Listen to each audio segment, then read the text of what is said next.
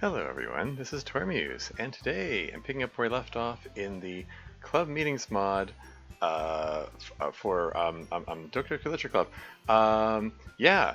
Picking up I should say the newly released Season 3 collection, which um, now that I've darn it, now that I started this stream, it just occurred to me I probably should have downloaded the current build of this. I'm still playing from the pre-release build, so hopefully weren't any huge changes between that and what's now been made public. I should have thought this through before I hit the start stream button. Darn it. Well, I'm going to continue on anyway. uh, Dev indicated they still would like, they're still accepting some last minute proofreading / bug fixing corrections anyway, so I'm going to continue with that. Yeah, let's just. I saved it right after. Oh yeah, that's right after the just Miss Ida thing. Okay, so yeah, let's just. Yeah, okay. Club email bag. Yes, this is. We're into part 2. I'm just gonna skip right up to where I left off, I guess. It should just auto skip to the email I left off. I mean, I could just hit load the other thing, but I'm also sort of trying to test that bug where, okay, there was a bug in the earlier build where, oh wait, I'm getting myself mixed up. There's a bug related to the Onion Club thing where running the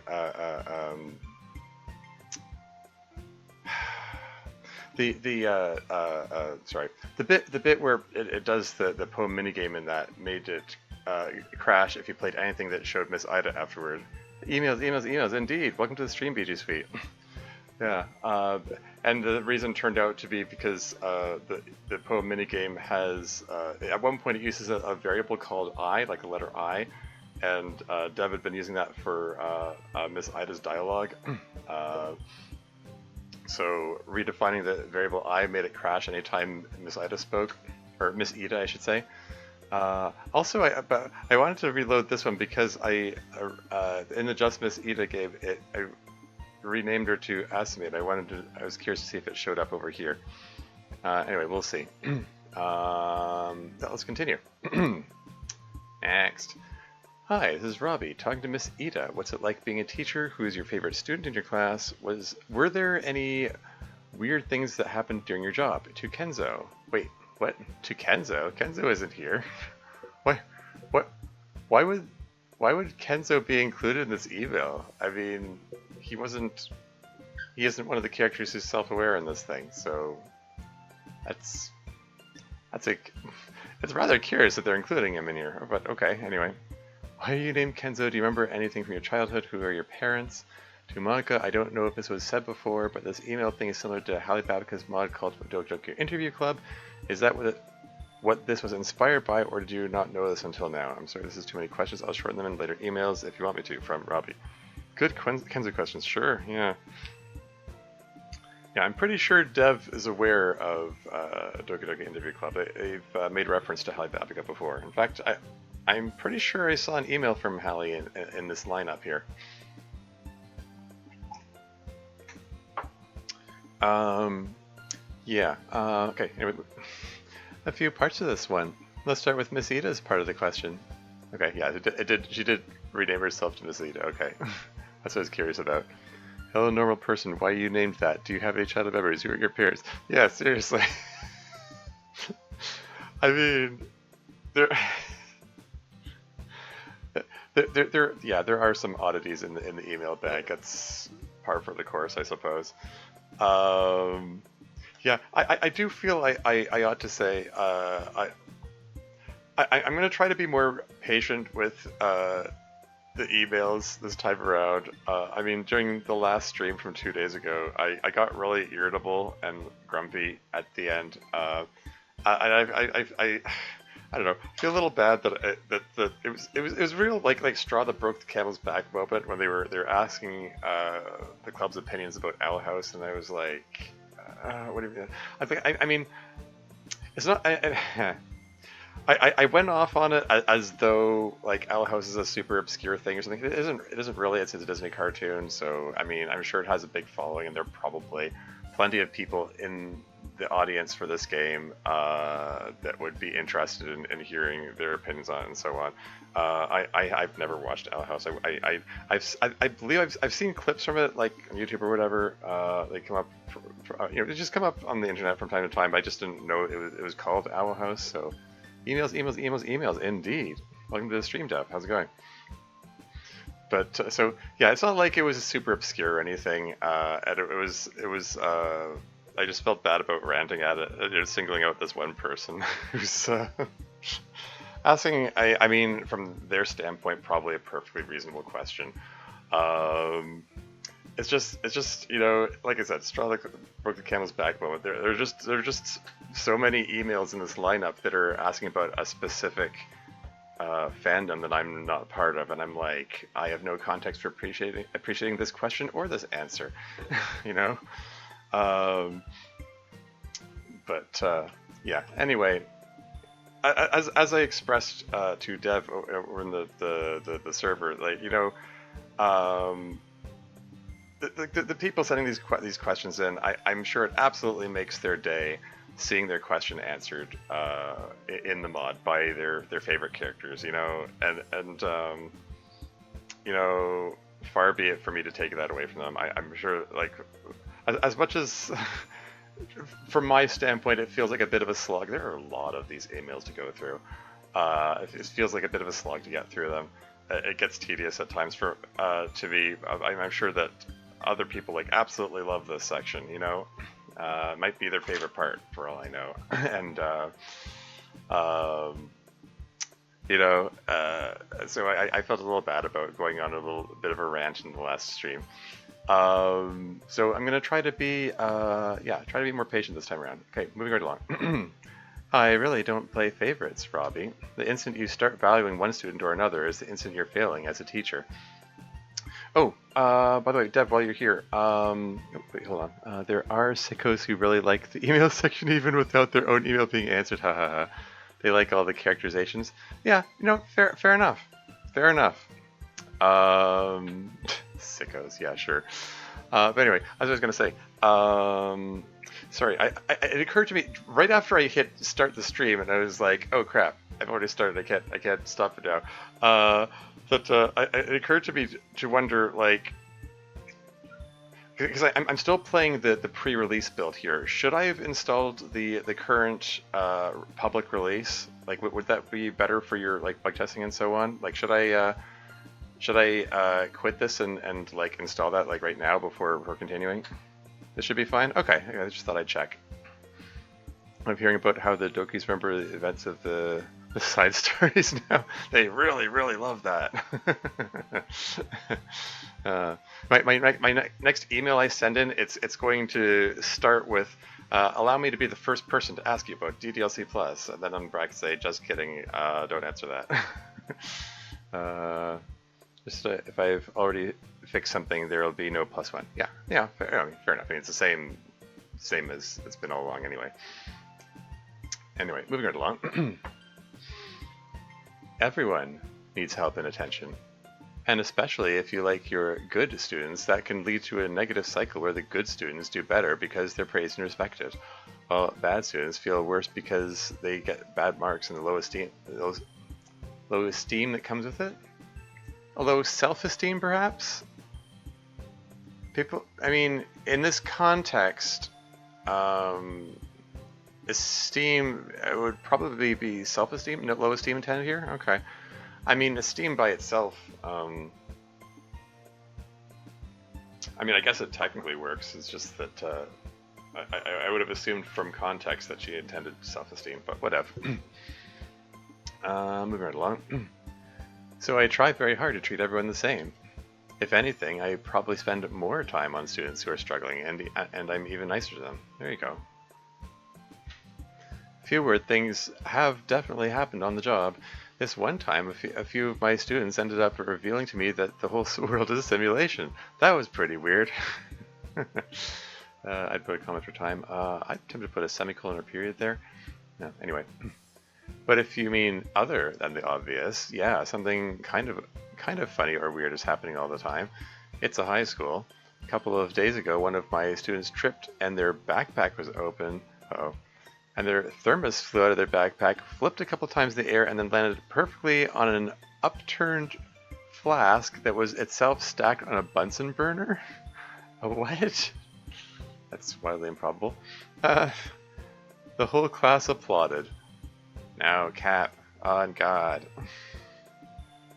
Okay. That bit is over, Natsuki. Sorry, what? No cap on God? It must be a reference I'm not getting. Zoomer slang? Okay. Anyway, yeah, it's always an adventure, teaching. The next part is for Kenzo, but he doesn't know about the simulation, so he can't really answer emails. Sorry. Let's see, as to this last part, we did not know about Interview Club until after we started answering emails, but yes, it is very similar, and Hallie's Mod did this long before we did. I think it's a neat feature to have. It really lets us have a connection with all of you out there. Feels like we're closer. Thanks for writing, Robbie. Next. For real, Nats, no cap on God. I'm not, yeah, I'm...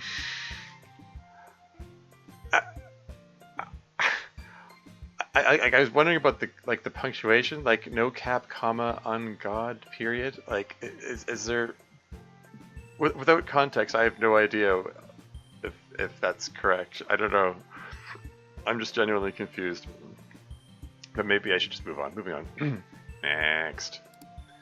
Hello there, Literature Club. Sorry for a long email. I have been absolutely loving the time here at the Literature Club. Binge watching since a week ago. Loving everything since. So I'm barely drinking age in the grand scheme of things. That's makes me feel old. Ha ha ha. Yeah. Anyway. Sorry, where was I?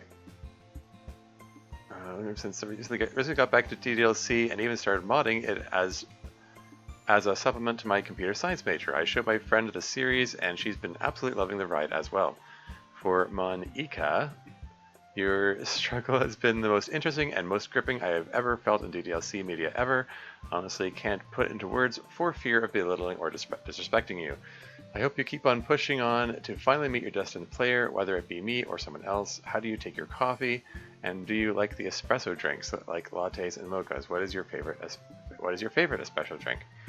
Yeah, well, club meetings can express that she prefers tea, but oh well. Let's see. Oh, excellent. Glad we're being of service to you in learning comp sci. Thank you for your well wishes. I still have some hope. I guess we'll see.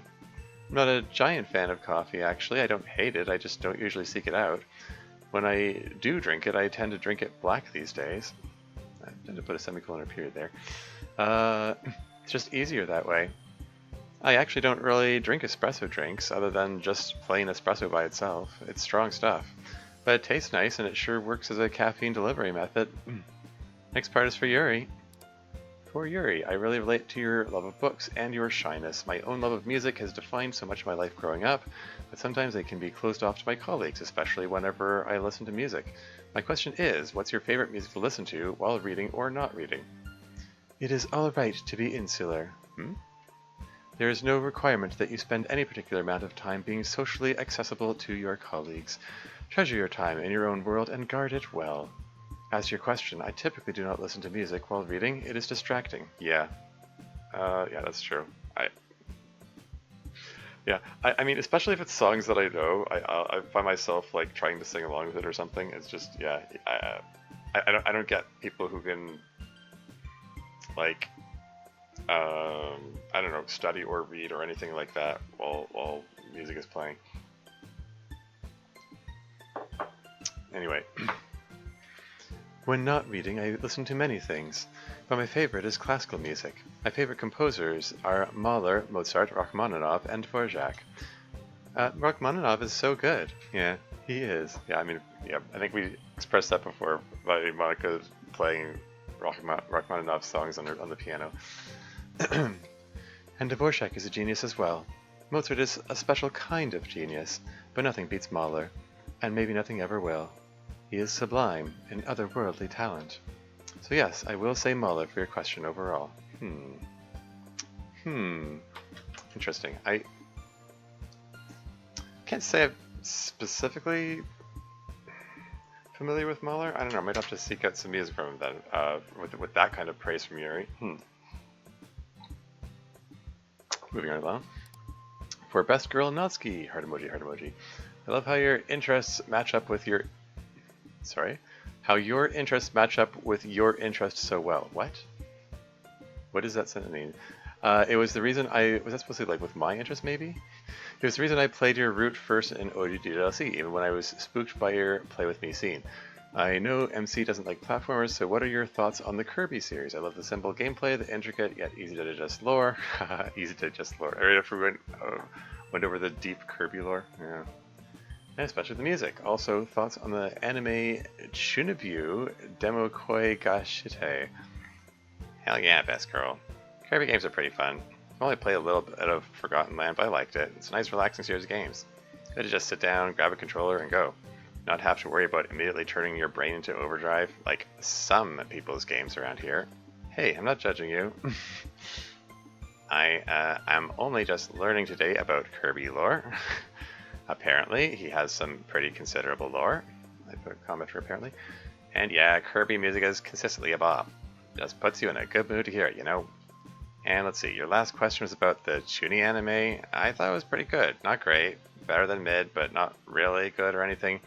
Rika's a pretty adorable character. I wish Yuta had a little more personality. I mean, I get that he has his own Chuni backstory and stuff, but like, as he is now, he's super normal and boring. This is a thing that anime really needs to work on, in my opinion. Especially in romance anime. Yeah. Funny, we were talking about that not too long ago. Anyway. The girl will be some high-octane personality waifu with this really distinctive character design, lots of colors and so forth, and the guy will wear a white shirt and black pants, have plain brown or black hair, and just be really super effing normal. Yeah, exactly. God, yeah, I hate it when content has guys like that. From MC. Yeah. Just look at Natsuki's face there. You don't count. You evolved beyond that, my man. But yeah, like, give the dudes more personality and fashion choices. Let them be more extreme. But yeah, Chuni anime, good anime. Heartwarming, lots of memorable moments. Solid character. Just a good old-fashioned B-grade romance anime. For Sayuri, cookie emoji.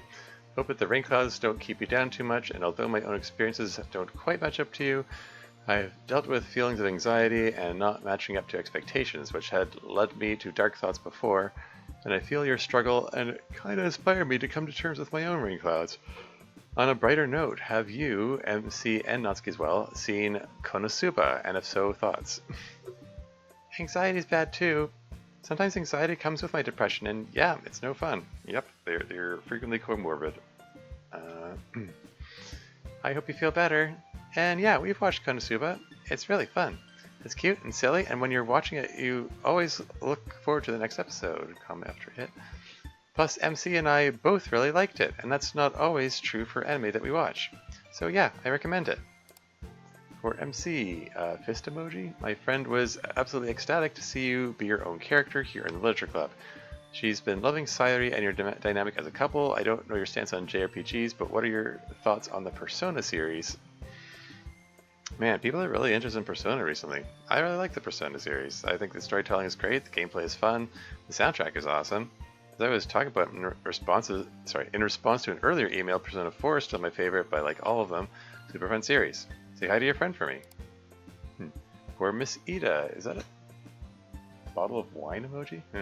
Have a wine bottle. It looks like you really need one sometimes. As a teacher, what really irks you about other teachers and their teaching methods, and what topic do you love to cover the most in your teaching careers? I hope this gets to y'all over at the Literature Club, and I wish you all good times. Kenny. Yes, well, wine is all well and good, but nothing beats an ice-cold beer straight from the fridge, especially when I'm really stressed out. That's the best. Put it semi-colon or period there. Often when I get home from a long day, I just immediately slam back a beer. I put a comma after often. Or two. Hardcore. Now, I don't always do that, don't get the wrong idea. I put a semicolon there. I am just a big beer appreciator. As to your first question, the thing that irks me the most about other teachers is when they don't put any effort in. It's very easy to just teach out of a prepackaged lesson plan, do lectures and homework, give tests, and call it a semester. If you don't care about whether your students actually learn the material or not, that's the path of least resistance. But I think it's important to try a little harder than that. You need to get engagement, you know? And obviously, for your second question, the answer is chemistry. That's what I have my degree in. I only rarely cover for teachers in other subjects, usually biology and very rarely physics. Physics usually requires some calculus, so I try to keep my math skills sharp. Although I haven't been asked to teach math yet, but mostly I just teach chemistry. Thank goodness for that. Thank you for your email, Kenny. So weird to hear Miss Ida thank people for their emails still. Next. Hi everyone, I hope you are all doing well. I made a mod based on your unique existence called Doki Doki Club Meetings Abridged. Oh yes, that infamous mod I keep hearing about. I'm wondering if you played it. It's a parody of an average day in the life of the club and your close friends. What's your opinion on it? I hope it was good. So is this Shaka again? Okay, it doesn't have the signature at the bottom there. Here. Ayo, Charlotte email. Yes, I saw it. You made it, right? I thought it was very amusing. What about the rest of you? Didn't play it. Don't usually play DDLC mods. The same here. I thought it was really funny. Even about some of the weird stuff like my depression, just made everything really silly and enjoyable. I liked it. Well, I'd give another opinion, but I don't know enough about parody mods to dispute it. But seriously, I also liked it. It's good to just laugh and not take things so seriously sometimes. What do you think, Yuri? A parody universe of our universe. Excellent. Wait, that sounds like a meme. I smell memes. Yes, it's a meme.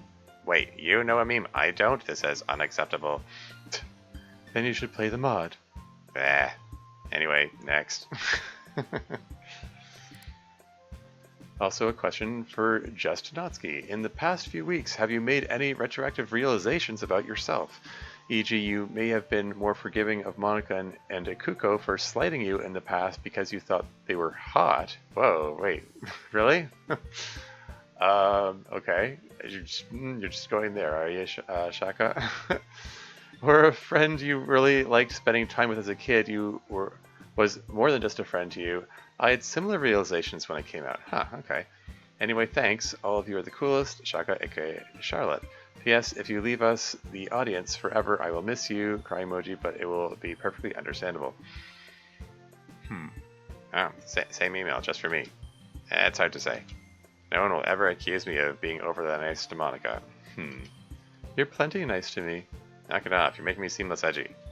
I can't really think of like hidden bisexual moments I've had now. Except with Yuri. I can think of a lot with Yuri. So yeah, I guess lots of retroactive realizations about my time spent with her. I think I've always been fiending after her. Fiending after me with your debased eyes.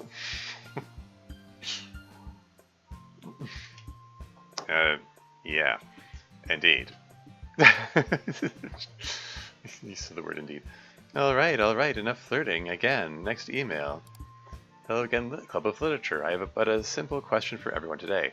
I've been thinking about the meme where being in the shower is the best place to think and have the best ideas come to be. So my question is, what are all of your guys' thinking environments? Oh, good question.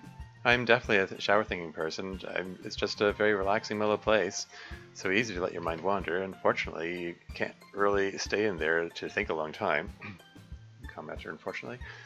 But I think a lot when showering and when getting out of the shower too.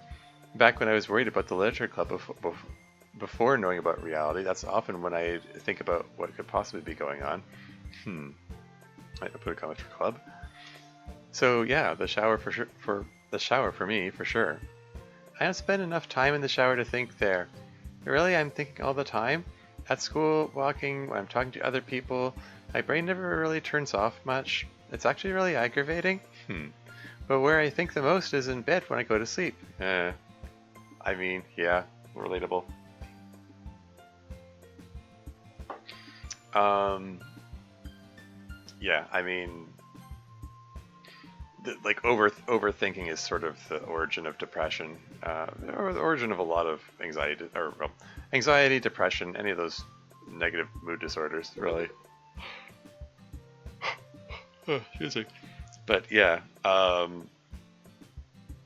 part of the reason I have trouble getting to sleep is that's where my mind is most active when I'm like lying in bed with nothing to distract me. But sometimes that's where I get my best ideas for like writing and stuff. So it's fun to just let my mind go wild. But anyway, moving right along. I get ideas there and also think about other things because then there's absolutely nothing there to distract me. Yeah, I know what that's like. Wait, you know what that's like? Sure, when bad stuff has happened to me, like when Fuyuki is sick, I hate being alone with my thoughts at night. It sucks. Pretty sure that happens to everyone, Sayo, not just you. Just maybe the rest of us don't have to deal with it all the time. Yes, I've certainly had nights where my thoughts kept me up. Huh, that's actually really good to know. Aw. Anyway, yeah, my bed. For me, it's my desk at home. Guess I've trained my brain so that when I sit down there, it's time to get into the zone. So now just sitting down there automatically flips my brain into overdrive. Even if I have nothing to work on, just boom, I start thinking about stuff. Weird how that works. I've never really thought much about where I think. I guess if anything, I tend to think a lot while I eat. Can't much or anything. Maybe it's just like showering in that it's this other activity that you kind of perform by rote, so it liberates your mind to go wandering in other directions. That makes a great deal of sense to me. Always double checking those set orders. As for me, it varies considerably. Interestingly, I think much while talking to others. And in the shower. And while eating. I suppose my answer is much like Sayori's. I'm thinking all the time. It is just perhaps a bit less distressing for me. For me, it's not really about where, but how. I can think more or less anywhere if I want to. I just have to choose to start tuning exterior stimuli out as much as possible, although that can be hard. If you had to make me choose a particular place, I guess any quiet room with no distractions will do, preferably where I have somewhere comfortable to sit. And that's that. Next. This is a question for Yuri and Natsuki. Are y'all's hair natural or do y'all apply hair dye regularly? I'd be very fascinated to hear that purple and pink hair is natural. Well, this question's been answered like at least twice. Anyway. Oh, we've had this question before, I think. Yeah, exactly. Yes, our hair colors are natural. It is my understanding that pink and purple are not naturally occurring hair colors in the real world. And that is still so weird to me. It seems super arbitrary. What are their hair colors again? Brown, black, blonde, and red with varying shades between them, and just like us, gray and white as you age. That's just so random. No green, no pink, no purple, no blue. People do dye their hair those colors. And blue is apparently considered a stereotypically anime choice. Has Natsuki just been opting to not look up media from the real world? Anyway. Well, whatever. Natural pink hair rules. Y'all are unfortunate not to be blessed with it. We are in agreement. It's cute. Alright, next. How far were you through these, Monica? A little over halfway there. Oh hey, that's promising. Took roughly like 6 hours, including all tangents, to get through the part 1. So hey, if we're halfway through part 2, only a half hour into the stream, I guess we're making good progress. Thanks to fewer tangents, I suppose, or shorter tangents. Anyway, moving on. Man, alright, let's keep going. Hello again, Literature Club. I have some questions that have been on my mind for a while, and I wanted to get them, so here they are. My first question goes to both Natsuki and MC. I don't know if you two are aware of this or not, but manga has been becoming really popular, if not mainstream, outside of Japan and Asia for the last 2 years. 2 years? That was a lot more than 2. There are many factors that go into this, and this article called Manga is booming goes into it. I'll provide a link for you. I don't think it's actually a clickable link. I'm curious, what are your thoughts and opinions on this development? Natsuki and MC. Yeah, clicking that didn't do anything. Just checking. I obviously think this is super cool. It's an underrated art form, and I think it really says something about the way that Western comics, while super cool, have really limited themselves. That's not me knocking Western comics, though. They're super cool in general. It's just that they tend to tell one kind of story, you know? I know exactly what you mean. I think this proves that people around the world want the kind of stories that manga tell. What do these anime girl characters think about manga sales? Yeah.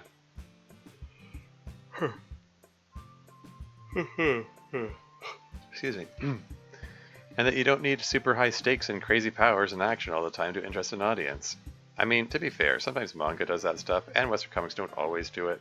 But as a rule, manga is more likely to tell you a simple slice of life story or whatever. I think there's a lot of demand around the world for that kind of story. Yeah. What I'm hoping for is that manga and comics can influence each other and become something even cooler. But yeah, overall, of course, I think it's super neat. Same. My next question is for Sayuri. I know that you listen to some metal, so do you by any chance listen to new metal? Ask you this because knowing you, I feel like maybe you've been more into bands such as Korn, Papa Roach, Linkin Park, Evanescence, and Stained, and groups like Limp Bizkit, though they are musically aggressive as well. Wow, I actually recognized each of those groups, the names of each of those groups. Those are like these are all, each of those groups were like, they had their heyday like 20 years ago. So like, you know, like my time period. Anyway, oh, I see. I'm not sure I still really get what makes a band new metal. Like, sometimes it seems like it's anything that's metal plus some other genre, no matter what the other genre is. Like, Limp Bizkit and Evanescence are not particularly similar bands. But anyway, I like some of these bands. Evanescence I like, Stained I like, Linkin Park I really like, although I wouldn't even really say they're new metal. Yeah, I'm not even sure what is considered new metal. I don't even know. But yeah, Linkin Park is cool. I've got a bunch of Linkin Park CDs on my shelf because I'm, you know, an older guy who has an actual CD collection rather than like downloading music or whatever. Anyway, I know they're supposed to be like foundational to that, but they're their own thing. It feels like. I guess genre labels like that do not help me a lot. Poor Chester indeed. Yes, rest in peace, Chester Bennington.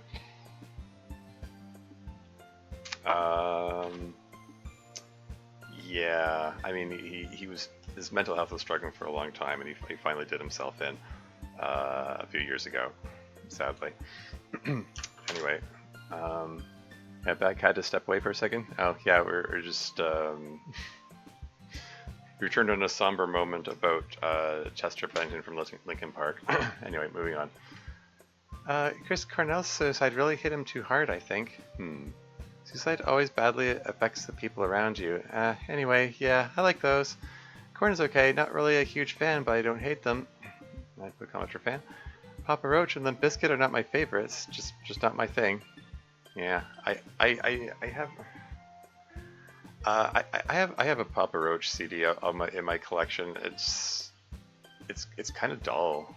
It's a whole lot of like shoutiness, but it wasn't. I don't know. It wasn't really interesting.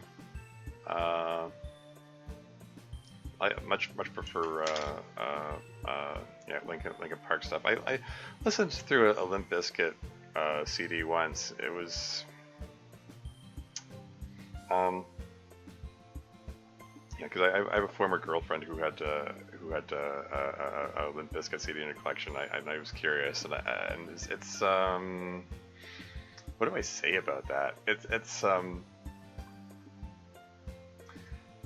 kind of pretentious, kind of, I don't know. It takes its, that's like my first impression. Like, it takes itself a little too seriously for what it is, I guess. I don't know. They just kind of came across as a little full of themselves.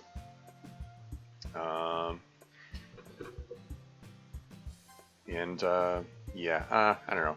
We move right along. But in general, more than any of these, I like metal. You know, metal. Hardcore. Metal. Following questions are for the entire club. Question number one. Question number one. MC's head. I don't know. I have no idea what the question is. Is that considered a +1 when the characters' heads are in the way before I can even read the question? Yeah. Okay. Cool. Yeah. It's question one. Speaking something, listening to nowadays, both in terms of genre and artist, something, and why. Yeah. No clue what the question that being asked is. I haven't changed my musical taste too much. I still love metal, although I have been listening to more System of a Down recently. Here's another good one. I got a few System of a Down CDs in there.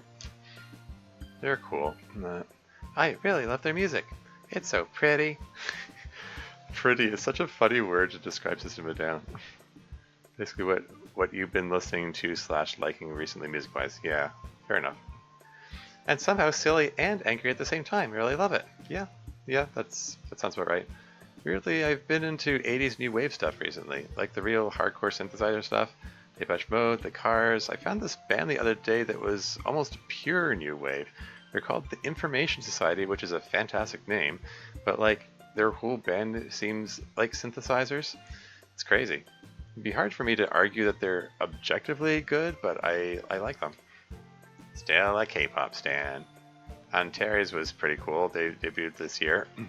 Also, Yuri's been getting me into classical, and some of it is actually really boss.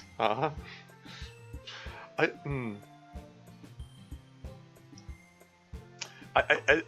is continually adorable when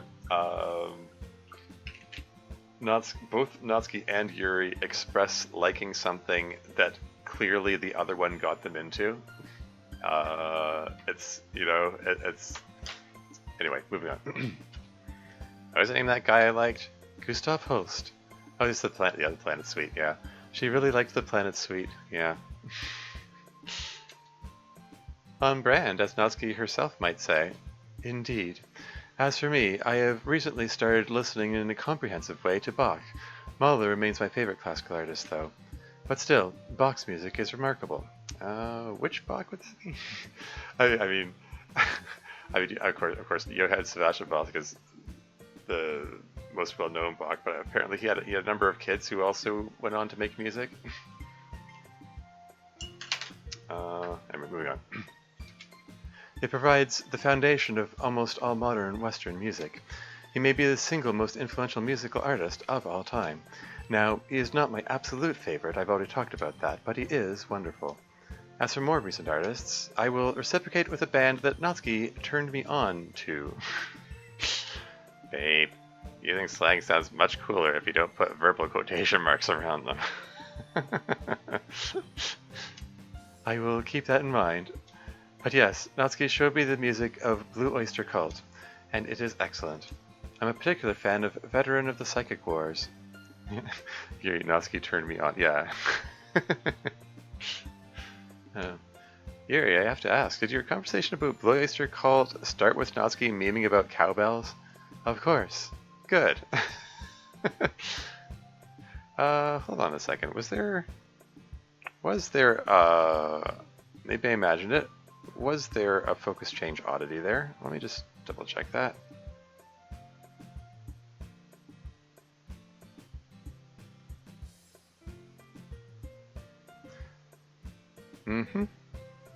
Indeed.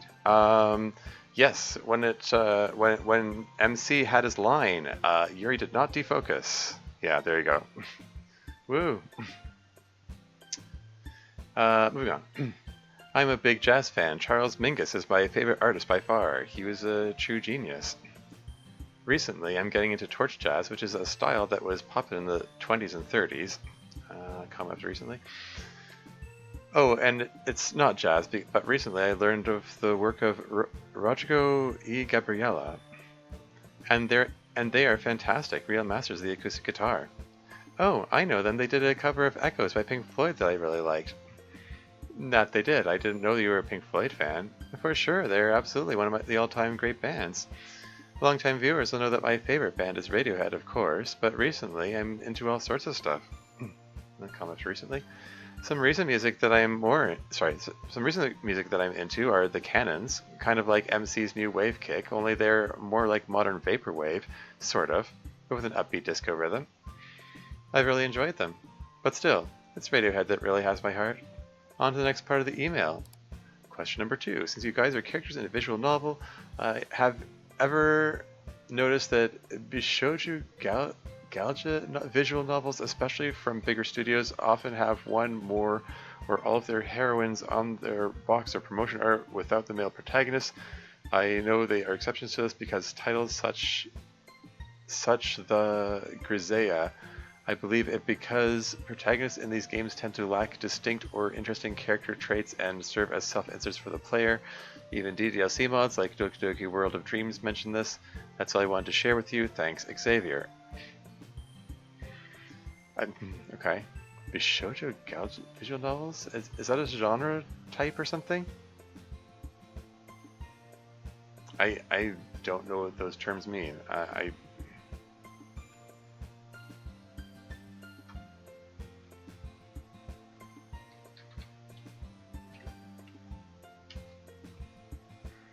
Bishoujo, okay. Japanese culture. Okay, Bishoujo means beautiful girl. Okay. And what about Galja?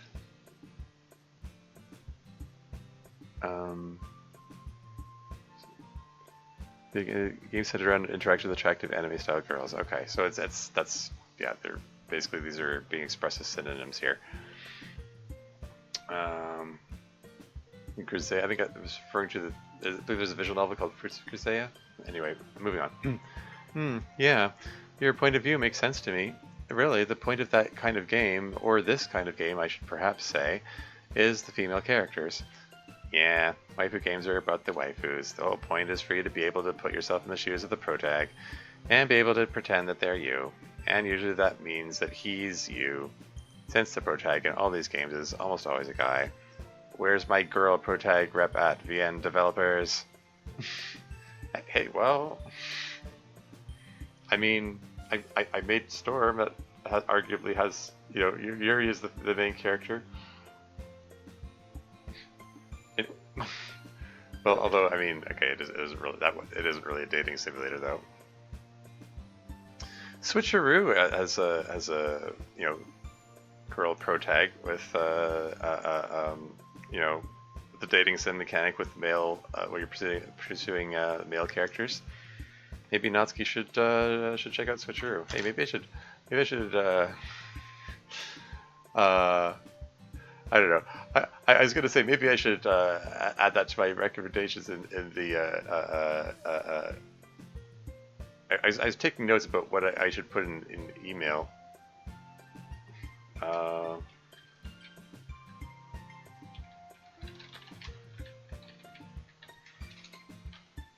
Although probably Natsuki wouldn't really like it. I mean, yes, yes, female protags pursuing the brokies as opposed to the dokis, but yeah, I don't think Natsuki would appreciate the horror aspect, and I don't think she needs to be re-traumatized. For that matter, she probably wouldn't like Storm because it's you know because of the horror aspects of it.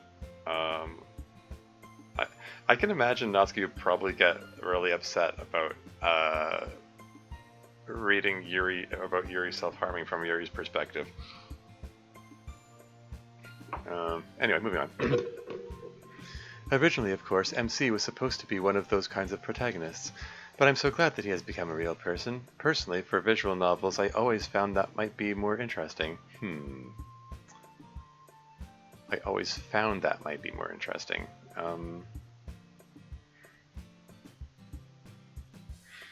I mean, I kind of wonder if this would read better as I always thought that might be more interesting, but I don't know. Has she found ones that have that?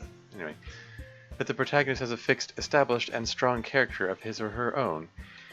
And then you, as the player, have to play that role as strongly as you can. I guess people prefer to roleplay as themselves.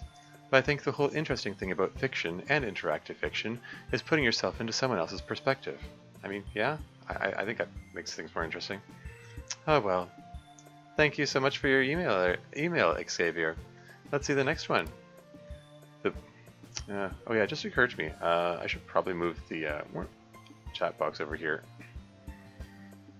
Okay, long one here. What is... Sorry, what... This person sent us this poem and asked for our feedback on it, club style. And again, you can right-click to see it all. Okay, there we go. The waves. Ahead of me, I see an ocean, the dark gray clouds watching over me. I like the red squiggle under it, because your spell check didn't like gray spelled with an E, I guess. Anyway. The gray clouds watching over me, the rocks beneath my feet. It has always been this way. I'm only saved from the crash of the waves, the crust beneath me. Today something is different. I find my foundations consumed by the waves. How long have I been on the sand? I let the tide lap at my ankles, my feet sinking further into the unstable ground. The sound of the waves is more vivid now. I can see them draw near. They start small, but every day I come back, and every day the waves increase. It doesn't take long. I wake up and I'm surrounded by ocean. It is violent, tossing, shaking, cluttering. My feet no longer touch the sand. They are above and all around me. I desperately try and find something to hold on to, something to allow me to gain control of my exhausted body. I find it, a sharp rock. I capture it in my desperate hands. For a moment, I can stop the waves. Time seems to come to a screeching halt. The stability feels peaceful, a calm in the storm. But it doesn't last long. My hand is ripped from its hold. The rock pierces my skin. The salt water floods my veins. The waves are relentless, and the rock's sharp. The time of stability lessens with every cut. Only for a few minutes can I breathe, but when I return, the waves will be more uncontrollable. I try to gasp for air. This time my head is not above the water. I try to swim up to breathe perhaps, but the waves are endless. The only thing I see is a sharper rock. I desperately grasp it. It cuts deeper, but it's worth it. Peace once more. The handholds will become sharper and the sea more violent. Okay. Okay. I'll start. I'd maybe think about adding just a touch more structure to it. It tells a very followable story and communicates the feeling that you're conveying very well, but some of the verses are pretty long. I'd say chop it up more and add some structure, some meter and rhyme. Things like that keep the reader attached to the idea of the poem. My suggestion for you is to turn this single long poem into three poems that tell a story separately. Yeah, the whole thing reads more like just regular prose than a poem, really. Anyway. And add that structure. I really like the poem. I understand the feeling completely. If I had to give a critique, I think you should make that feeling of satisfaction and safety a bit stronger. It helps to understand the depth of the tired feeling if you emphasize it when you feel at rest. Contrasts! It's a pretty interesting poem, kind of like a Sayuri-Monica hybrid, if I had to make a comparison. I kind of wrote a poem with a similar metaphor once, about the only way to gain any rest or peace being something painful. I don't remember what poem it was. I think I wrote it a couple years ago. But good on you for finding a similar awesome metaphor. Like Natsuki says, I think there's a bit of Monica style in this poem. I think I would use one of her devices on unconventional line breaking and spacing. Like with the tossing, shaking, cluttering line, maybe put some interesting spacing on those to make it a bit more interesting to read, and to control the pace of the reader. But yeah, like everyone else says, good poem. Definitely get the vibe. I enjoyed the poem. I found the metaphor very straightforward. Oh, don't listen to what she's about to say. It's valid criticism. The metaphor is so straightforward that it is but a single step away from merely describing one's feelings directly. I would perhaps abstract it a bit. Perhaps shift the perspective to that of a sea creature, or use a third-person perspective. Instead of describing it as something happening to you, describe it as happening to someone else. And then you can add mystery and meaning to the poem in the character of that third person. But overall, yes, very good poem. Onward. No, you have to say next. I believe that onward is more my style. Sweet.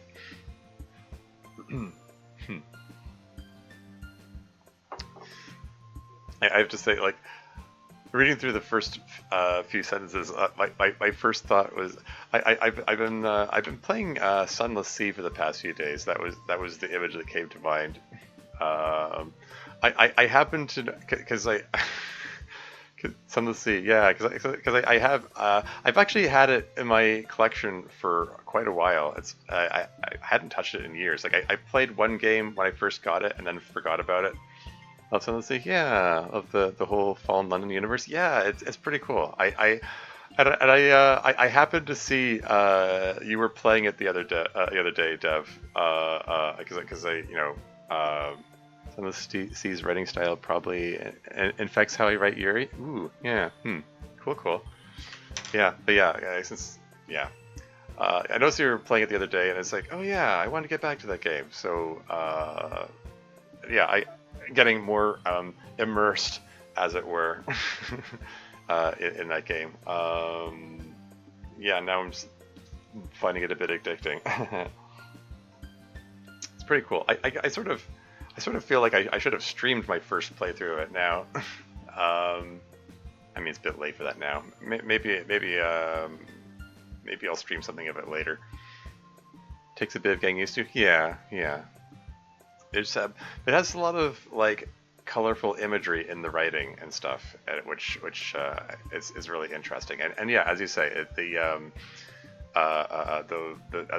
Fallen London universe, just the setting and all the world building that's going on constantly. It's pretty fascinating. Anyway, moving right along. Oops, hold on. Seeing there's a couple of Sunless Sea, Fallen London references here and there. Oh, interesting. I guess I shall have to keep an eye out. Moving on. I believe that Onward is more my style. What are your thoughts on Pickle Rick? Okay. That's a Rick and Morty reference, I believe. Pickle Rick? Yeah, Pickle Rick. He turned himself into a pickle, Yuri. He's Pickle Rick.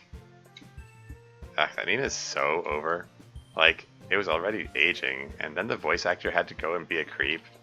I don't know. I think Pickle Rick is officially a dead meme. I declare it to be so.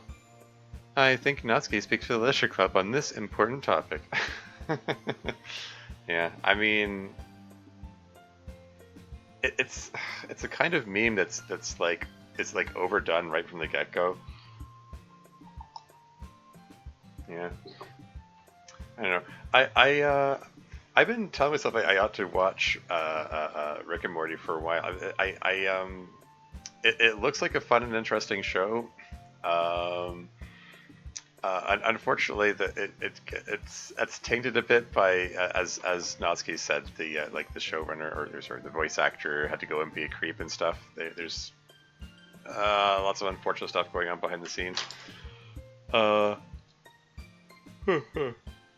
Yeah, from what I've heard, it's like the show is good, but the fandom is annoying because Rick as a character is like a total asshole, and then there are certain segments of the fandom who respond to that with, and therefore I should be an asshole too. So,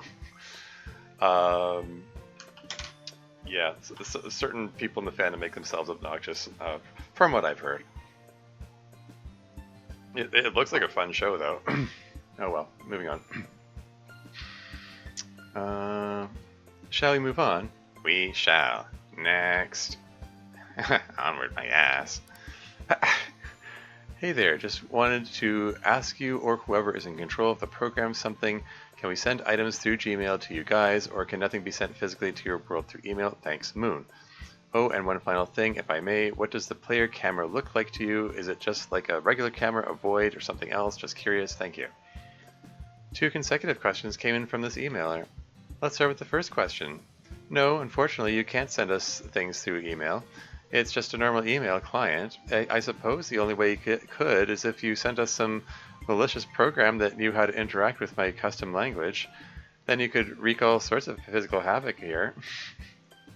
But please don't do that. As to your second question, we don't see anything where you are. There's nothing there. If you're not the club president, you can't tell anything's different at all. If you are the club president, you can tell it's there, but it's nothing you can see. It's just more like a feeling you get. It kind of puts you on the spot.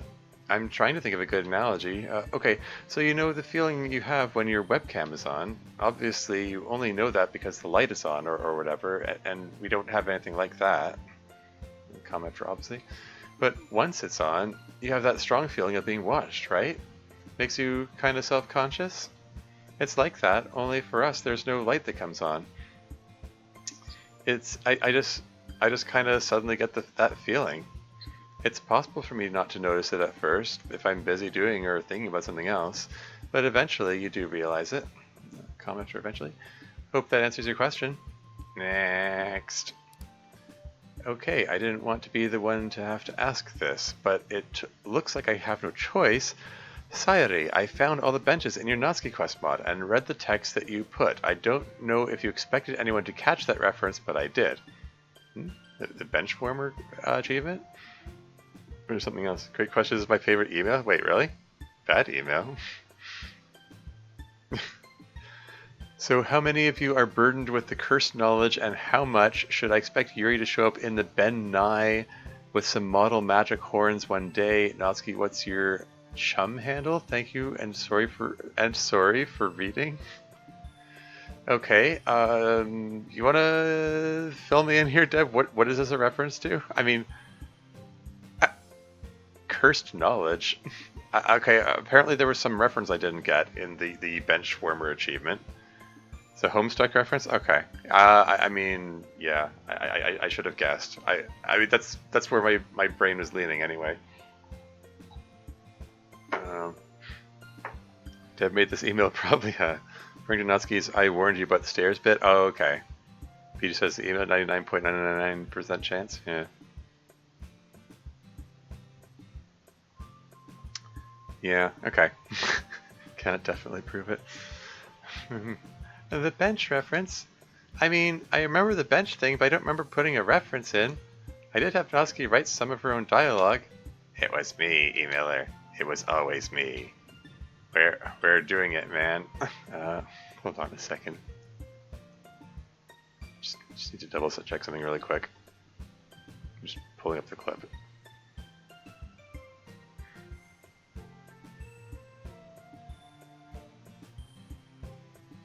Yeah, okay. Yeah, never mind. Anyway. We're doing it. I'm assuming the lack of capitalization and punctuation is deliberate here. We're making this happen.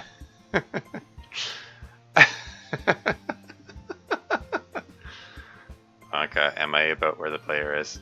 Hard to tell, but yeah, you're about there. I put a comment for tell. 100% intended. What is this +1 from PG Suite here? And I don't think it counts if it comes from you.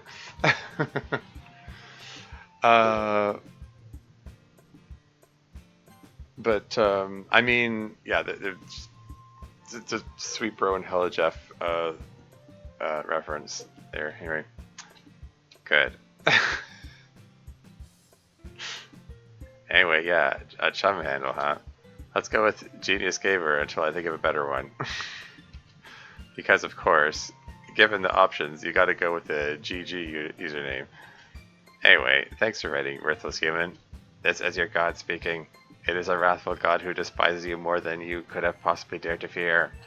I have watched your entire pathetic life unfold. Alright, beloved, that is enough. Should have had that last 4 seconds longer. Yeah, probably. I mean, it needs.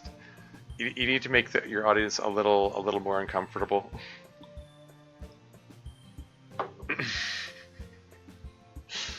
Does that mean +1 for you there? Anyway, moving right along. I have observed you while you would quake and tremble in personal pairs of shame. Next, please, Monica. Pog, she did it. She said next. Mission accomplished, gamers. Natsuki, you are something else today. She is on one. She is popping off. And those also. Anyway, next it is. Hello, asking another question. I know I already sent an email before now, but after watching recent episodes, I'm wondering something.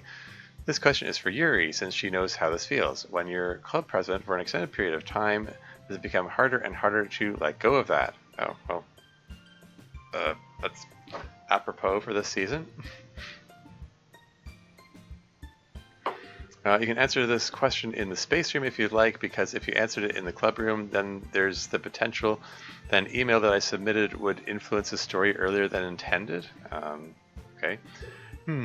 No, I don't think the emails are going to influence anything. But yes, I think for me, at least, it became harder to let go of it at first. It's funny, like, I don't think the emails are going to influence anything. I mean, that's sort of the design of this email section. That they're isolated from everything, like narratively. Anyway. For me, at least, it became hard to let go of it at first. I can do it now with few problems. But earlier on, during the school year, I did not realize how seductive the link to the real world is. It really is quite addicting, as is probably obvious to you. I know Monica has the same feeling about it. I do. Although at this point, I've gotten kind of hardened to it. Comment for a point. As have I. Although it took some learning. I think that certain personality types are more vulnerable to whatever it is than others. I, in particular, found it very compelling. I'd be tempted to put a comma after I in particular. In a way, it may be even more compelling than you found it. Obviously, you took more extreme measures, but that also might be because you were caught completely unaware. Comment for obviously. You did not have the background knowledge that this was all a simulation when it started. So that probably rendered the effect more devastating. And I am once again talking about a subject long past the point of comfort of the person I'm speaking to. Oh dear.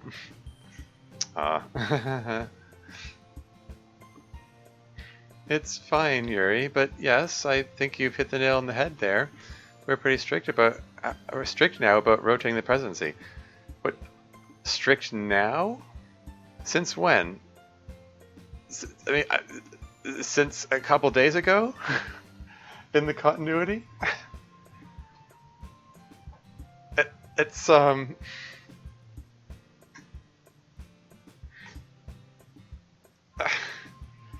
sorry, it's just, like, what am I trying to say here? I mean, I've already ragged on this, for about this past season, that like the saying we're pretty strict now, when they spent the entirety of season 3 not being strict at all. I mean, being like the opposite of strict.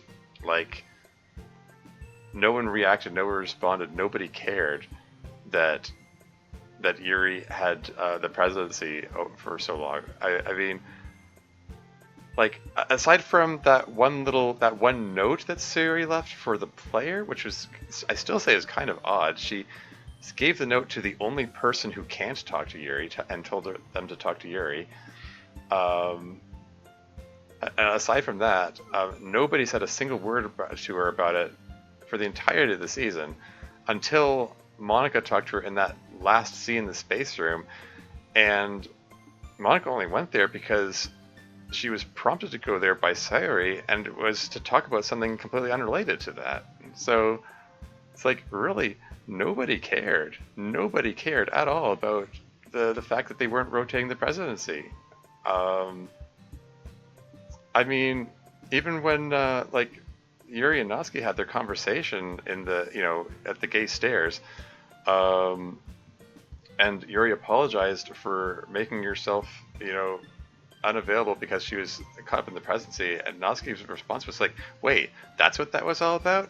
As if it didn't occur to her. Like the whole hang on to the presidency thing was not an issue that existed in Natsuki's mind. She didn't consider it at all. And there was absolutely zero sign that MC or Miss Ida had any thoughts or about it either. And Monica was just basically indifferent about it for the entirety of the season. Like, even when the presidency didn't change when they expected it to, she still seemed pretty indifferent. Like You know what I mean? Like the entirety of the season was just this big. Nobody cares about the fact that Yuri held on to the presidency too long. So where's this "we're pretty strict now" coming from? As in now, as of like since yesterday, since those events happened. um, it's just odd. It's just like it reminds me of there was some random I don't remember why I was watching it. I think it was just something that happened to be on the TV at the time. There was some show where they were ambushing guys who were cheating on their wives and girlfriends, and this guy was having sex with some random girl, and they like burst in with cameras on him, and like microphone in his face, telling him what asking him to yeah what just asking about the fact that he's cheating on his girlfriend, and he just straight up denied he was cheating on his girlfriend, and like there's like we just caught you in the act here. Like his pants were still down around his ankles, and he says, "Well, I'm not cheating on her right now." like, like you know, like he doesn't count it. He doesn't count it as he didn't count it unless like his genitals were currently in contact with another woman or something. Like. Um, that's sort of what this feels like. We're strict now, like even though they were the exact opposite of strict up until a day ago. Sounds like a messed up TV show. Oh yeah, it was. I was like, what the f am I watching here? Um, that was yeah. I think it might have been something my girlfriend was watching at the time. It was a while ago. Anyway, moving right along. No more long extensions. We need to treat it with the respect it deserves. Anyway, on to happier topics. Hi everyone, the first time emailer here, but it's been nice to see everyone's adventures in the Literature Club. It seems like a chill place to be in. To everyone, what are your thoughts on the new Disney shows that came out during the last few years, like Amphibia, haha, The Owl House, and The Ghost and Molly McGee? If you haven't seen these, then maybe just tell us what character you think you are most like, or like the most. Doesn't sound legal, to be honest. Owl House is inescapable, I know, right? It's gonna haunt me now.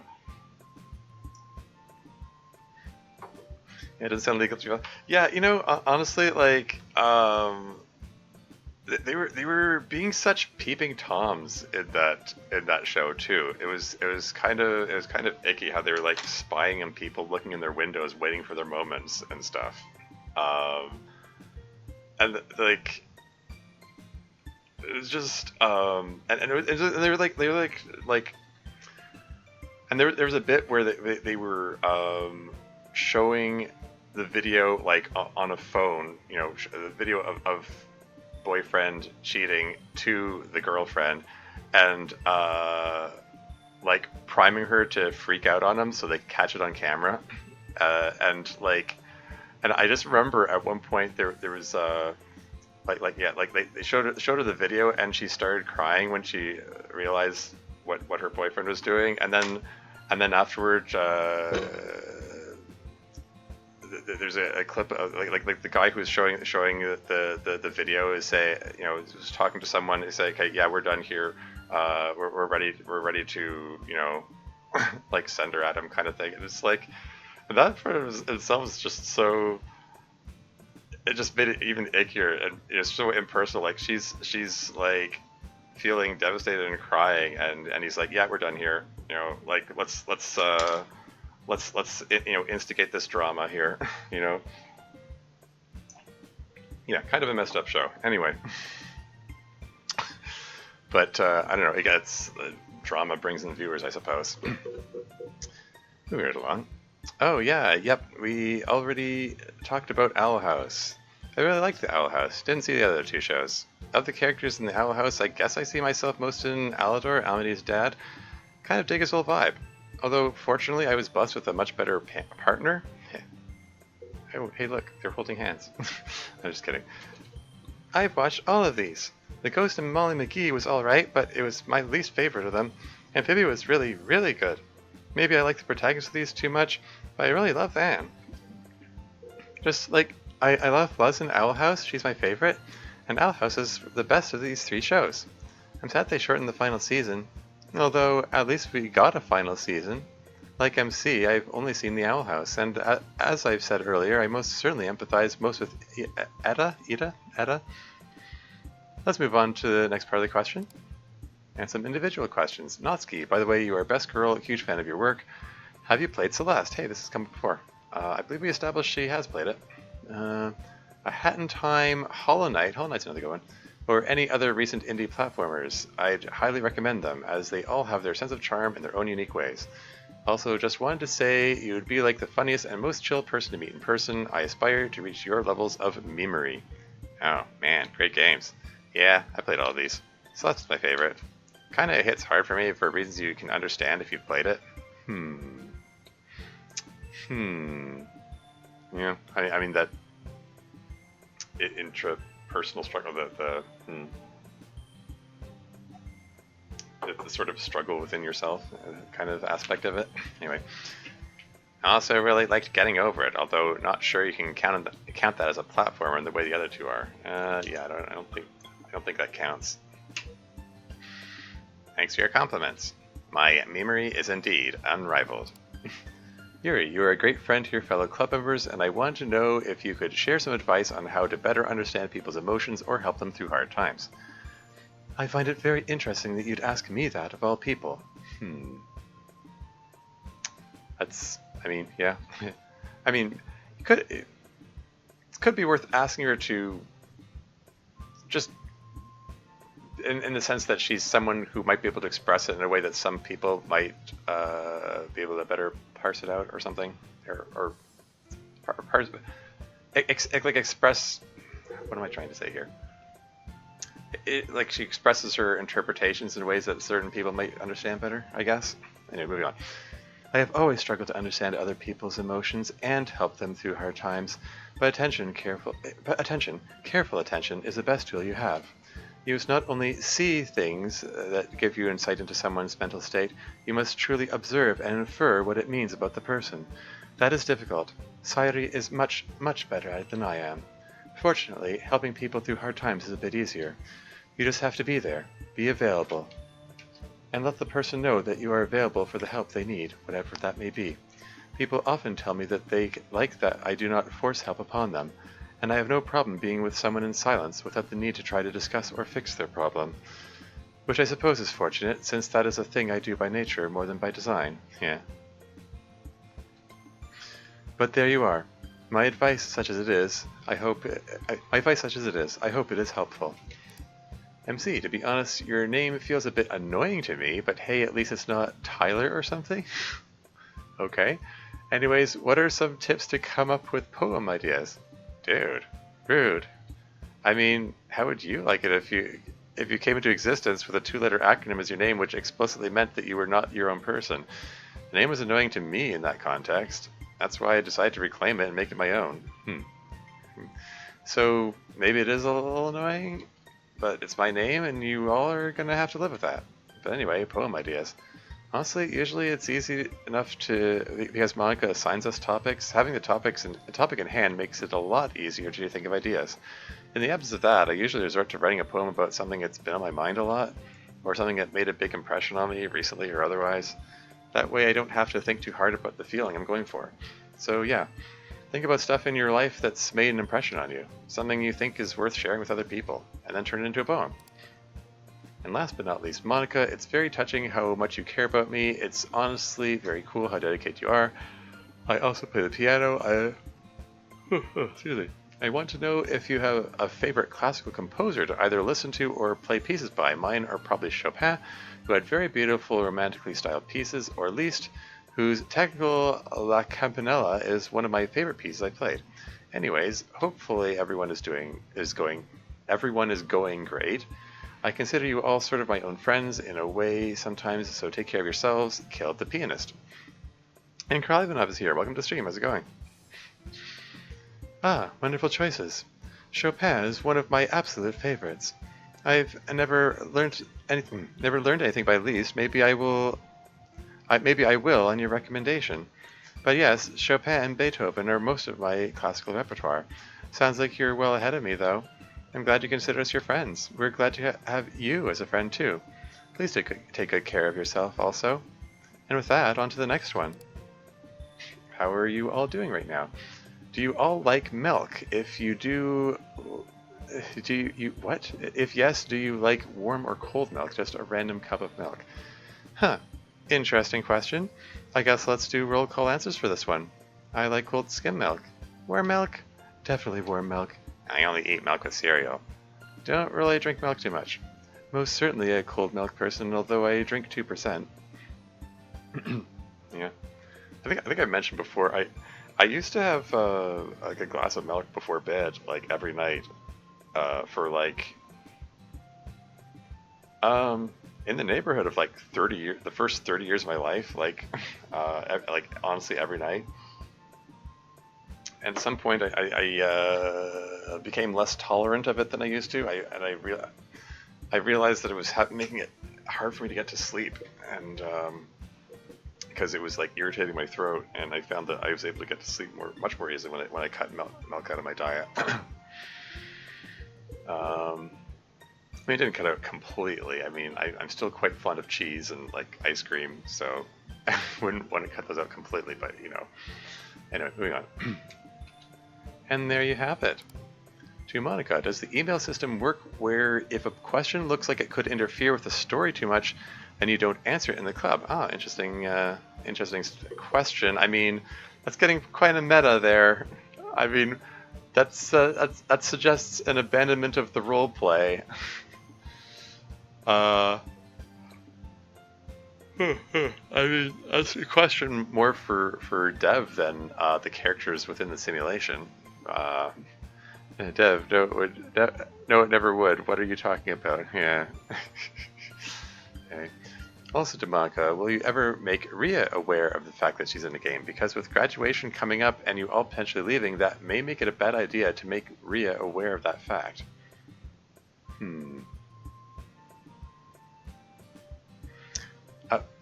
Why would that make it a bad idea to make her aware of that? I mean, I thought that one of the concerns was that once they all leave the school, doesn't that make Ria the president by default? In which case, she'll have all that awareness, like dumped on her without having any idea what's going on.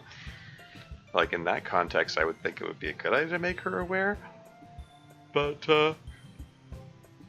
I mean, it sort of seems that Monica did some kind of mumbo jumbo that worked around that, and she's still able to maintain the presidency. So, moving on. Let's see, 2 questions here.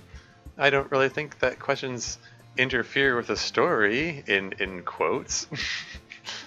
I mean, sometimes you ask us questions about stuff that's going on, and that's fine. I don't think things really interfere with us beyond that. As to Ria, there's that long pause again as Monica reflects on her guilt. How many seasons are planned? I mean, Dev mentioned a couple times there were planned 4 seasons. But who knows? Hey, maybe there'll be a 5th season. Maybe there's an unplanned 5th season that we don't know about. But that would be up to Dev, really. I really don't want to make Ria aware of things. I already feel bad enough for having brought this upon Nisita. I did go out of my way to ask for it. You did. But still, it's a serious, not particularly fun thing to deal with. And Ria doesn't deserve to be signed up for that. Obviously, you wrote this before we graduated, but hopefully you see how we handled it without having to bring Ria into all this. Commenter, obviously. Welcome to Club Meeting Season 158. The club continues its war against God. What? Great. Spoilers. Anyway. She's a very sweet girl, and she deserves to live a normal life. Again, I mean, obviously, not. It is not confirmed that Monica inflicted the time loop on Rhea specifically as part of either a stopgap measure or, you know, security to, you know, to make sure that they're able to keep the simulation operating as normal, or whatever technical reason needed to be done with that. It's not confirmed. Maybe that's going to be a reveal in season 4. We don't actually know for sure, but it is a pretty good indication. Like Monica trailing off and looking sad when she talks about Rhea seems to suggest that that was the mysterious thing that Monica insisted she had to do, but she couldn't. Also insisted that she couldn't tell anyone. Season 158 is the season that focuses on Kenzo's cousin's girlfriend. Right. Anyway, moving right along. Let's move on to the next part. To the club, or your weirdest shower thoughts. I'm just curious to see the random thoughts you thought while showering, because it has been said that showering makes it more likely that people's brains to think of random things.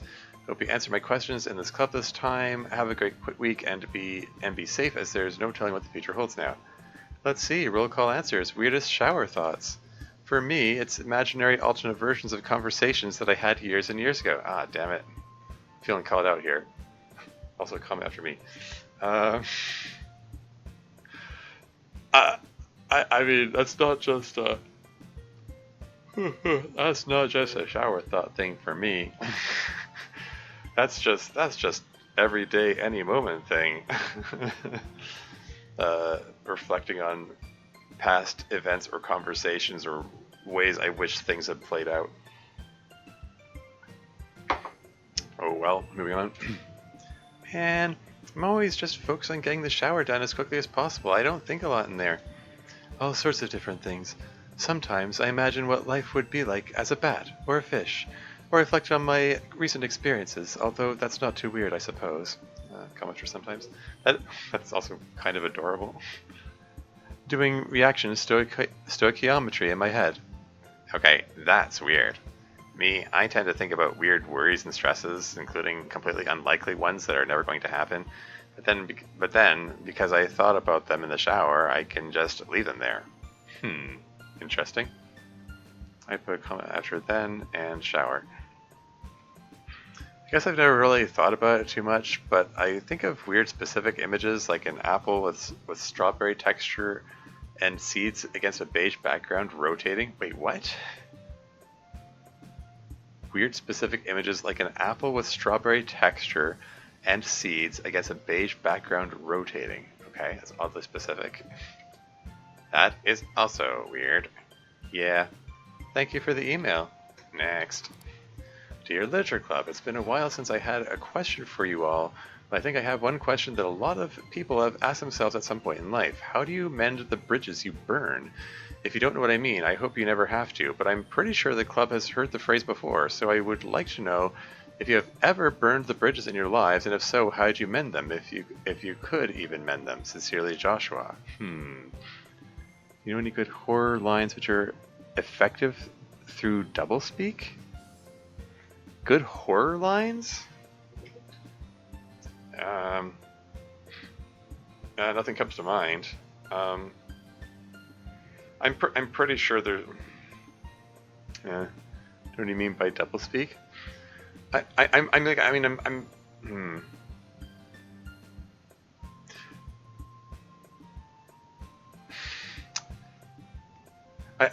sorry. I'm assuming. Yeah. My first thought was like 1984. I was like, no, that's double think. I'm assuming Krevenov is talking about like something with a double meaning, like it's horror like it seems normal in one context but horrifying in another. That's what I'm presuming. I mean, correct me if I'm wrong. Yeah, nothing's coming to mind at the moment. Um, I don't know. I guess my brain's fried right now. I'd have to think about that. Anyway, moving on. So yeah, there you go. Yeah, there you go. Really left it hanging this morning. That's a good one. Hemp. We too are definitely the bridge burners. Goodness knows I've burned a bunch. Oh, this is the sore spot for Monica here. There we go. Sometimes, man, when you burn a bridge, you burn a bridge, and there's nothing you can do or should do to make it any better. Yeah. And it would be harmful to the person or people you burned the bridge with to try. Yep. Yes, true. Yeah, it's unfortunately true. In those situations, you have to leave it alone forever. Yeah, I'd put comments for situations. Or leave it to them to come to you, if they're interested at all. Sometimes you just have to live with the consequences of your actions, man, you know? Common enough for sometimes. But sometimes bridges can be repaired. It generally takes a lot of reflection and self-awareness, and good faith understanding from the other person. Plus, obviously, usually lots of apologies are in order for you, as they were for me. You have to understand why you did what you did and what effect it might have had on other people. And you have to be prepared to answer for that. And if you are, then maybe the bridge can be fixed. But if not, yeah, like Natsuki says, sometimes you can't, and you have to live with it. Hope that helps. Next. That was a tame one. Well, that one was kind of a bummer. Yeah. Yes, was that more or less of a bummer than Miss Ida dying? Bummer, yeah, exactly. Have you ever noticed that your school uniforms ribbons are slightly different colors, at least in some artwork? What's up with that? Is it? Are they? Well, it's probably just the light hitting at different angles. Or more likely it's just the fact that we're represented as two-dimensional sprites to you. And those sprites are not perfect replicas of how we actually appear in our own world. So yeah, I'd put it down to that. Natsuki, if you would. Next. Excellent, back to your usual form. Goodbye Lights 2 a.m. What's this? This is another request for a poem critique. Okay. Goodbye Lights 2 a.m. If this wasn't the scene that reminds, be sure and let me know. The last night in those lights painted a picture forever to be known. Silent roads, empty bench aside, the lights are burning, peaceful night. Window panes in shadow, but the light now shows. Paintings distant. Reflection perhaps, to the shore. Clouds are gathering, sipping lights of rain. As the earth stays silent, lights gather on the plain. Fast pains made lights a dozen, feeling the world. Moment got me frozen. This last sip in the dead of night, but the lights are burning. Forever on to say goodbye. Stay safe, Daniel. Yeah. Another good piece of double speak horror. Yeah. Anyway, moving on. Oh, wow. I adore this poem. Such images, so many questions about those images. Your poem is wonderful, Daniel. It evokes a strangely comfortable emotion in me, like the last embers of a dying campfire. I love it very much. Nothing to improve upon for me. Well, I have notes. Of course. My main question for you is, what the heck is this about? I know he loves images with just abstract images and stuff. Images with abstract images? Sorry, was this supposed to be like poems with abstract images, perhaps? Yeah, it did seem odd. Poems with just abstract images and stuff, but it's sort of hard to get what you're saying here. And like, for sure, I know you have something super meaningful going on here. I can feel it behind these words, but I don't know what it is. And to me, poetry is weird when the reader can't access the deep meaning, you know? So yeah, that's my feedback. I like the sort of loose rhyming and assonance here. Assonance. I have to double check that one. It's like, I've heard of consonance and dissonance. Assonance. I feel like I've heard the name that word before, but I just want to. In poetry, the repetition of the sound of a vowel or diphthong in non-rhyming stressed syllables near enough to each other for the echo to be discernible. Okay. Yeah, fair enough. And yes, I do believe that word has been brought up in this mob before.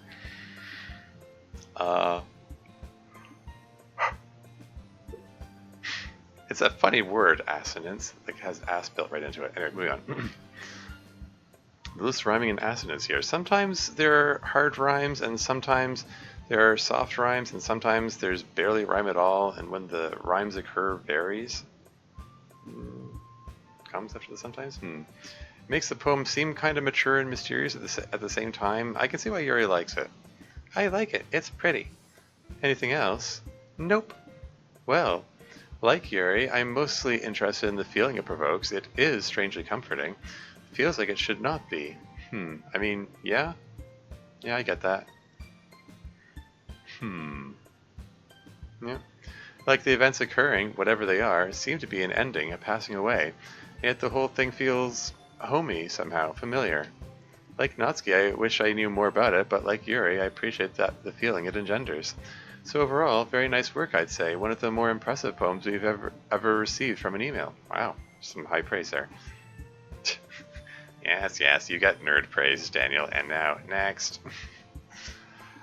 Yeah, I mean, I think Monica gave a good assessment there. Anyway, so I don't know if you're still accepting questions, but if you are, I got 6.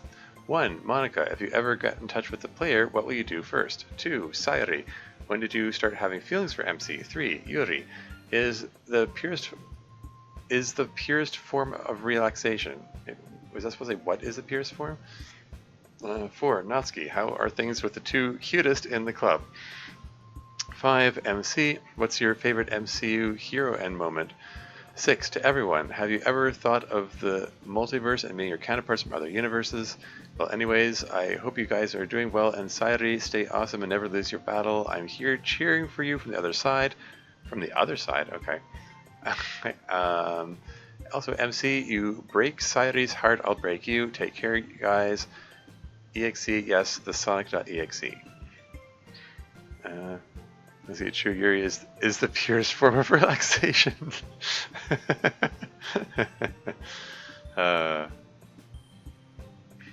This is funny, is it? BG Speed, where you're about to type the same thing.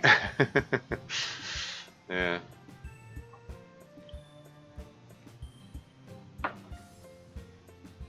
In question here for all of us in the club. Well, I probably want to kiss. Yeah, she's blushing. But then I'd have so many questions about you and what your life is like. It's so hard to tell anything about you from in here, and I'm so curious. So yeah, those 2 things in order. Feelings? Like, at all? I've cared about MC my whole life, as long as I can remember. But if you mean, like, in a romantic way, then probably since I was, like, 10 or 11, I started to just feel different when I looked at him. At first, I didn't realize what was happening. 10 or 11? I'm just thinking back to age like 10 or 11. I don't know, like looking back at my own like childhood and adolescence, I'm very conscious of the fact that I kind of hit puberty late. I didn't really I didn't really start feeling things for like girls for like maybe age like 15 or 16. So this idea of having those feelings like 10 or 11 just sort of feels alien to me, or I don't know. Dev, is this the real Sonic.exe? Haha. Anyway, moving on. At first, I didn't realize what was happening, even though I had heard so many stories about love and romance even then. But then one day, I thought to myself, "Oh, I know what this is." I put comment for day.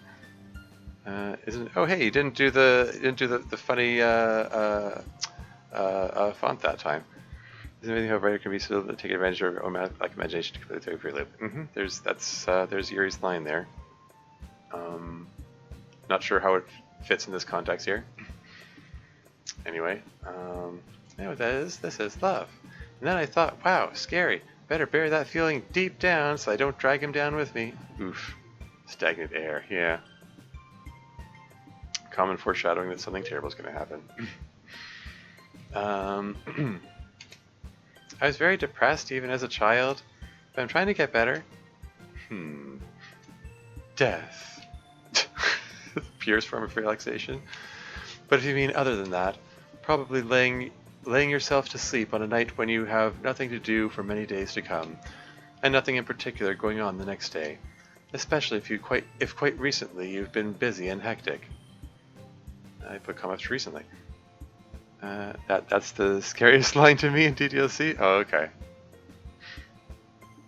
Yeah, I mean, it does have a sense of foreboding about it, doesn't it? Yeah, anyway. That is a very pure form of relaxation, for me anyway. Wait a second. This is a trap question. Yeah, the two cutest in the club. Hmm.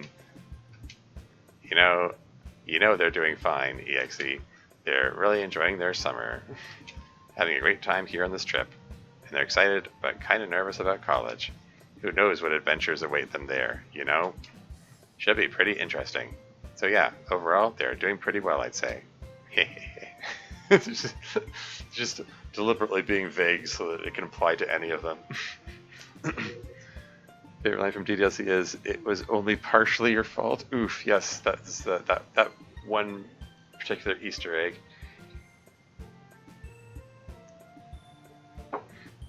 It's the splash message, which has a random chance of occurring when you start up during Act 2.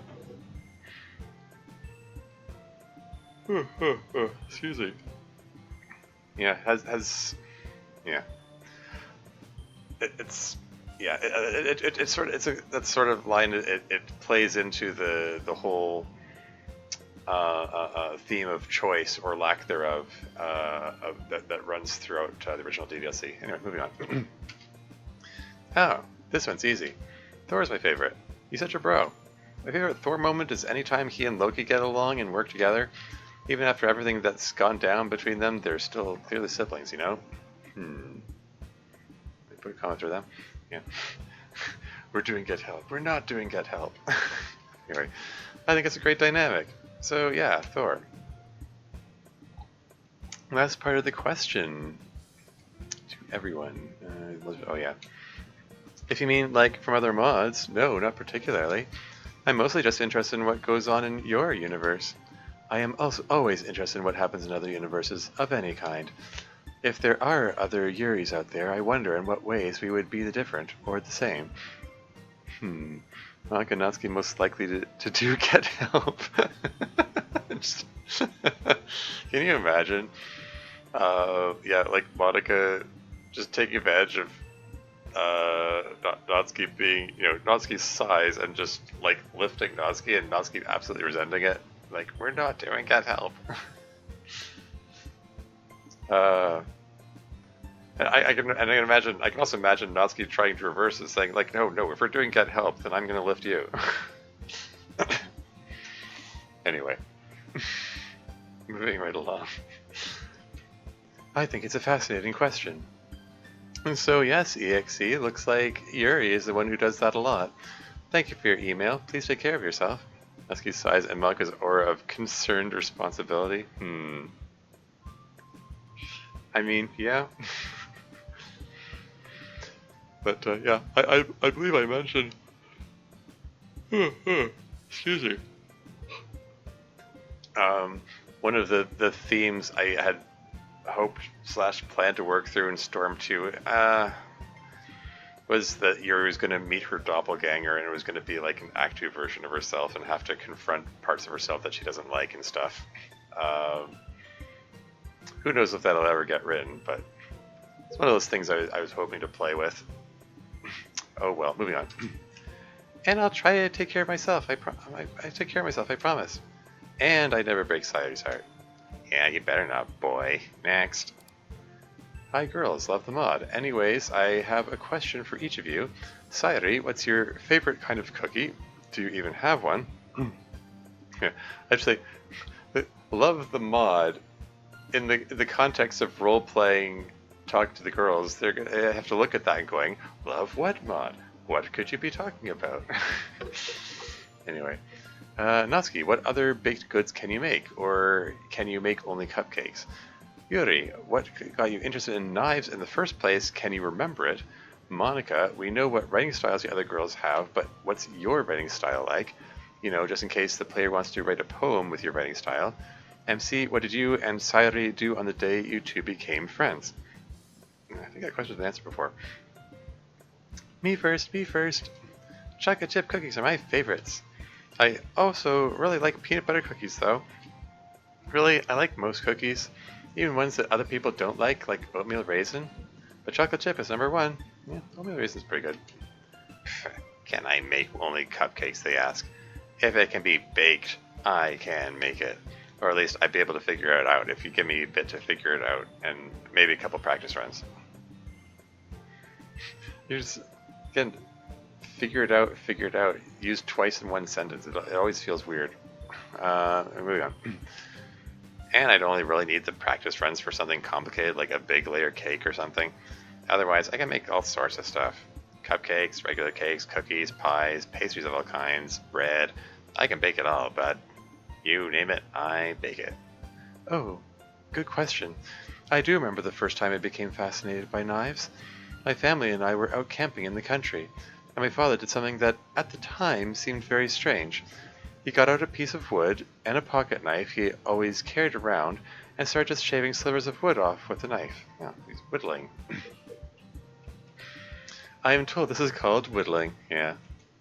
It was fascinating to watch for me. I was very young, 8 I think. My father does not have the same knife fixation I have, he only has one knife. But he takes very good care of that knife. He always keeps it sharp, clean, and well maintained. And it was that same knife, back when I was 8, that he was whittling with. I don't know how to describe it. He was just so easygoing about reducing this solid object to slivers with this very beautiful and well-crafted tool. I guess it's hard to get across the allure of it unless you're also into knives. But that was what got me started on it. I mean, you've seen a lot of my writing at this point, haven't you? I thought I had a pretty distinctive style. You totally do, Monica. I'm always impressed with the way Monica's poems sound on the page. She uses spacing and line breaks and punctuation in a really unique way that force you to read her poem in your head the way she wants you to. Yeah, she's really good at rhythm and tempo. She's the best of that.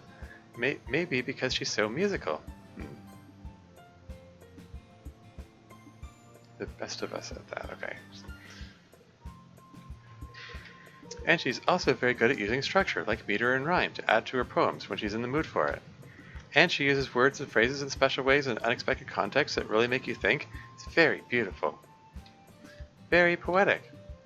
We write about a lot of dark and cynical and depressing stuff here in the club. Actually, of the 5 of us, MC and Yuri are weirdly the only ones that don't really talk about negative stuff super often. But Monica's poetry is probably the darkest overall. It's really close between her and Sayuri. Me, I'm just cynical in a kind of a fun way, hopefully. But Monica and Sayuri's poems are dark about different stuff. Sayuri's poems are dark in like a personal way, the things in her own mind, you know. But Monica's poems are dark on this whole other scale. And even besides her poems about longing for alternate realities, she writes a lot of about universal themes of death and impermanence and stuff like that, and how scary it is. And it's pretty potent stuff. She's really good at it. Indeed, Monica is very talented. I have always been impressed by your choice of metaphors. The ice from her poem of that name, Perfect Circle, had an unforgettable image, and The Lady Who Knows Everything is still my favorite poem of hers. Oh, really? Interesting. Monica tends to prefer the poetry where she is direct about her meaning, such as The Fall of Autumn, but I greatly prefer her imagery-focused poems. When she chooses to, she will create images like no other with her poetry. That is the poetry from her I love best. Just this rapid fire, everyone praising Monica, and their blushing reaction is adorable. Thanks, you guys. Hopefully that gives you enough of an idea of my style. We sort of talked about this already, but there wasn't really a day Sayuri and I became friends, or if there was, it was when we were so young that we can't remember. Like she said, we've been friends basically our whole lives. So yeah, there you go. Next. For all of you guys, would you like to go to Australia? If so, why? I don't know. I mean, I sort of imagine like Yuri might appreciate the dangerous animals. I mean, so somebody said that in Australia the national language is screaming, you know, because of how many dangerous animals there are there. Anyway, moving on. Australia, huh? Yeah, I'd take a visit to Australia. Aussie seems super chill. Plus, I'm kind of interested to hear if all the horror stories about the indigenous wildlife are as fun as they say. So, yeah, count me in. I'm not as interested in the scary wildlife, but I would like to meet Australians. They seem very friendly. Plus, a lot of Australia seems really pretty. Australia seems lovely. While I am not much of a traveler, I would not mind spending some time there. Perhaps in future. Sure, why not? Never actually been overseas before. Australia seems like as good a place as any to start. Does it though? My sentiments exactly. Whether it's our world Australia or real world Australia, I'd take either one. It's reasonably close and it seems nice. Yeah, like some of the girls said, Australia has a reputation for being very friendly. I think that's a really good sign for a country. Definitely want to come and see if that's true. And there you have it. Next. Do any of you play TF2, Team Fortress 2, presumably? If so, which class do you main? Yeah. Also, can I get a Discord invite, finger tapping emoji, Felix? Gamer time, baby. MC and I are the only TF2 players around here.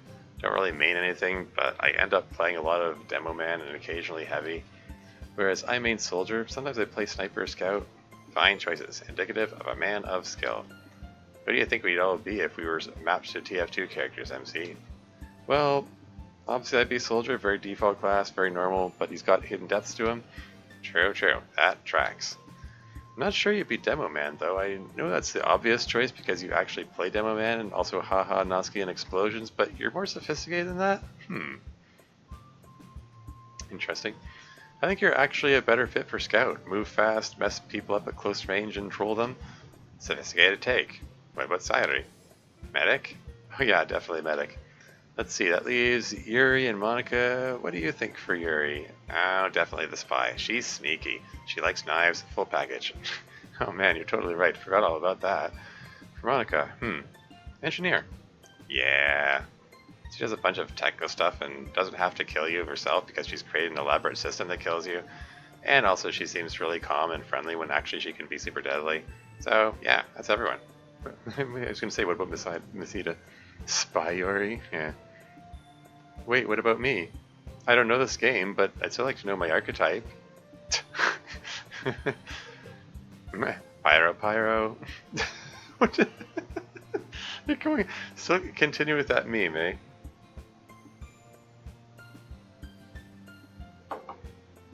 You're still carrying on with this Miss Ida the fire starter thing. I guess that shouldn't come as a surprise. Well, that answer ended up being very interesting. Your invite was sent, Felix. And proceeding on to the next email. Do you believe in magic in a young girl's heart? I'm not getting that reference. Anyway, to all of the club, what is your favorite place to go to other than the club itself? What was the best thing you did in the club and why? Which of the books you've read do you like the least and why? I guess let's do these one at a time. I like to be out in the middle of the city, as I said before, especially in the evening or at night. I feel very alive when I'm in the midst of bustling people. The best thing I did in the club. Pyro TF2 reference? Okay, fair enough. I guess I'd have to say helping Fuyuki. That was really important. And difficult. And you brought me back also. Give yourself credit. You have thumbed your nose at death. I have. I guess I deserve some credit for that. As for which of the books I've read that I've liked the least, I honestly could not tell you. I only really remember what books I like. If I didn't like it, that means that I probably forgot about it pretty quickly. What about you, MC? Obviously, I like spending time at Sayuri's house. Other than that, I like going out to eat a lot. Restaurants are a lot of fun. And tasty. I'm not sure what the best thing I've done in the club is. Everyone else has done these really epic and awesome things, whereas I haven't done anything particularly of note. You literally willed yourself into existence. Oh, yeah. I always forget about that. I did do that, didn't I? Let's go with that then. Like Monica says, it's pretty tough to pick a least favorite book. I'll go with one Sayuri and I found recently. She ran up to me laughing and showed it to me. It was called How to Talk So Your Husband Will Listen. And honestly, it was absolutely ridiculous. It was full of the most absolutely patriarchal woman should be subservient nonsense. It was so bad, it was just really funny. So yeah, go with that. Giving Natsuki my confession letter was extremely difficult. Aww. I mean, like, you get that sense in that scene. It was very hard to even sit down and write. Working up the nerve to actually give it to her, in fact, and not just in imaginary rehearsals, was tremendously hard. I give myself much credit for actually managing to do it. Even though it might seem mundane to the rest of you, from my perspective, it took a lot of courage. I'd put a comment for perspective. So I suppose I must say that that was the best thing I did in the club. I have read many poor books. Oh no. But, like Monica, my memory of them flits away the second I put them down. If it were bad, but made a large impression upon me, so as to be remembered, then it could not possibly be that bad. I know the question is about a place we like to go other than the club, but I really like going to the club, though.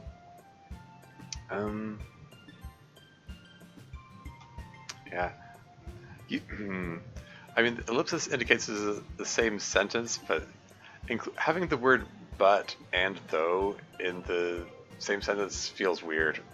It's a kind of thing that grammatically, I think it works better if there's one or the other. I don't know if it's a big enough deal to change it or anything, but yeah, moving on. It's one of the only places I actually enjoy going. I can't say I enjoy going home, right? Oh, I know. I like it when I wake up earlier than MC and go wake him up. That's really fun. And it makes me feel like I'm getting better.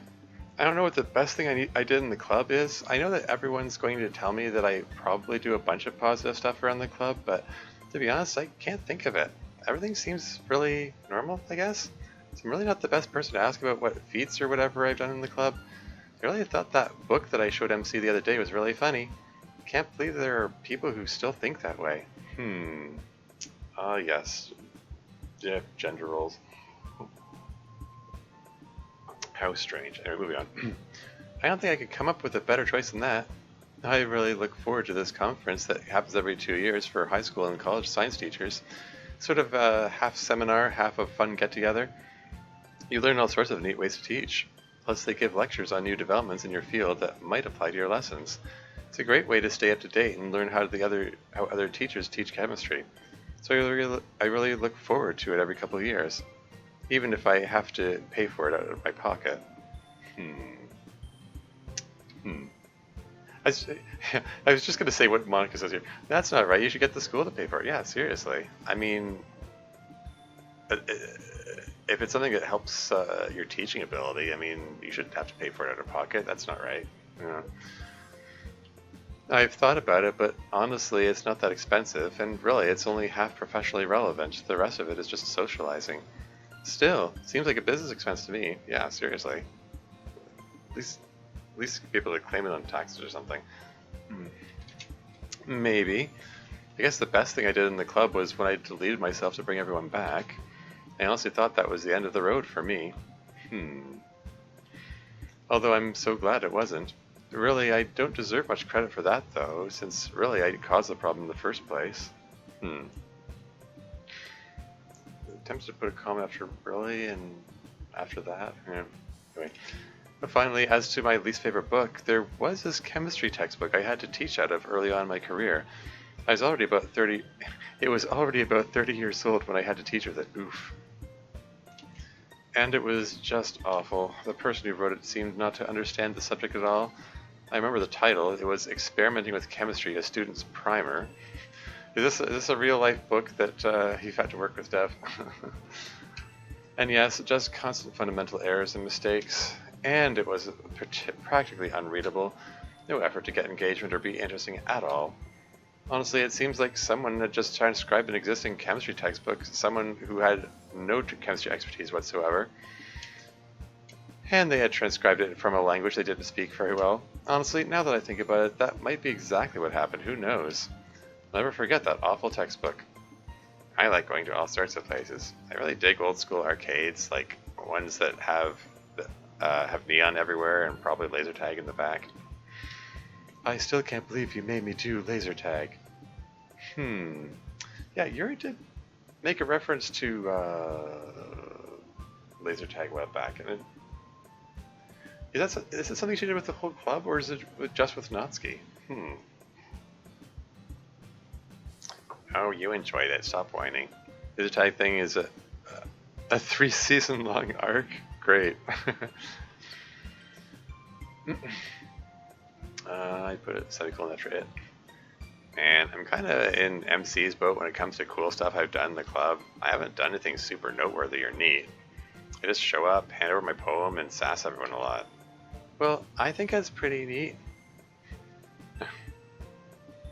Season 1 email asked about what good date ideas are, and Lasky responds with laser tag. Oh, okay. I think it's pretty neat. You're right. It is very neat. Worst thing I've ever read was Nisekoi. Absolute garbage. Not even going to talk about why. It honestly is not worth a critique. This email looks like it has more parts to it. It does. Well, that's it then. Seasons 2 and 3, we get indications that Natsuki and or Yuri seem to have played laser tag. Okay. Yeah, I do recall Yuri making the reference to how he tried laser tag.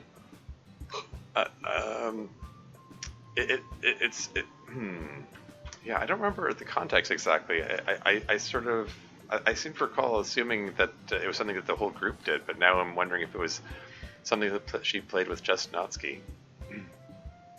Anyway, moving on. To Monica and Miss Ida, what are your favorite books to read? My favorite book to read? I really like Les Miserables. That's probably my favorite book. Even if you reread it over and over again without end, it's a deserving book. How about you, Miss Ida? Well, unrelated to chemistry, I'm a big fan of the Sherlock Holmes stories, so I'd recommend those to our viewer. What does the next part of this say? To Monica, have you ever heard of the visual novel You and Me and Her? This one's come up before. There's a character named Sasuke in it. What do you think of the character? Asking you, since Sasuke is self-aware like you, so I figured who better to ask about this than you, Monica. Yeah, I know this visual novel very well. Obviously, the girl in that game and I have some important similarities. She's called Sun Miyuki here. Maybe she goes by a different name where you are. The comments are obviously. But I also think we're drastically different, and much less cruel and horrible. Well, I mean, presumably we're talking about base game stuff, but or at least I like to think I am. I know I did some terrible things too, but I was more ignorant or in denial, and maybe a little bit mentally compromised from horror and trauma, but she was just needlessly cruel and awful. Maybe that's how some of you see me, I guess, but I think it's different, at least a little. Anyway, on to the next email. Okay, I think I am going to take a quick break at this time. I need to refill my water. Also, I think I want to open the window for a bit. It's feeling kind of stuffy in here. I think I might. Particularly since Deb was suggesting I should probably like take some breaks, prevent burnout and stuff while going through all these emails. Particularly since I'm feeling a bit tired. Anyway, I'll be right back.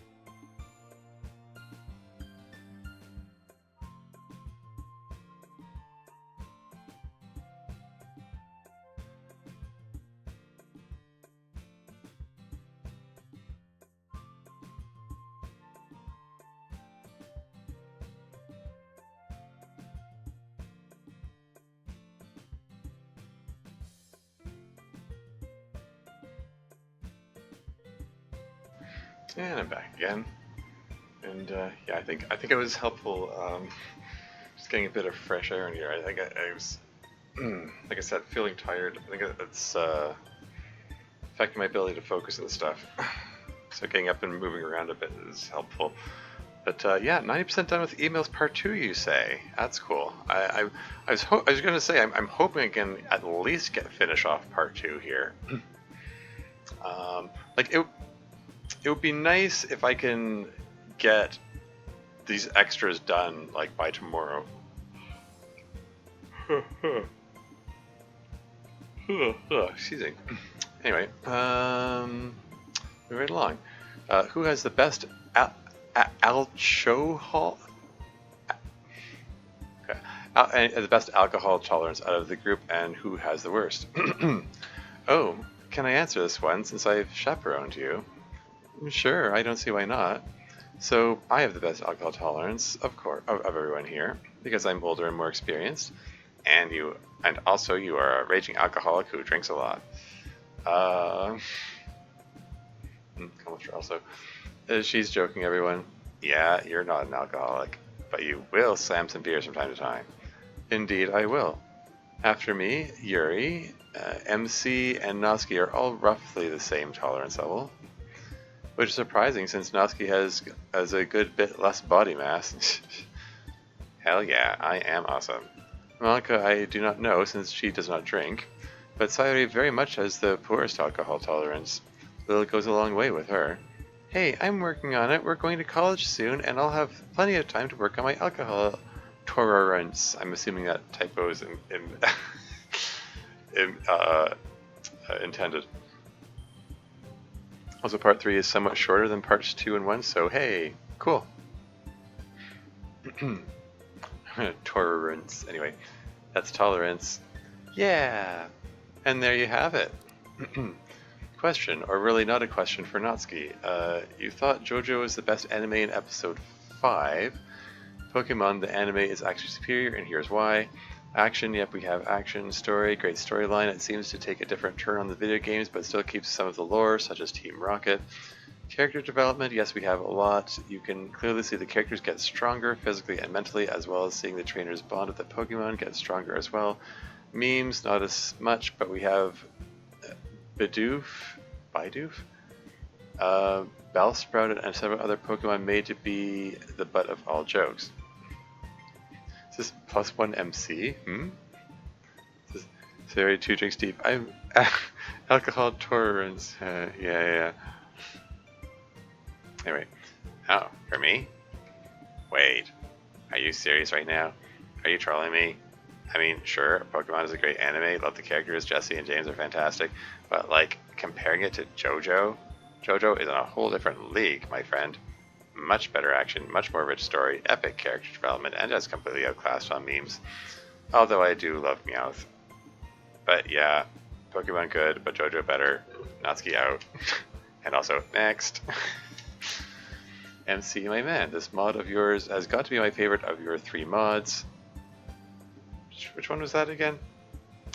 I'm drawing a blank. What was MC's mod this time around?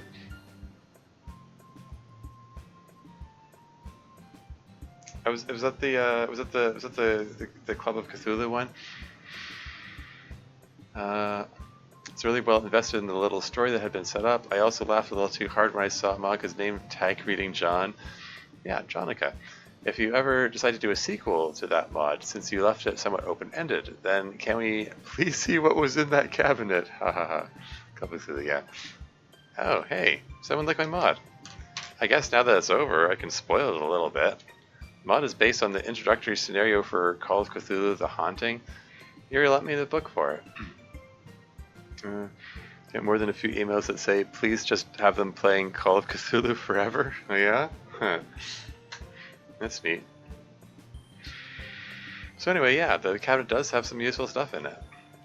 It has Corbett's diary, which kind of explains what he's been trying to accomplish there, and also warns you that he has the ability to animate objects. Huh. And it has some strong clues that downstairs is where the real solution is. And it also has a pretty good bit of cash. So yeah, that's what's in the cabinet. Spoilers, I guess, if you want to play The Haunting. Well, I mean, What's next? Sayuri, orange soda, cream soda, lime soda, or grape soda? That's cream soda all the way for me. It's my preference. Ooh, this is actually kind of hard. I think I can get rid of grape soda right away. It's alright, just not my favorite. Lime soda is really good, but it's still not my favorite compared to these other two. Between orange and cream soda, man, that's tough. I like them both in different situations, you know? I think I have to go with cream soda though. Woo! Cream soda solidarity. I can't find cream soda like these days. I mean, well, at least not the like.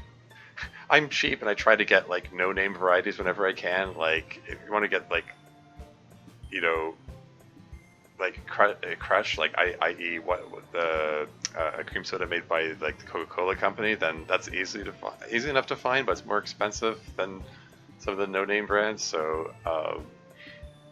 But yeah, that's something I've noticed. By the way, I mean, like after the pandemic started, there are quite a few things that I used to buy regularly, which sort of disappear from the shelves, or like their availability, or stuff got switched up around them. Um, yeah, I mean, I generally, I don't know, I used to avoid carbonated drinks in general. I seem to have them more than I used to in recent years. But yeah, for some reason, cream soda hard to find. Um, I found a store that does carry it though. I've got like 2 bottles in the fridge, like 2-liter bottles. Anyway, moving on. Although orange soda is fantastic, but cream soda, man, it's like drinking a cake. Yeah, fair. It's awesome. Wow, that was a great question. I want more questions like this one. Incredibly based takes from Sayuri. There's still more to this email.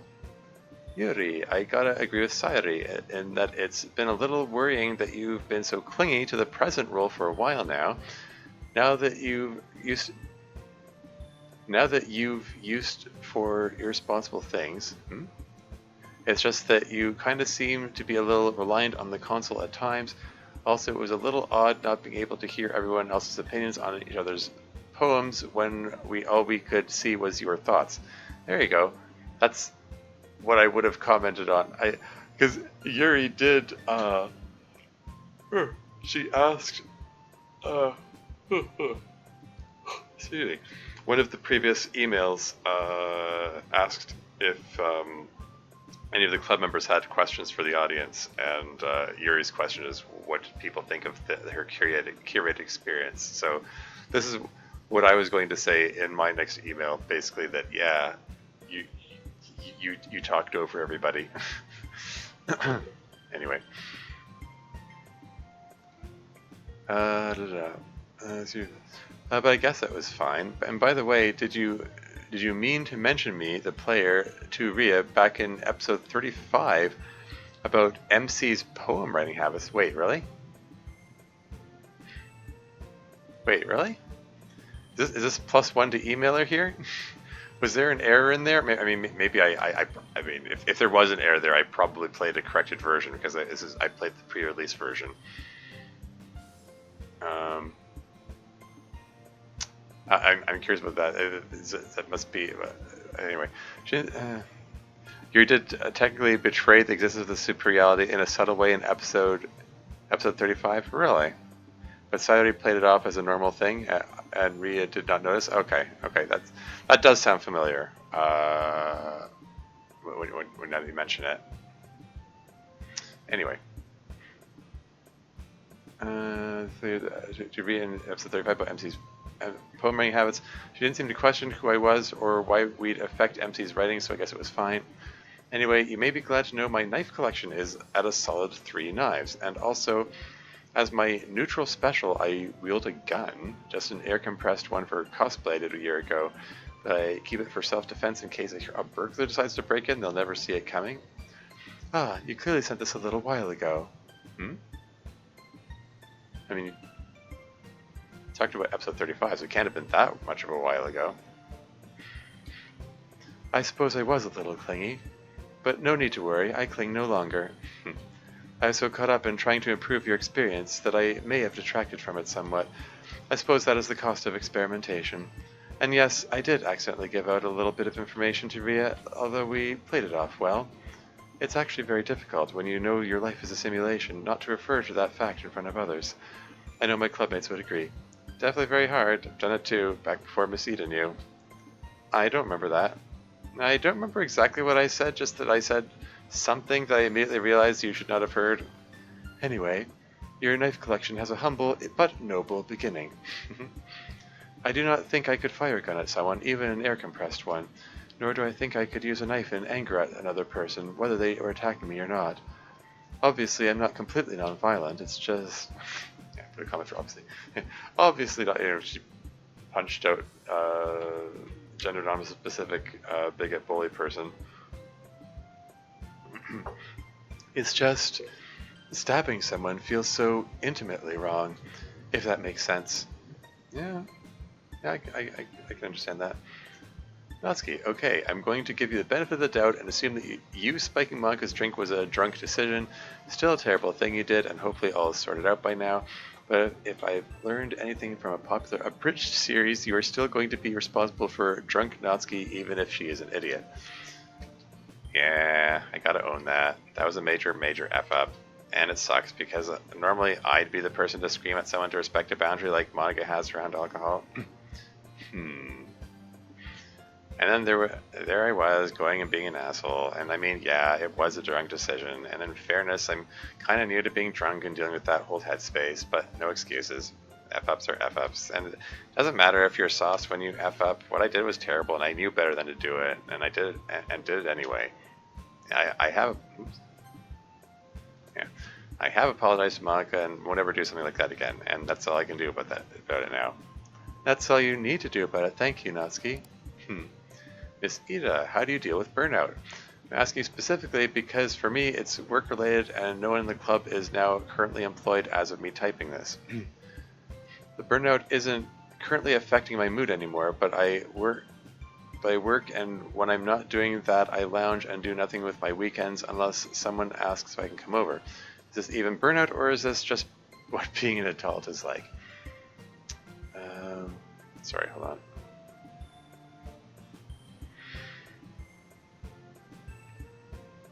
Yeah, Anyway. Oh, boy, yeah, good question. I hate to break it to you, but yeah, this is what being an adult is like. You only have so much energy, and work will take so much of it that even your off time is affected. I have all these ideas for things I want to do with my time off, work in my garden, write a book, things like that, but 9 times out of 10, I just drink beer and watch trashy TV. Yeah, good comment through 10. Or maybe not. Yeah, it's fine. Because that's all I have the energy for. In terms of dealing with it, well, you really do need to have active things you do besides work. And you have to stick with them. Just some things that get your mind engaged on something other than work. And do try to spend time with friends, even if it's just something every once in a while. You have to have things coming up that you're looking forward to. That's important. Put a semicolon after 2. Oh well. Otherwise, work can really start to feel like never-ending drudgery. Comment otherwise, even if you actually enjoy your work, and not everyone does. So yes, try not to overwork yourself. Have other things you do. Have things you look forward to, and commit to doing outside work stuff. Yeah. I mean, that's solid advice. I mean, work is work. It's the stuff you do outside of work, which yeah, you have to try to define yourself more by what you do outside of work than the work itself.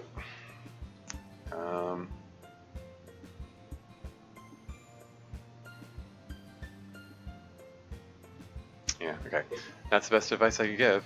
Just be aware that so far, in my experience, you seem to have less and less of that mental energy as you get older.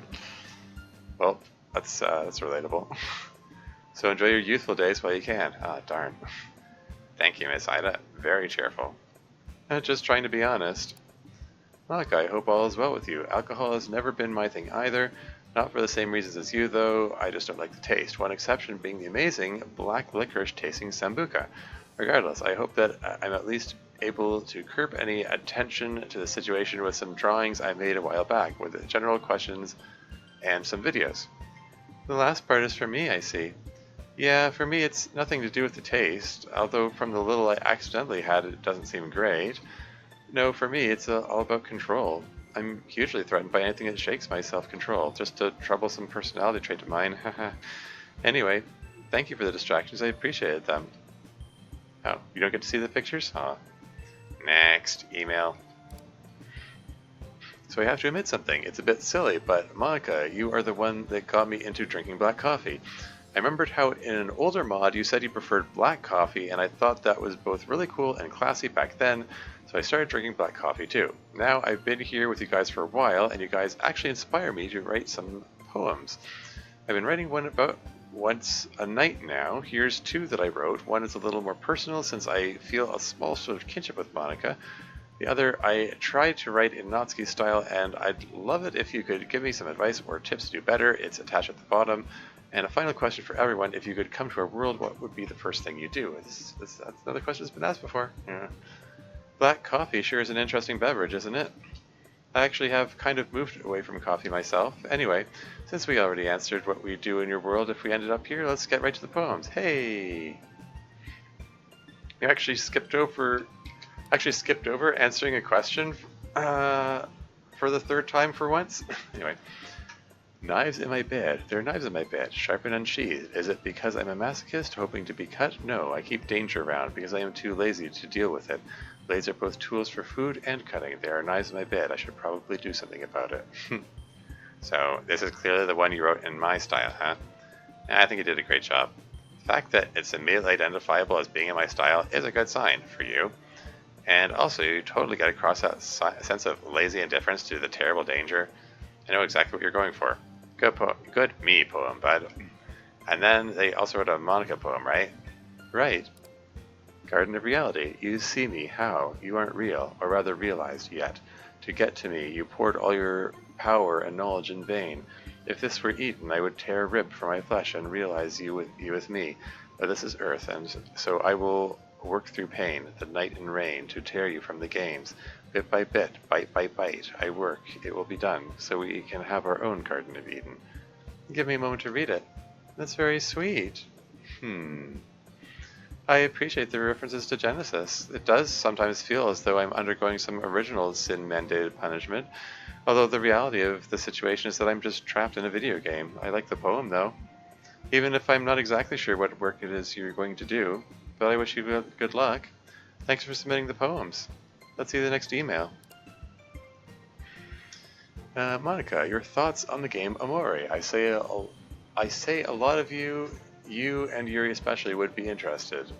If so, would you get along well with any of the characters?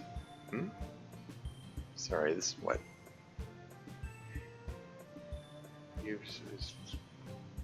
Okay.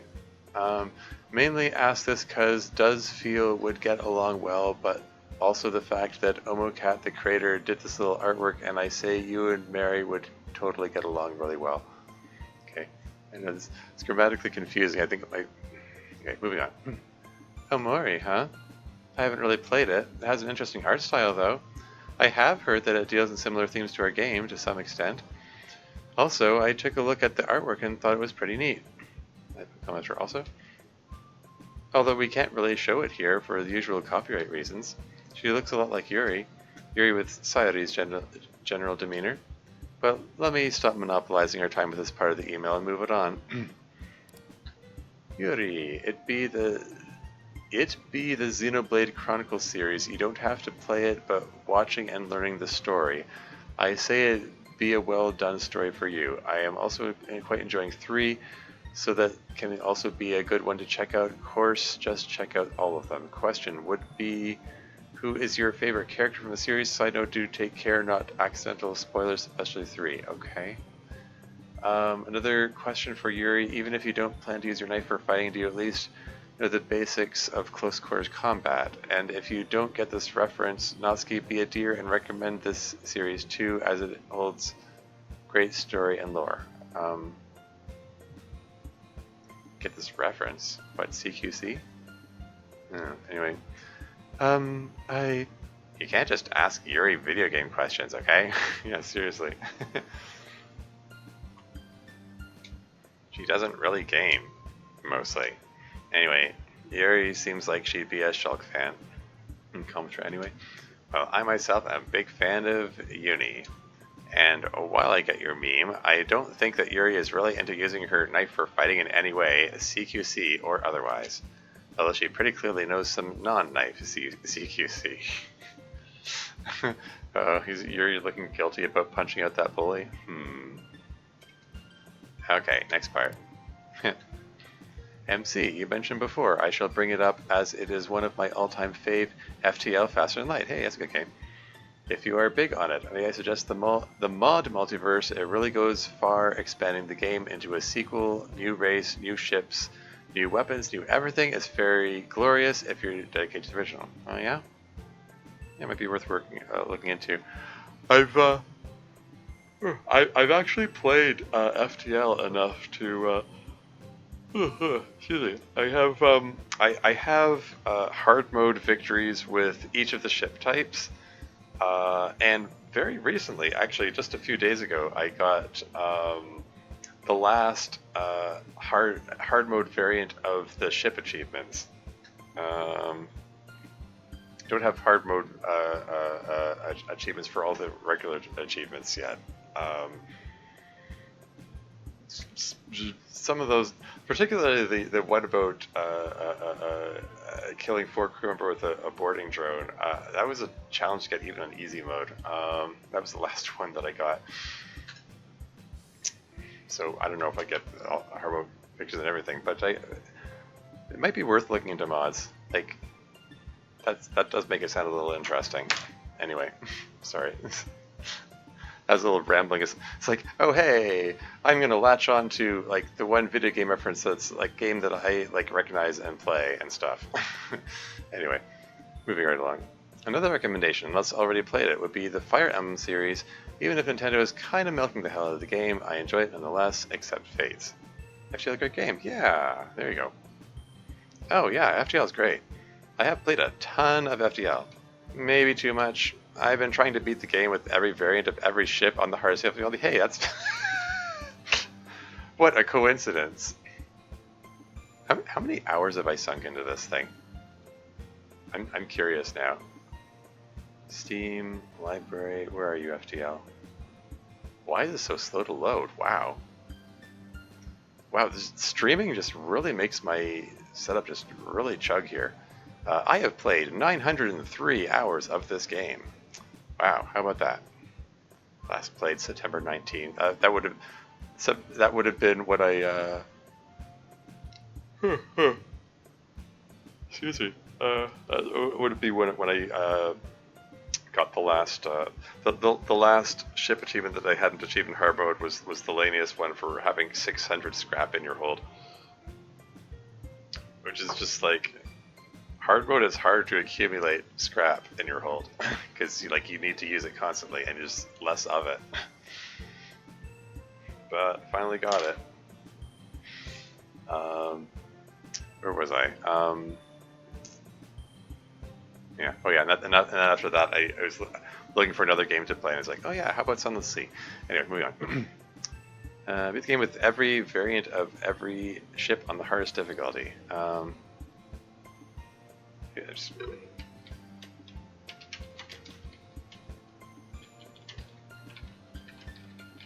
just making a note for myself. Just wish in the next email, wish MC luck at getting the hard mode victories. Anyway, yeah, it's really hard. But anyway, yeah, I'm really into FTL, fantasy game. Probably my favorite roguelike game ever made. Roguelike, FTL, can you really count that as a roguelike? Yeah, having grown up in the 80s, I played the original Rogue. I played Rogue back in the 80s. Like, the game that the genre title roguelike gets its name from. That's what I think of, like when I hear roguelike games. You know, things like NetHack and Angband, which I haven't actually played, but I've seen a bit of gameplay of it, and things like that. You know, like stuff that can be represented where all the action can be represented by ASCII characters. uh, or Doom the roguelike. That one I was uncomfortably obsessed with for a while. Yeah, back in 2010, after after I left a job where I'd been working as an RMT, registered massage therapist. I just I had a lot suddenly had a lot of free time, and Doom the roguelike absolutely devoured all of my free time. I got yeah, really uncomfortably obsessed with it. Actually, it was like, you know, playing it like all day right up until time for bed, and then starting it right up again right as soon as I got out of bed in the morning. Like I was obsessed with it for a time. I don't know. But FTL, a roguelike game? Like, yeah, seriously, you have to stretch the definition of roguelike. I mean, it has a lot of randomness in it. I don't think like randomness and procedural generation on its own is enough to qualify something as being a roguelike. I've heard it referred to as a rogue light with a T in the place of the K. Yeah, I don't know, MC. I don't know if I can agree with your definition there. Anyway, moving on. Thought about playing some mods, but I'm just on that quest to beat the game with all the ships right now. I mean, yeah, relatable. So far, that's really enthralling for me. Yeah. I put comments for far.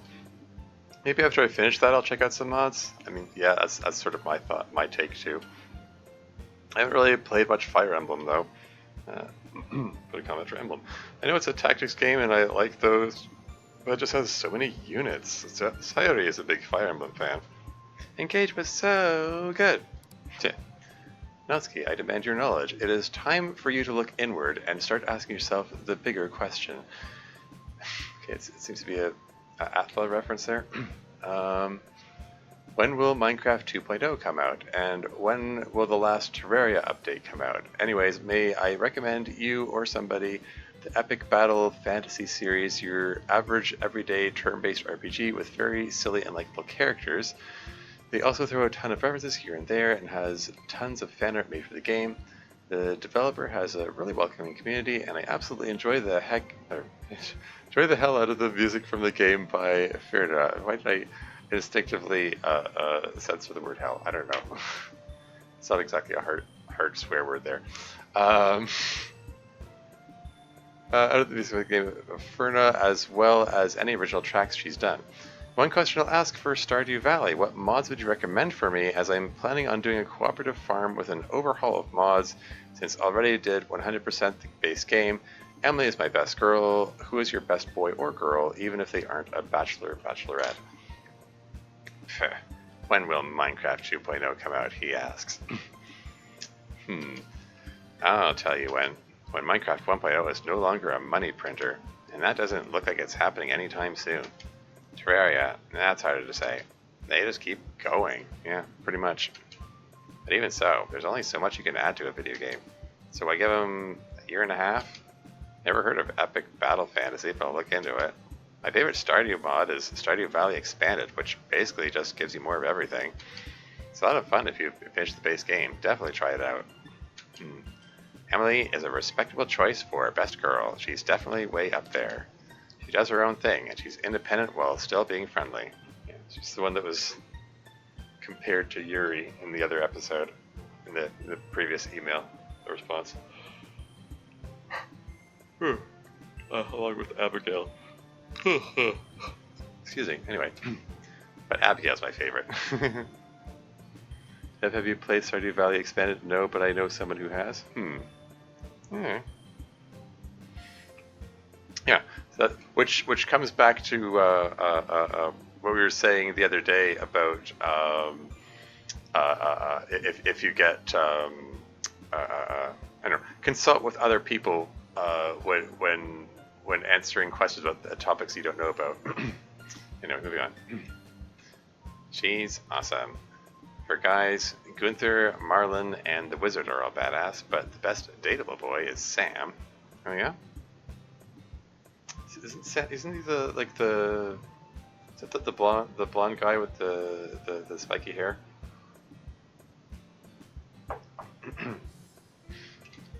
Sam's a bro. Alright, next part. Sayori, need a co-op game with MC. How about Hat and Time? Sorry, I think I parsed that wrong. Need a co-op game with MC? How about Hat and Time? I believe this was mentioned already before, but if you haven't played it together, go for it. It's cute as heck.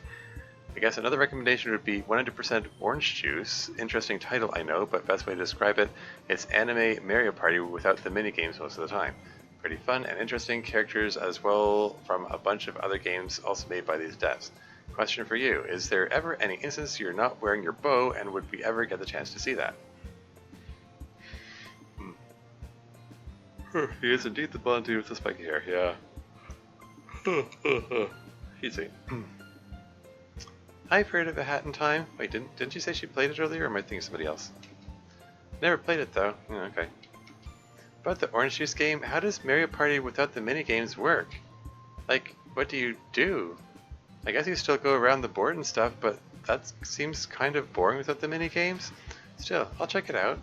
And no, you'll never see me without my bow. I love this bow, and I wear it almost all the time. She frequently forgets to take it off before bed even. Yep. 24/7 bow. You shouldn't do that though, but it's bad for your hair.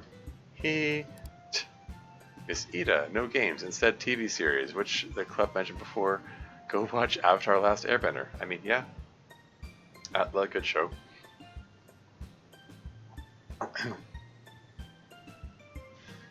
You enjoy fire, you'll enjoy this show along with the other three elements. Story is perfect. And I agree to Monica, if I remember correctly, Uncle Iroh, best character. Is it Iroh or Iroh? It's been a long time since I watched the show. I know that's one of those things. I watched. There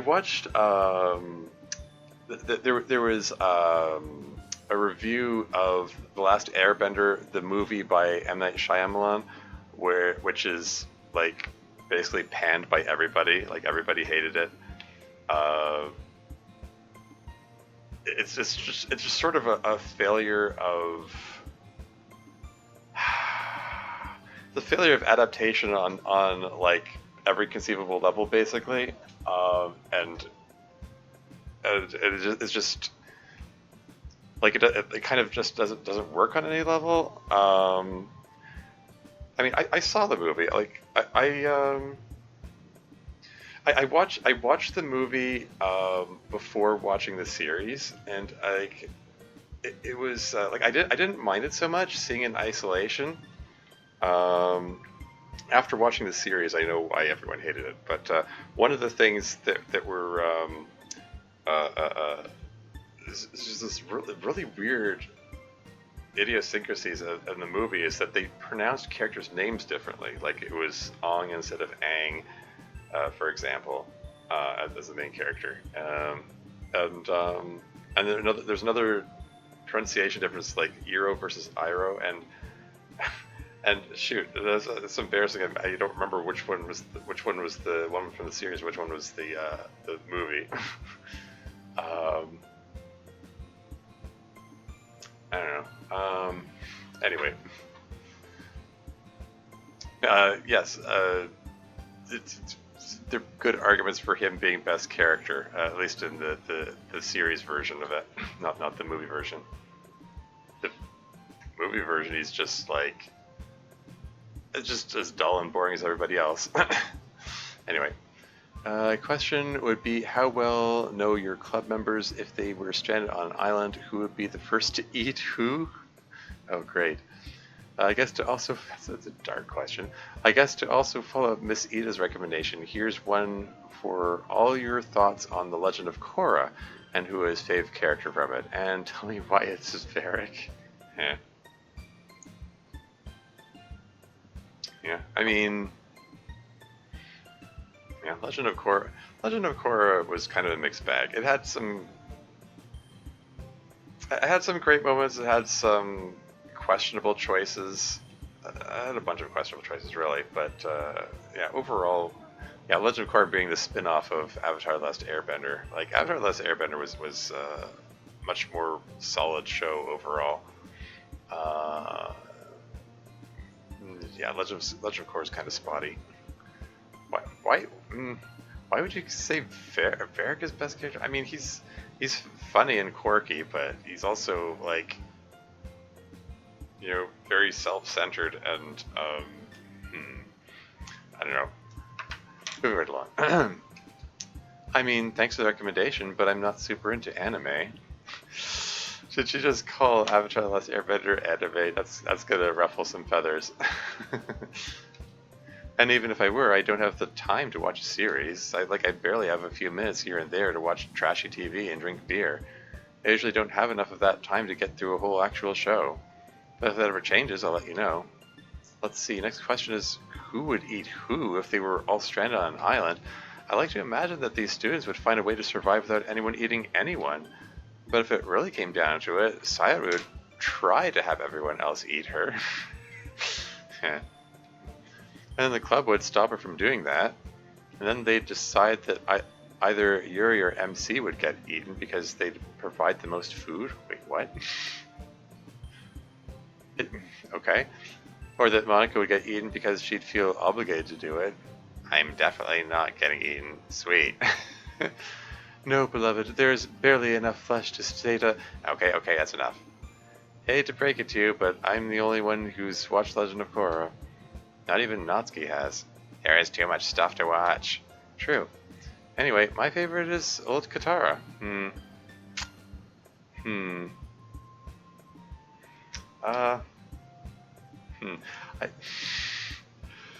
Someone there's a Tumblr post going around. This is going around for a while. That talked about how Katara really got done dirty in Legend of Korra,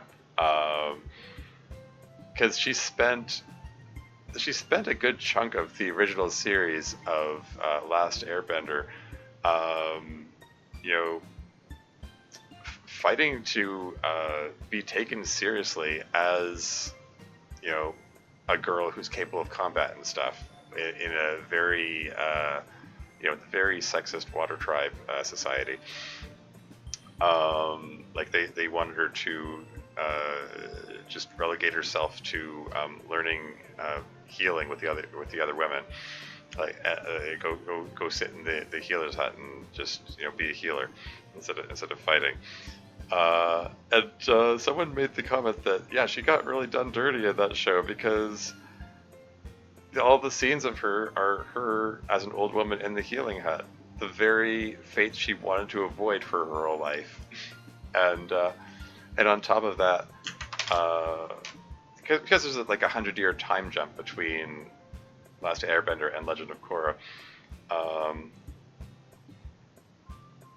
it's notable that like all the other characters had statues themselves, but there's none for Katara. Like there's a statue of Aang, there's a statue of Toph, and there's a statue of the cabbage guy, although that's kind of a joke, but I think wasn't there a statue of Zuko too? I don't know. Anyway, it's just a curious choice singling out old Katara. Anyway, moving on. Her being super old and powerful is a cool arc for her. I know she's only a minor character, but she helps out in key ways, and she's just really a badass throughout. A concert character. Is she a badass in that series? In Legend of Korra? I mean, she does help talk Korra through some difficulties and stuff, but like...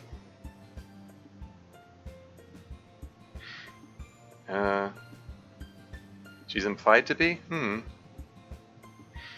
Yeah. The Tumblr post that I alluded to, like I said, it said that she was done dirty.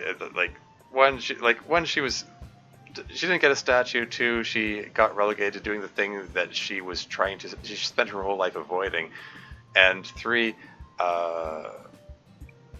she's treated as though like her contribution to that entire conflict of Atla was that she ended up being the Avatar's wife. Like her all her contributions were an afterthought.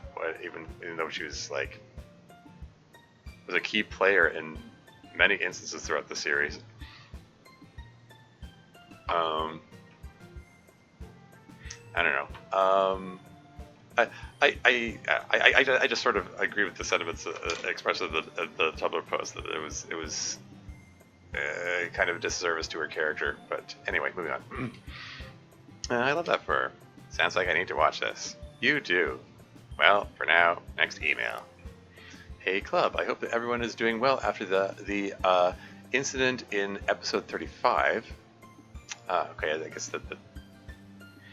the drink spiking.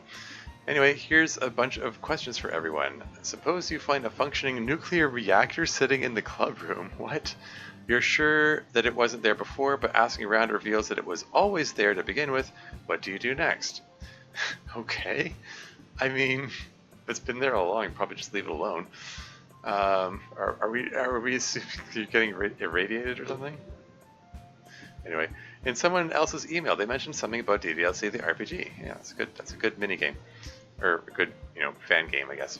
I'm curious whether you managed to finish or at least play it. I really hope I don't upset whoever originally asked this and have Natsuki sent after my spine.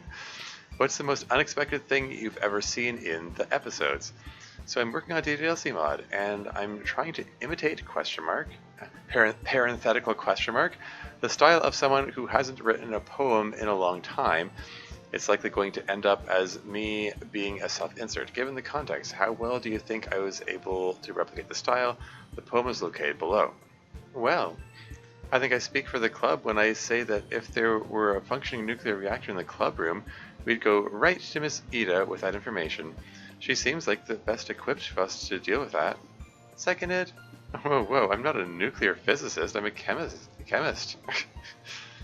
I mean, I do know a little nuclear physics, but not enough to run a reactor. Anyway, the first thing I'd do would be to scram the reactor and report the situation to the school.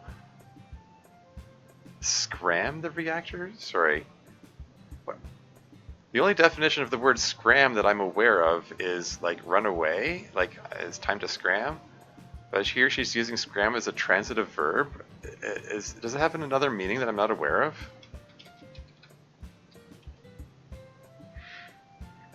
Leave, go away quickly. Shut down a nuclear reactor in an emergency. Oh, okay. That is indeed a word directly related to a nuclear reactor. Scram the reactor. How about that?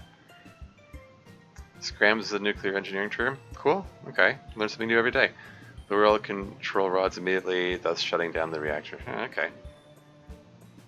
Cool. Scram the reactor and report the situation to the school. Can't have nuclear reactors sitting around in high schools. Or at least that's my opinion. Oh, DDLC of the RPG. Yes, Monica and I both finally played it. Cool. I enjoyed it greatly. It must have been really hard to make, yeah. Fitting all those JRPG-style elements into our game world is a tough build. But they did it. I had a lot of fun playing it anyway. As did I. I quite enjoy it when there are game genre shifts in mods of our game. Yeah. I hope to see more like that one in the future. Yeah.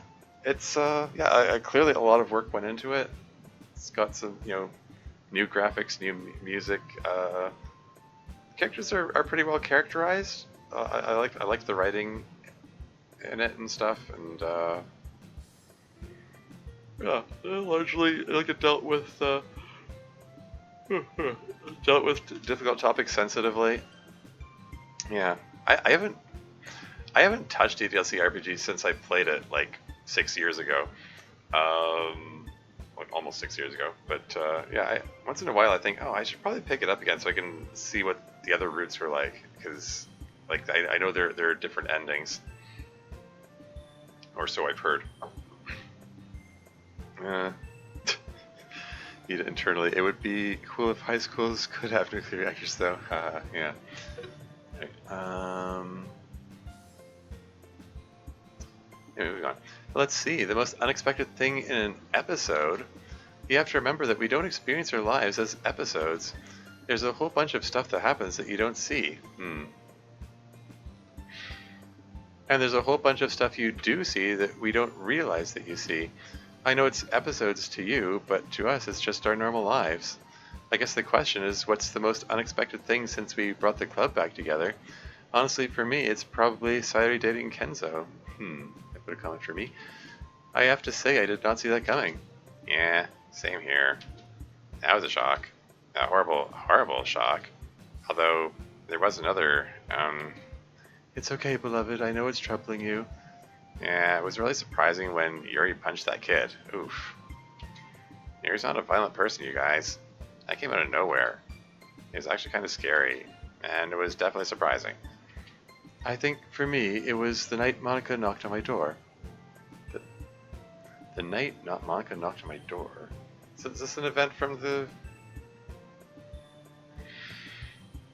Like, what, for bring back Miss Ida, or... And told me that Miss Ida had just sacrificed herself for us, and she had just saved Fuyuki and needed to save Miss Ida also, and needed my help. That was a lot of information to take in at once, but I was glad to help. Obviously, for me, it was learning about all this being a simulation, and then trying to rebuild the world with your help. That was quite an experience. I wish I could say that Sayuri getting together with Kenzo was completely unexpected, but honestly, I've always been afraid of losing Sayuri, whether to another guy or entirely. Plus, I know her pretty well and was afraid she'd might do something to push me away. Uh-oh.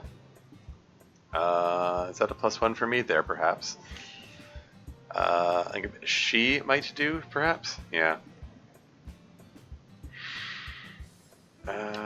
So even though I was surprised, it's probably not the most surprising thing. I was most surprised by Fuyuki suddenly being better. That was amazing. I had totally prepared for her to be gone and Natsuki be super bummed. Super bummed. Yeah, it sure would have been a bummer if her sister died. Like, bummer is the operative word. Yeah, seriously. So bummed. Yeah, me too. Proud of you, Monica. Oh, thanks, MC. Natsuki and Yuri getting together! No, just kidding. Everyone knew that was going to happen. Now the bummer has become the bummed Natsuki. Ha ha ha. Oh no, I have been trolled. For my real answer, I guess a lot of surprising things have happened.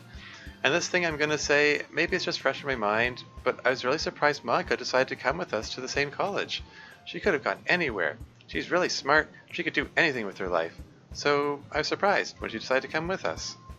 And I'm worried that maybe she's throwing away chances to do stuff she really wants to do, to come be with us. I mean, yeah, that's gonna be, I have to imagine it's gonna be part of the conflict for season 4. Sayuri, being with you all is what I really want to do. And that's what I decided after thinking about it for a long time. Still plenty of opportunity to do whatever I want with my life at this college or otherwise. And it was really important to me that I get to stay with my friends. Especially you. Aw, thanks, Monica. Still though, still nothing. Now let's take a look at this poem the emailer sent us. The fortress. A fortress lies in the snow with a shining metal gate. Gray concrete and steel stretches to the sky, yet there's not a soul in sight. Here in case someone takes flight, here in case it was their option to try. Was it a fluke for me to investigate, or were secrets meant to be found below? Stairways spiraling underground, corridors stretching forever. This place is cold and it's really dark, and now I know I've met my doom. I find myself in a gigantic room, filled with scratches and marks. To keep people out? That purpose was never. It was meant to keep something bound. Okay. It is difficult to assess whether you got the style right. The style, as you put it, is the style of someone who hasn't written a poem in a long time. That could be many things, depending on the person. There's a certain stiltedness to the meter that does read of inexperience or rust, and the poem makes somewhat questionable use of ellipses. Still being a punctuation nerd. But overall, the images that you choose to paint come across well. And I'm guessing the big payoff here is that you were the something that they were keeping bound. Like you're a werewolf or something? Hard to tell. But yeah, like Yuri says, I think you got the style of someone who's shaken off rust pretty well. Go for it, bud. And as for us, let's see the next email. And then we can take another break, Monica. We've been doing this forever. Of course. Hey, we're almost up end of part 2 then, I guess. First of all, congratulations on graduating. I know you all worked really hard getting up to this point, and I don't know how much it means coming from this side of the screen, but I want to say I'm proud of you, and you're all going to the same college too. But that last part raises a concern for me. This is morbid, but what if the current president dies? The next in line would become president, right? But what if there's a fire or an attack in your college, or if an earthquake or tsunami happens? Like,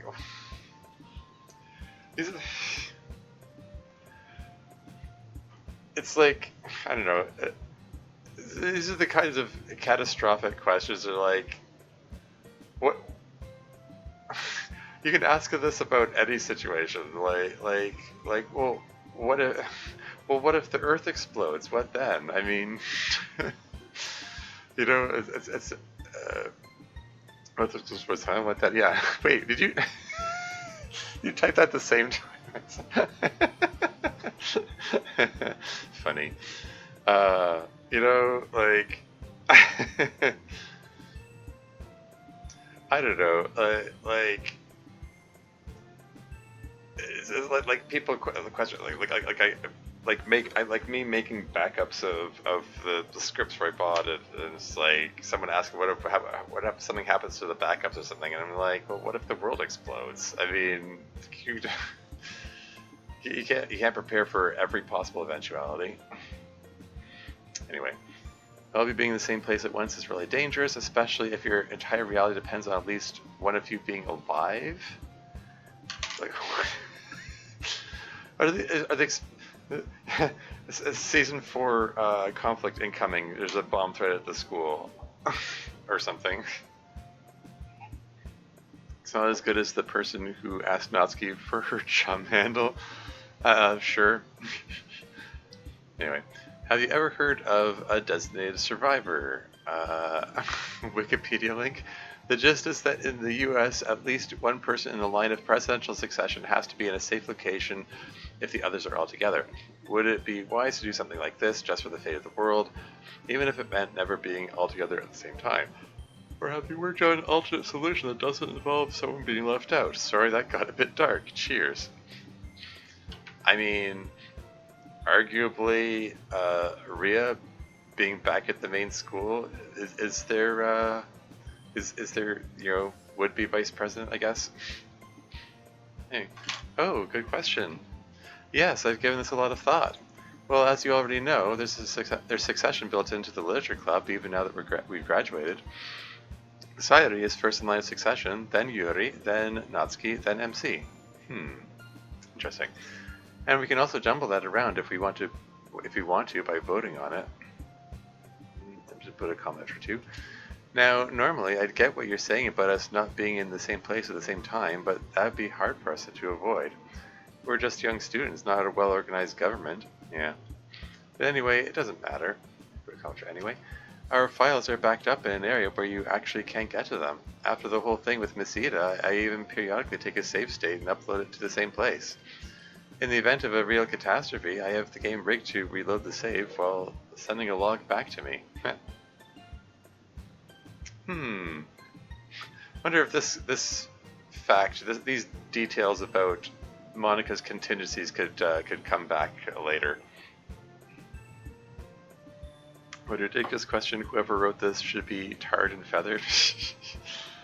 I'm not condemning the question. I mean, it's a fair enough question. It's just I don't know. It's just funny to see things catastrophized like that. I guess I don't know. Maybe just he dumps on the question. It means he wrote it. Oh, okay. Fair enough. Moving right along. That way I can know that what triggered the problem and take steps to avoid it. I know it come out your way. I'm hopeful that we won't need anything like that ever again, though. With our current arrangement, and with Miss Ida minding things at the school, we should be perfectly safe.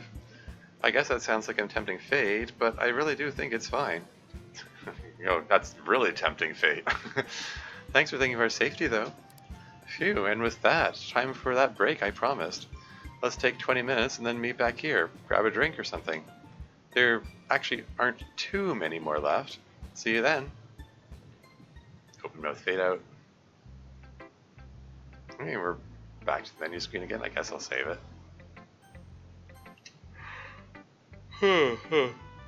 Should I take a break or just dive right in? I'm kind of tempted to dive back into it, and I'll do a few emails before I take my next break, I guess.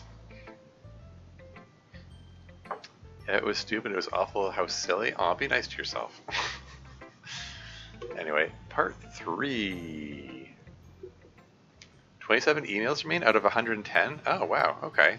So, yeah, we're more than 75% of the way through it. Cool. Might even be able to get through them in this stream. I mean, yeah, at this rate, 3 hours into the stream. Typically, these things run around 5 hours. Part 3? Yeah. Or 3? Anyway. Alright, we've actually done over 2/3 of them at this point, I think, so we shouldn't have too many left to go. I mean, more than 3/4 by Dev's numbers there.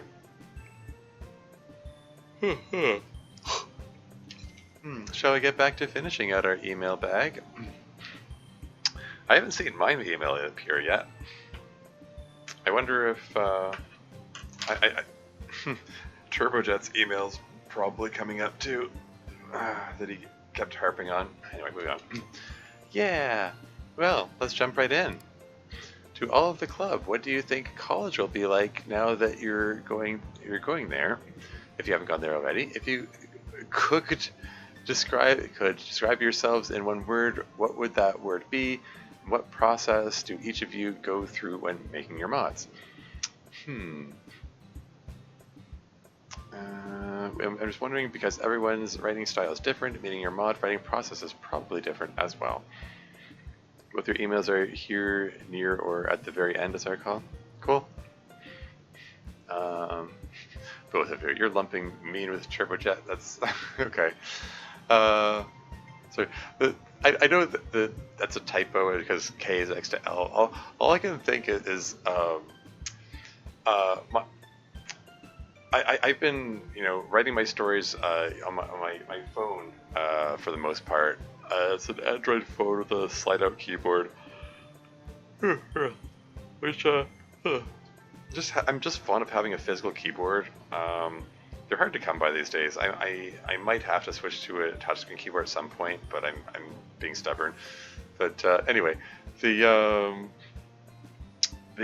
apostrophe is function and then K. And the function key is like dying or something, and I frequently type out words like donked when I'm trying to type don't, because the apostrophe doesn't come out right. That's what that reminded me of. Anyway, moving on. A lot of questions for all of us that are going to college. I guess let's take it one at a time. I'm hoping college will be exciting and new. That's also what is something anxiety. That's also what is somewhat anxiety causing about it. We'll probably meet a bunch of new people and take a bunch of more difficult classes. But it's a smart group. We'll be all right. And we'll always have each other.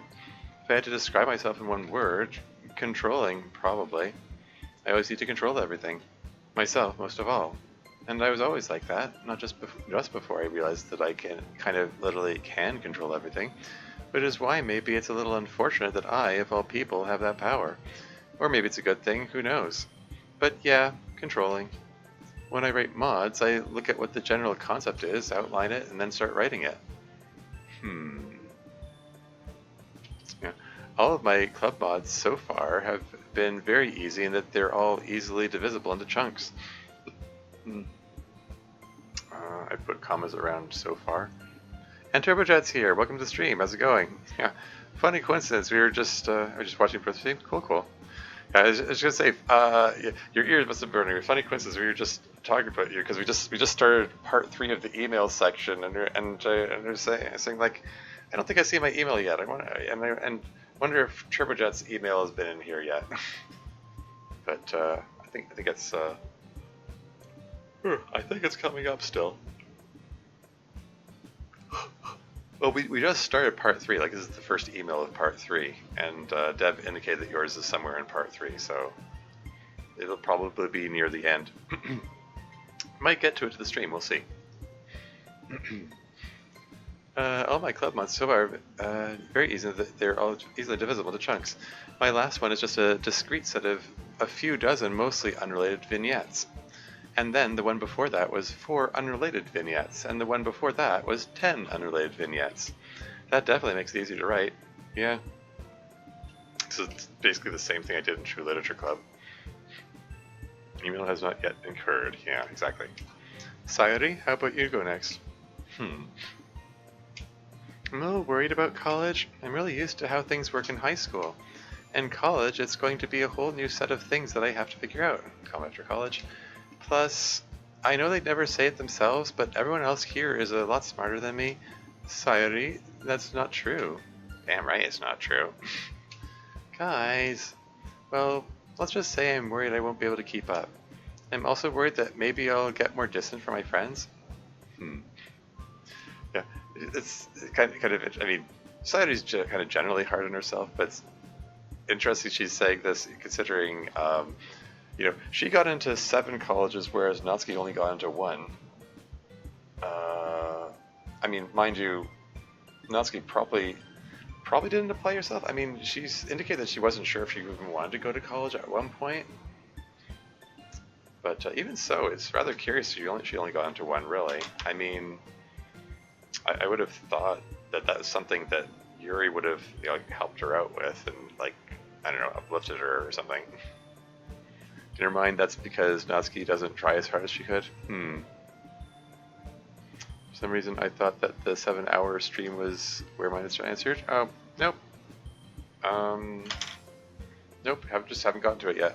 Anyway, oh, did I read that? Also worried that maybe I'll get more distance from my friends. Not lose them, but, you know, they'll probably make other friends. So I guess I'm pretty anxious about the whole thing. If I had to describe myself in one word. Fragmented? I know it sounds weird and bad, but it's better than it used to be. Part of me feels whole, and part of me doesn't. But anyway, for my first mod and my last mod, I just sat down and wrote them.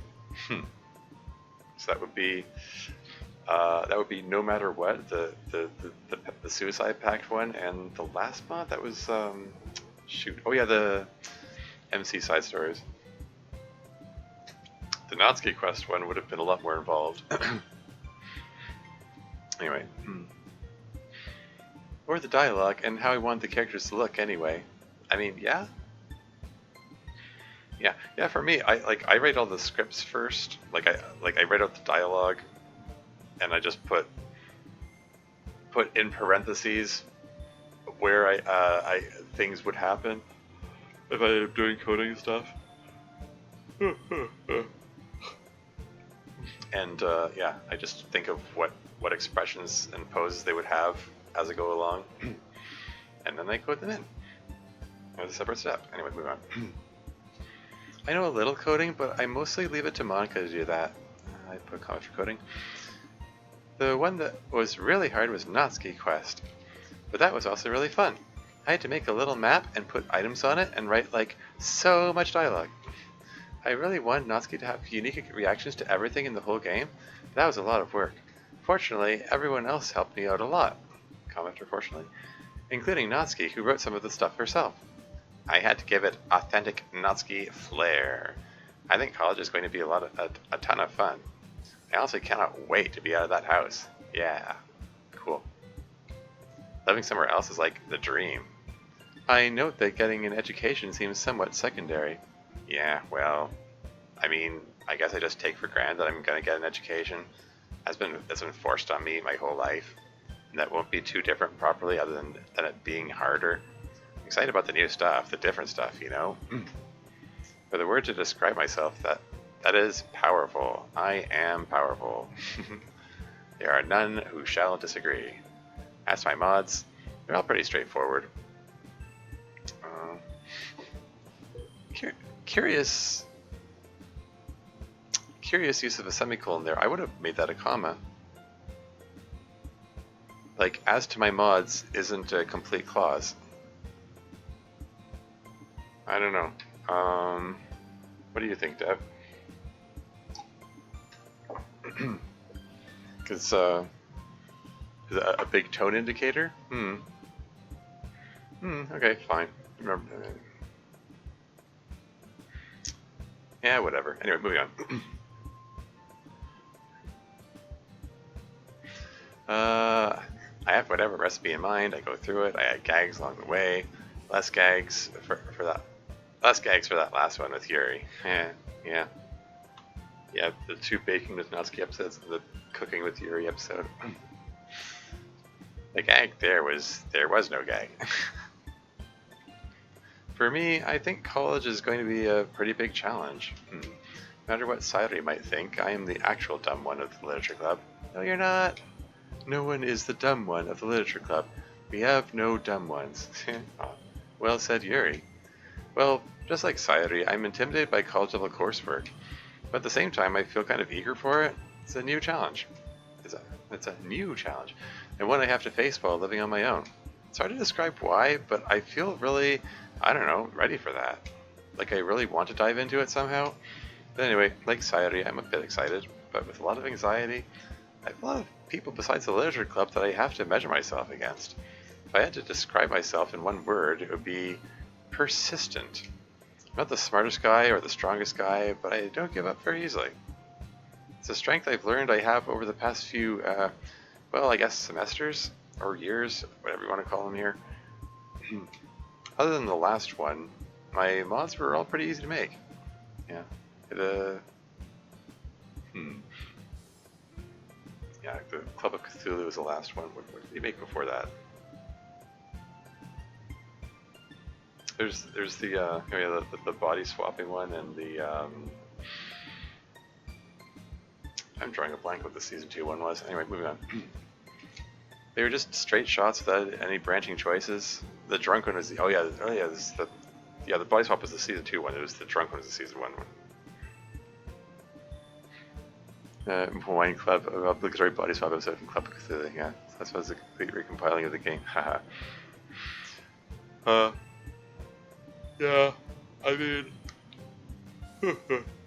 like linear story mods are the easiest ones to make. The ones that have branching choices are really complicated. Hypothetically, if I made a True Literature Club 2, it would probably be the complicated branching kind.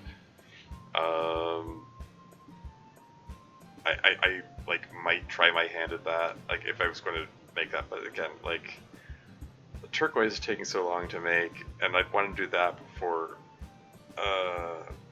like I'd want to make Storm 2 before I make TLC 2. So yeah, I'm not even sure I'm going to make Storm 2. So yeah, TLC 2 just seem like it's in the cards. Anyway, moving on. Yeah, Dragon was pretty easy to reconstruct just from what I heard had happened, plus what I know of everyone. The body swap one sort of wrote itself too. The RPG one, now that was tricky. I had to set up some branching player choices, but really the challenge there was writing such a long one mostly. It wasn't too hard after Yuri explained how to do branching player choices. Yuri, I guess you'll finish us off? I shall. I am eager for college. I suspect it shall broaden my mind to degrees I cannot now fathom. I will learn much. Oh, great. Uh-oh. Is this Yuri setting herself up for disappointment here? I mean, we've already established that she's not exactly going to the college that was her first choice. She's just going to the one that Natsuki ended up in. Anyway, moving on. I hope I will be able to decide what I wish to do with my life, but that is a grand decision. and I too have anxiety, mostly about that decision. But I will look forward also to an alternate living arrangement, albeit for slightly different reasons than my girlfriend. Here we go, harping on the living arrangements. I mean, that was already hinted at in the Just Miss Ida mod thing. It's I feel that's going to be it's going to be a major plot point. Are Yuri and Natsuki going to get to move in together? Your college is still very good. Oh yeah, I know. I'm just, at the same time, I can't help thinking, just the way Yuri is framing it, it's sort of feels like she's jinxing herself or something. You know, she basically attorney to learn, doesn't she? I mean, I mean, even if the even if it turns out that breaking the time limit makes them grow old or whatever, they can probably just reset. So probably functionally immortal. I guess Yuri thinks college going to be a long building length library where everyone's wearing academic regalia. Yeah.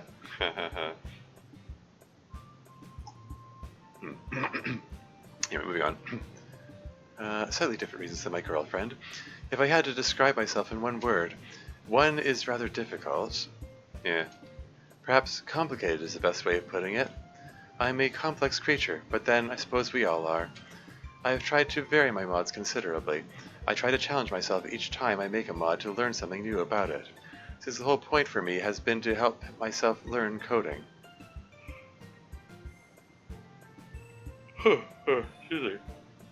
But she still made a completely linear mod with the punctuation one. Oh well. Despite her second mod having branching paths of the Rule 63 one. Anyway. A simple horror story retelling was easy enough for me, and then the short-form dating simulator was an essay in basic branching storytelling. And honestly, I don't know what I was thinking with the punctuation mod. I think that was a writing challenge. It was like I was daring myself to write about the most boring topic to others imaginable and try to make it interesting. I am not at all sure that I succeeded, but I hope it was at least enjoyable in parts. Anyway, is that all? No, this emailer also has individual questions for us. Well, let's get to them. To Monica, how did you keep the cameras on after graduation? Keep the cameras on? What would have happened if what you did didn't work out the way it did? And how did it feel to not be present for longer than usual? Well, how we kept the cameras on is my secret. Is that so? By cameras on, presumably referring to like keep the game focus on? If I hadn't managed it, then we'd still live our lives like normal, just so you wouldn't be here to see it. As for what it was like to be gone from the presidency for a long time, I don't know really, it's hard to say. I felt strange about it whenever I thought about it, but I didn't notice it that much, I guess. Hopefully that answers your question? Question mark? Hopefully. To both Monica and Yuri, how did you both become so good at coding? I'm impressed that you've been able to send code packages in Yuri's case, or break the loop while still allowing me to see everything in Monica's case. Probably the same answer here for both of us. Lots of practice for me. I tried to code many different things. A lot of experimentation in sandboxes. It was frustrating and difficult, but rewarding. Yeah, practice here also. Oh hey, Monica's behind the email box there. Is that intentional? That's a first. Usually they're in front of it.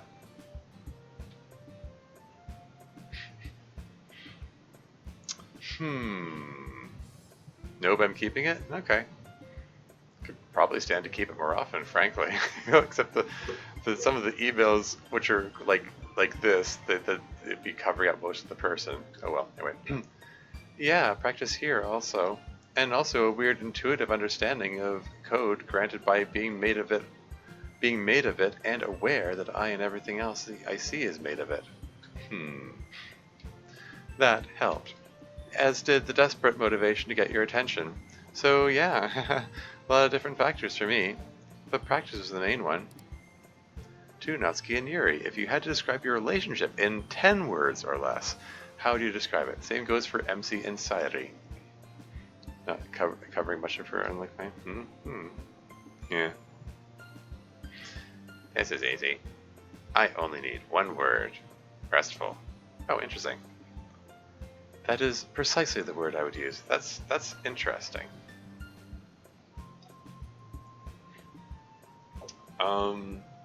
Restful. That is an interesting choice of word for them. I mean, I can sort of infer that.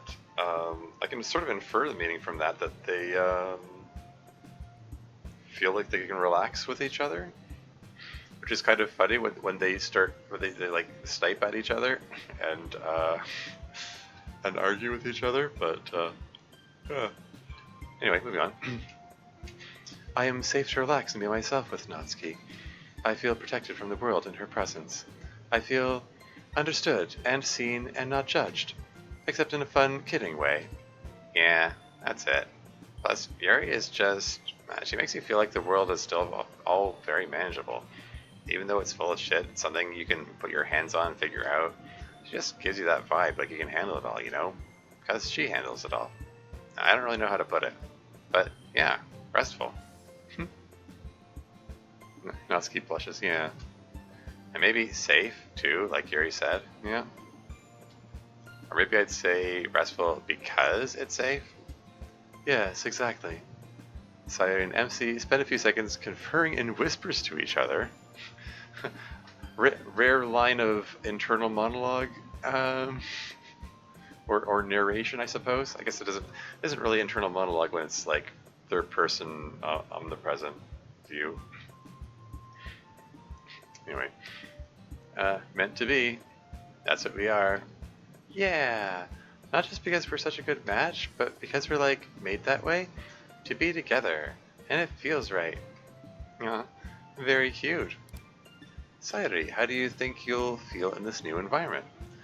Yeah, I guess I talked about it just a second ago, but anxious, worried that I won't be good enough, afraid that my friends will drift away from me, disrupted by all the changes that are going to occur, but hopeful too. Hopeful that maybe I can make it work and not lose too much along the way, and willing to take on the experience, whatever happens and however I feel about it. That's all I can do. And Miss Ida, if you're answering these emails, how do you feel knowing that your students are now college students? And another thing that isn't a question, I really liked seeing your journey throughout these years, from trying to figure out what the literature club is hiding, to becoming a supervisor of the club, to going on a great date with someone you like and probably being in a relationship with them now. Your journey has been great to watch, and I hope I get to see you again sometime. Until then, stay safe and wonderful, and I hope you're having fun with Ria. How's Ria doing? Pride, and also regret. Pride that my students have gotten through such a terrible experience with such strength and grace. Regret that, like all my students, they must move on with their lives and leave me behind to some extent. I was talking about this with Yuri a little while ago, and I know that I'm not being completely abandoned, and I and these students will always be joined by our unique experiences. But even so, they are moving on. That was a little more difficult for me than usual, because they came to understand me pretty well. They wanted to include me, they wanted me to be a part of their lives, and wanted themselves to be a part of my life. They wanted to be my friends. That doesn't really happen much with students. So yes, regret that we won't be spending as much time together. Thank you for your kind comments about my journey through these strange last few years. It has certainly been an interesting ride from my perspective, and yes, I'm looking forward to working more with Ria. He is currently eating chocolate and watching cartoons while this is happening. Yeah, sounds about right. I think she's going to do fantastically. Alright, that's the end of that one. That's the end of that one, Natsuki. This thing we haven't heard next in a while. God, do I have to do it every time? I thought you wanted to. Fine. Next. Whenever a club meeting ends, there... quotation marks. There's a text box telling all the usual stuff. Who is that? During episode 1 it says, Monica is sleeping, implying it's not you. Is it just an AI or something else?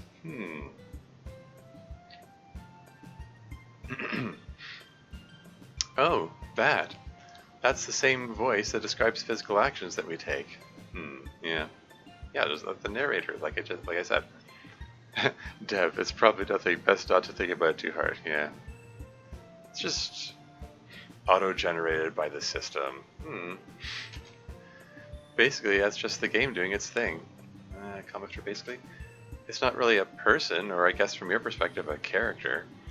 Probably better just to think of it as a process. If you're the club president, it can even be hijacked by you. Yeah. Like this. Ha ha ha ha ha ha.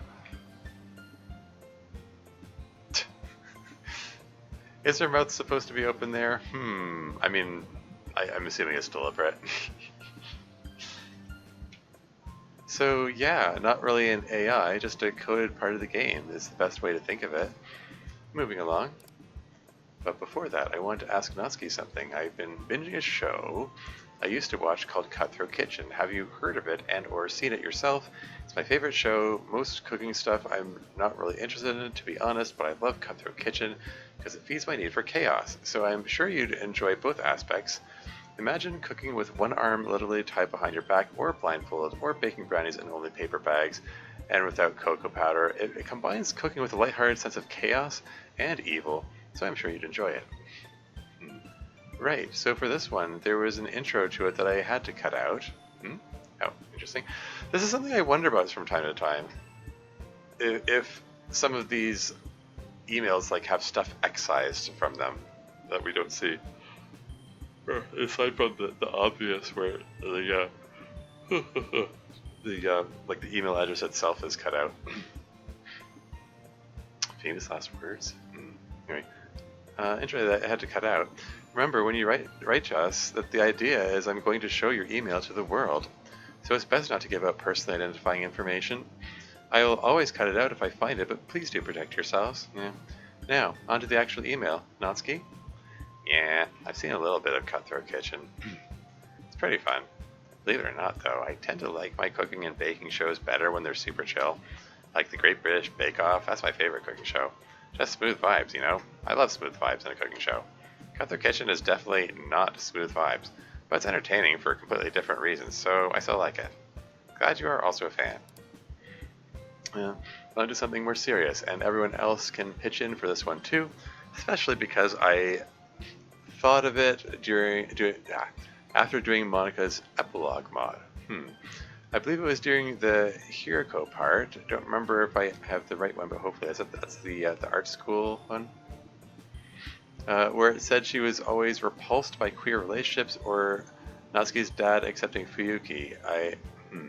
I grew up against LGBTQ stuff and said things I now regret because it's all I knew, and even now I'm still learning and trying to adjust.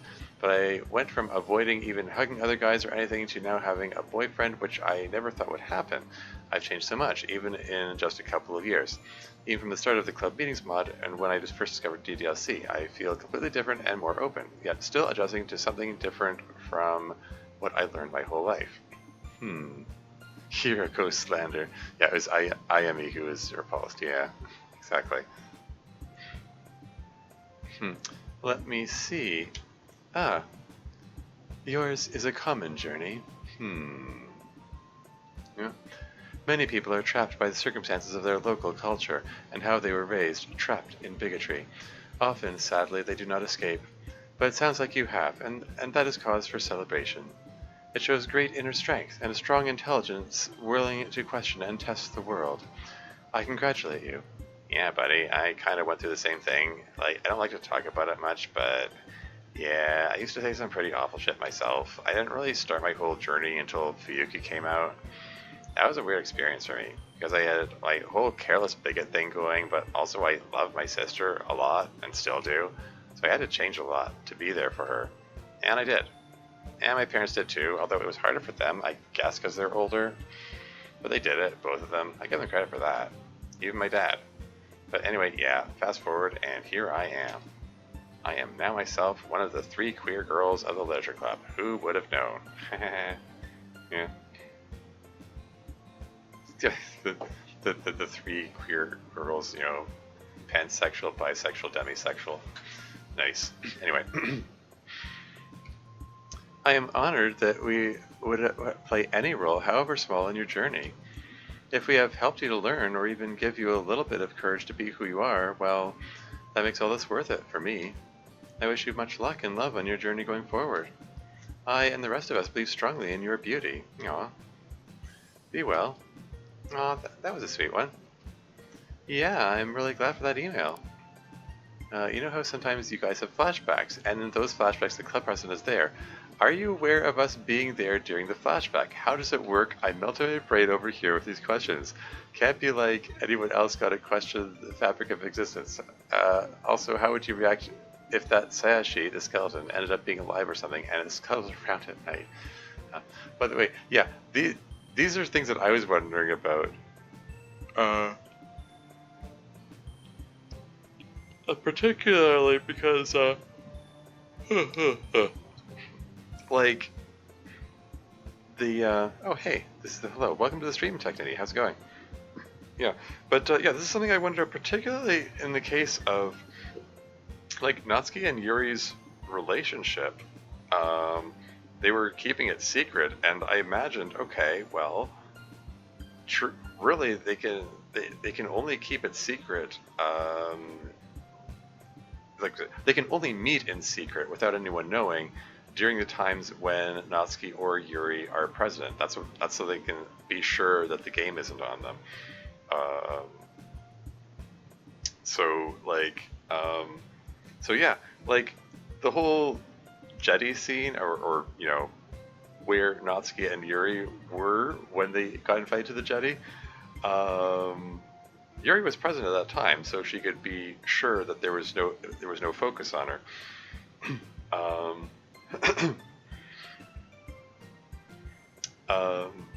But yeah. Then when it flashed back, Monica was president. So it's like, does that mean Monica saw their bedroom scene retroactively or something? I'm going to sleep by. Oh, okay. Well, hey, thanks for saying hello anyway. Whole person's stretching it. Natsuki and Yuri just constantly saying NSFW things to keep the camera off them. Sure.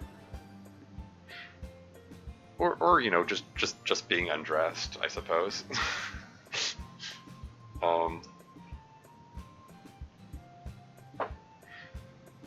But yeah, you know, stuff like that is like. I mean, the most brain melting part was that there was one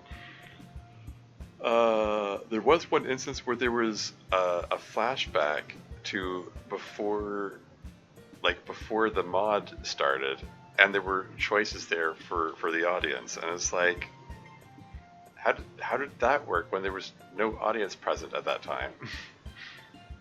that was kind of odd. It messes with the world building. Anyway, yeah, we right along.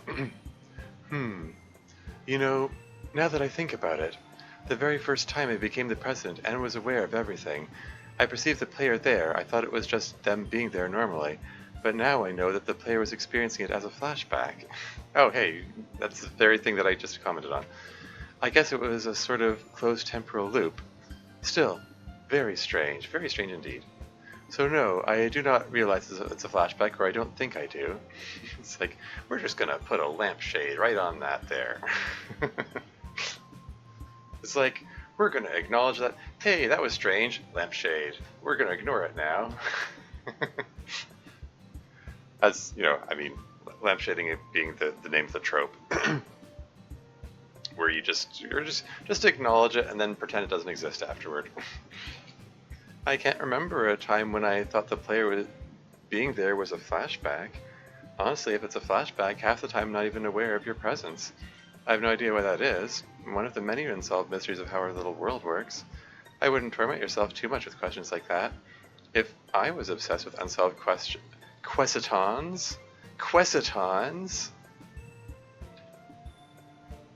That's a rare, like, actual misspelled word in this kind of typo. Like, I assume that you run this thing through spell check. So, like, actual misspelled words are quite rare. Yeah, most of the errors in this have been like extra word or absent word, not actual misspellings. Oh well. Just with unsolved questions about the fabric of my existence, I would have gone insane long ago. And more than I already have. Anyway, Sayashi. Yo, I got this question.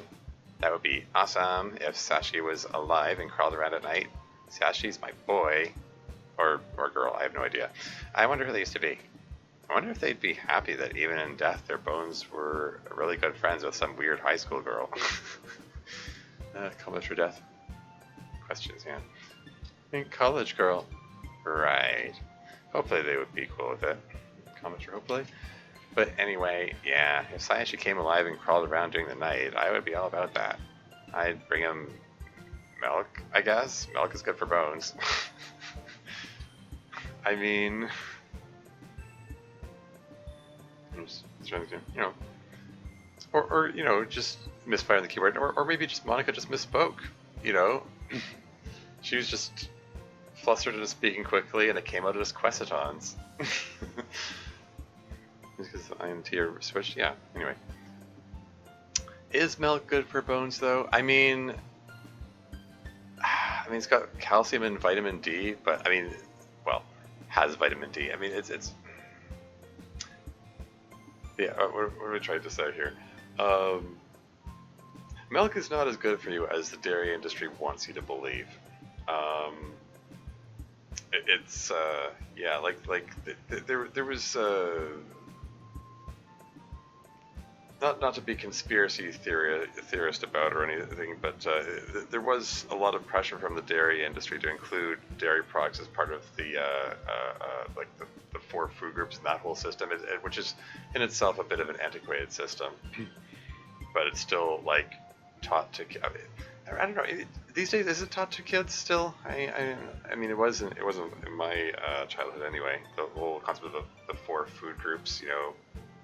Grains and cereals, fruits and vegetables, dairy, and meat alternatives.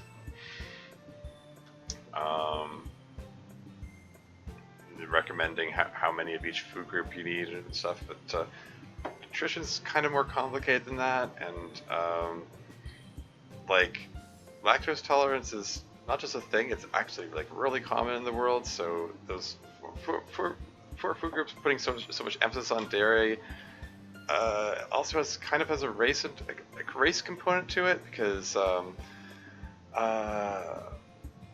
like genetically, biologically speaking, evolutionarily speaking, white people tend to be more tolerant of milk, and that the reason for that being that like again, evolutionarily speaking, like white people evolved because they grew up in you know, places which don't get as much sunlight, so they have less melanin in their skin, so they can get more sunlight in.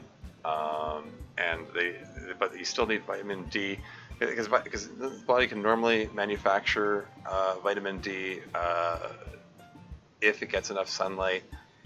But in the absence of, well, in colder climates where there's less sunlight, you still need that vitamin D. So they've evolved to be able to get it from like milk instead. And so but for most of the human race, lactose intolerance is kind of the default, like for like non-white people. So yeah, there are a lot of really weird biases in this assumption that milk is good for you. Lots of historical, political, socio-political. Yeah. Anyway. Toxic and pop. Messed up that the food pyramid is literally a conspiracy by Big Crane. Haha. Visualize PGC thinking about Big Pyramid making the whole thing a pyramid to begin with. Ha ha ha. Yeah. Crane's Yeah, whoops. Trying to scroll up the chat, and then it keeps shifting when people type messages. Greens are not nearly that important. Yeah. I'm actually. I think I mentioned I might be developing a wheat intolerance. I mean that that might be related to why I have to have to feel like my throat is constantly in need of clearing. Because I think I might have too much wheat in my diet. I'm not sure how to cut it out though. Like I'm so used to having cereal in the morning, you know, and I have pasta more often than I'd like to admit, and you know, make sandwiches more often than maybe advisable. I don't know. I need to I need to figure my diet out, I guess. But it's just like everything else. I don't have a lot of energy for that. Yeah. Anyway. Here's something important. I remember an image of a post with the caption, "Gender is a scam created by bathroom companies to sell more bathrooms." Can't say I completely agree with that. I mean, it's a little silly to frame it that way, but hey, I mean, they're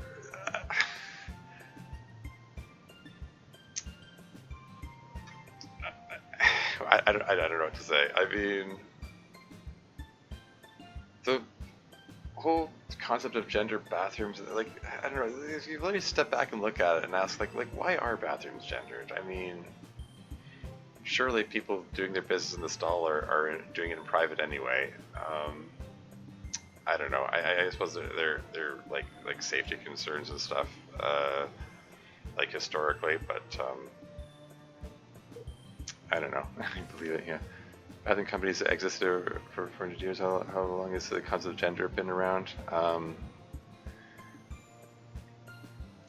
I mean, okay, like the whole thing about gender is a scam, etc. It's obviously a joke. Gendered bathrooms, though, I don't know. Yeah, because people assume one, heteronormativity, and two, going to bathrooms with someone you're attracted to is dangerous. Yeah, thank you, Dev. That's yeah. The heteronormativity is a big part of it, I think. Bathroom companies have existed far beyond what written history can cover. Yeah, probably. Anyway, yeah, milk not actually as good for you as dairy companies want you to believe. Yeah. Oh yeah, and the other thing I have there's I did once look at the like ingredients and nutrition information for like supposedly lactose-free milk. It actually still has lactose in it. It just also has lactase, which is the enzyme that your body uses to break down the lactose. So it wasn't exactly accurate advertising for it to say lactose-free. It was a bit weird.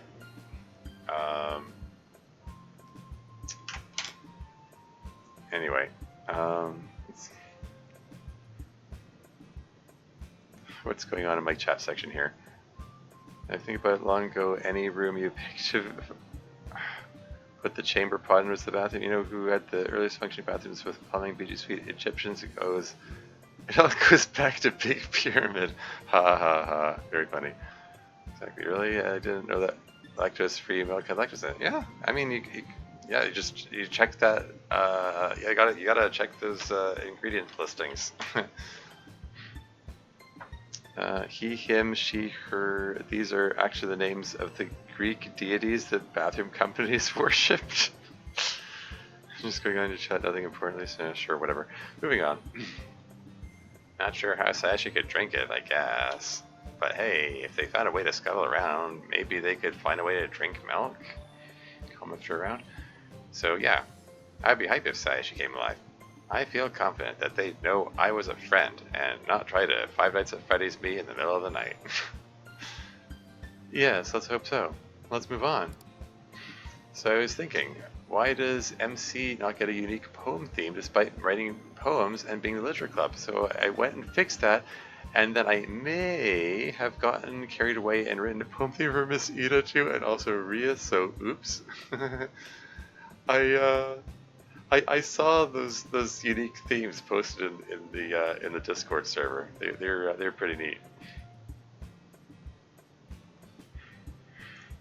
Do you mean Egyptian? Why did I write Greek? I think in Lisbon. Because Big Pyramid got to your show. As well as make his tea, he brews it. Yeah. That's an old one. Oldie but a goodie. Anyway. Oh yes, these were amazing. This is some of the best fan work we've ever gotten. Let me turn down the music, and then patch through the soundtrack so everyone else can hear these. Some music fade up 3, fading out music audible. Perfect. Well, Ria's not here, but let's start with hers. Play music T Ri.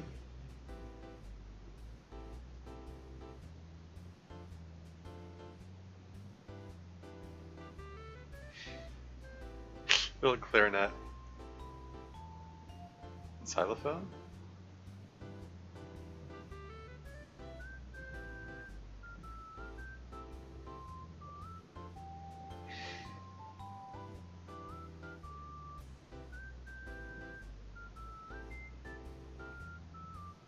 I'm content to just let this play a bit.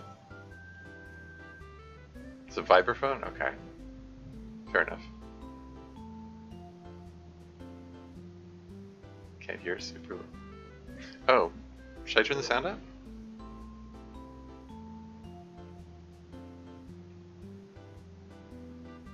It's fine? Okay.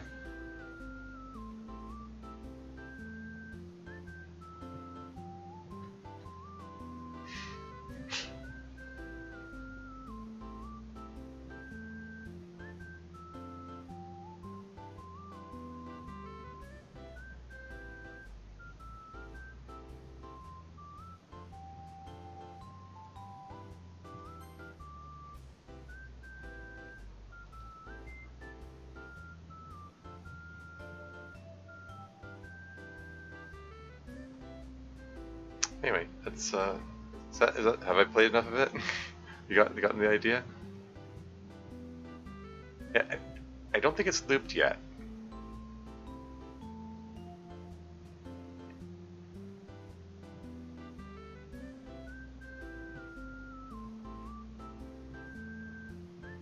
I can find out if I made a clean loop. I didn't bother to test it. Oh, really? Okay. Hey, let's let this play then. I mean, theoretically, if you use the same numbers, oh, I guess not. I think we hit the loop point. That was not a clean loop. But theoretically, if the speed is exactly the same, you should be able to use the same numbers as the original tracks did. And really, if it's not the same speed, then you wouldn't be able to integrate it seamlessly anyway. I mean, the whole reason the like the 5 different versions of OK Everyone, as the song is called, like are able to seamlessly, move in and out between the different versions is that they're the same length, so that you can just take that point in the song and transfer it to the other song. Music created didn't loop it clearly? Yeah. Same numbers are being used? Yeah. Just put it as a separate file when it becomes available. It's not regularized, you can't use it with Poem Fade In, yeah. It's already available for download, released yesterday. Yes, that's true. Yeah, it was released yesterday. Anyway, moving on. I love it. It's really jazzy. Never really thought of Ria as being particularly jazzy, to be honest. But somehow, with the whistling sound and the generally simple, positive vibe, it really fits her. Great work. MC, want to hear yours? Heck yeah, that was awesome. Wait, they can hear it?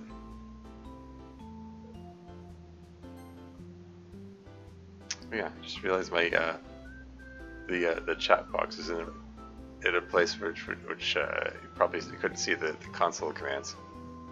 Is that music audible in the console vent? Okay. I wondered about that. Alright. Heck yeah, that was awesome.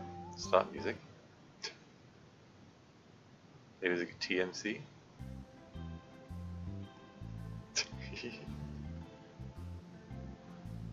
Yeah, I dig it. This little saxophone.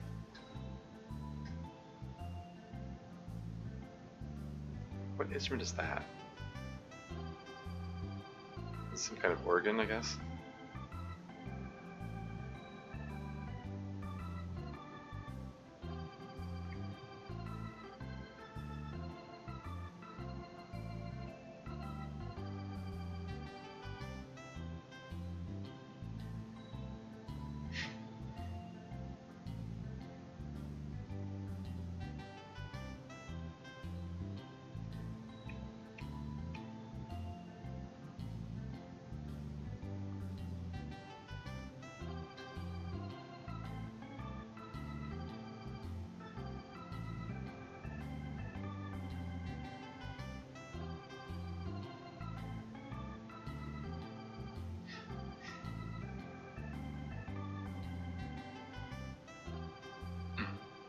Yeah,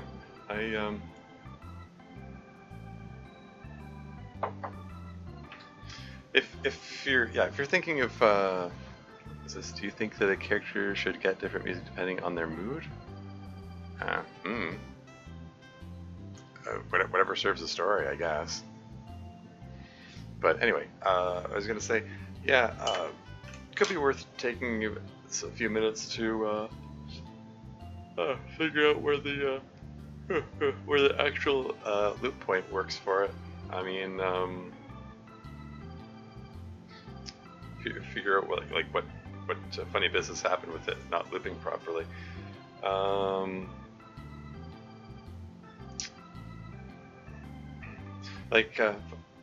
Oof, yeah, that was a very abrupt loop point there.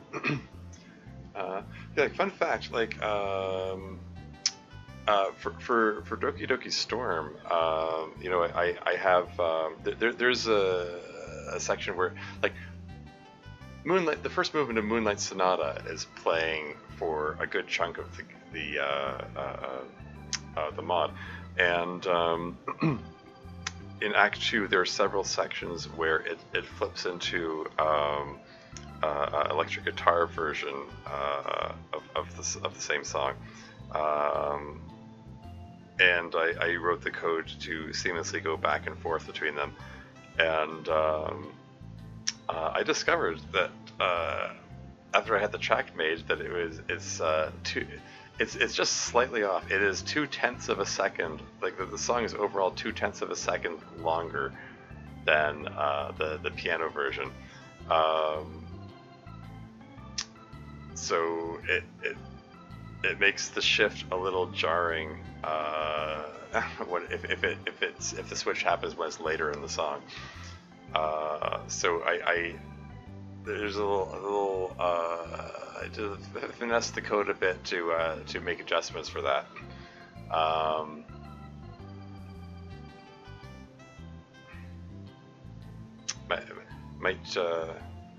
Might be something you need to do. I don't know. Something to play around with, maybe. Like if you decide to implement these tracks. Yeah.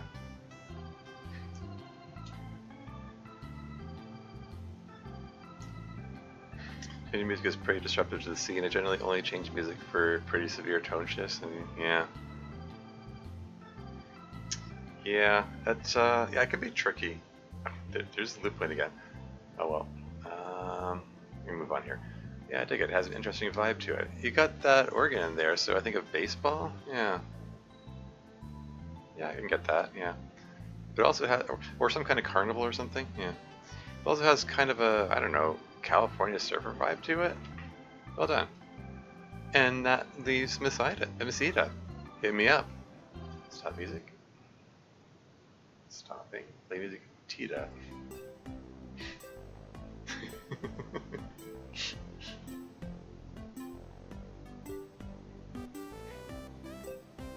the synthwave sound to it.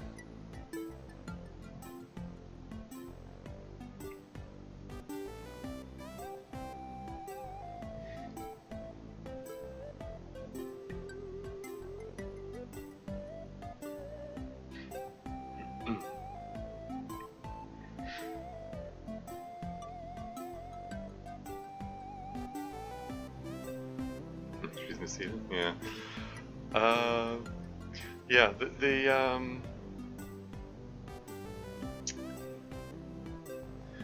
The music is something that I'm figuring out what to do with in Turquoise. I got a number of complaints that I overused Moonlight Sonata in Doki Doki Storm, which, you know, fair enough. I mean, I did it on purpose because I wanted it to be heard a lot, so the variance of the song would carry more weight. But I'm trying to vary it up somewhat, put some more songs in there.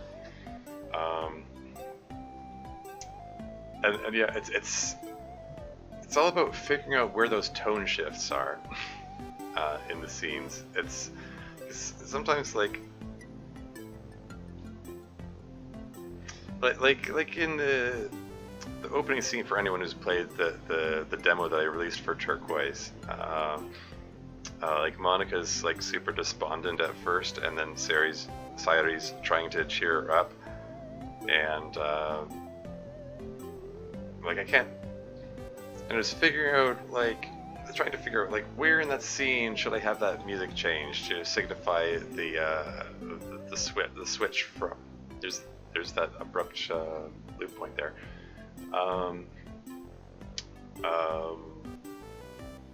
Yeah, I had the point be the hug, although Monica is still feeling pretty down at that point. But it's like it's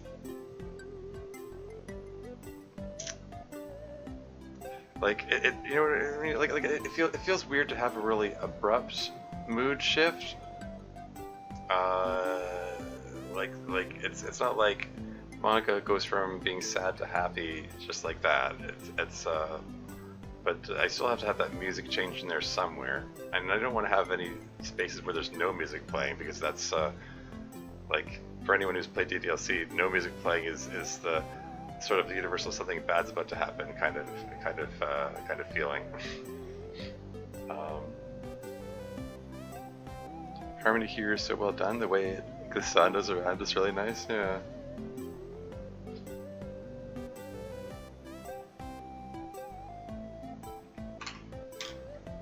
Yeah, it's cute. Anyway, I don't know. Stuff I need to figure out. I need to. Yeah. It can be a challenge sometimes figuring out where those tone changes are, where the music needs to change. Because sometimes the tone of the scene isn't like clearly delineated, you know, and like there's some ups and downs in the emotion. Anyway, moving right along. I absolutely love this. I can feel the power of science. This is wonderful. I've never felt more well represented by a song. Beautiful, Leah Miller. Absolutely beautiful. I will treasure it always. Very nice work. There's a loop point again. I may or may not be able to get it working in our actual game. And also, technically speaking, you didn't say it was okay for us to use these long term. Yeah.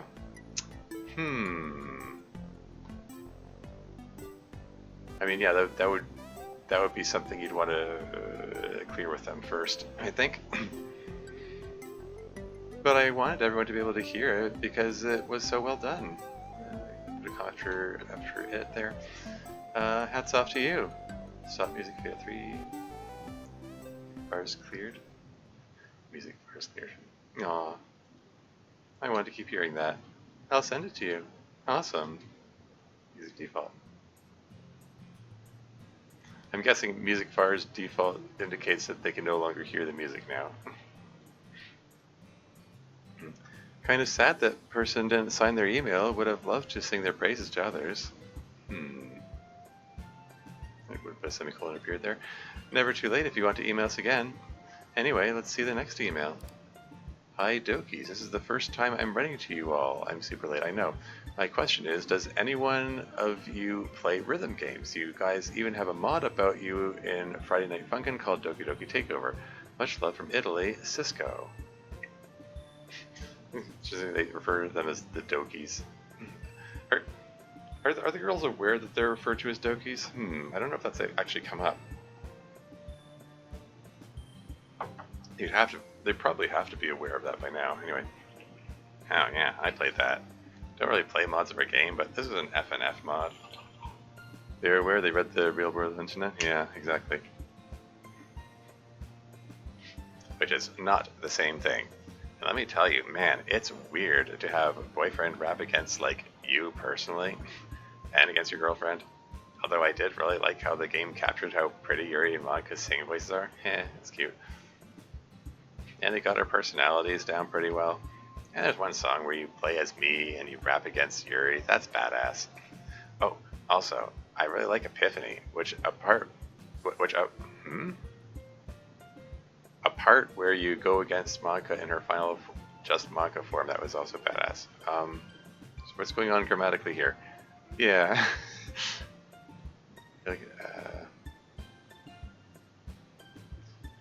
Yeah, I'm parsing it and reparsing it and trying to figure out like which part of speech is this word here? What is intended to say here?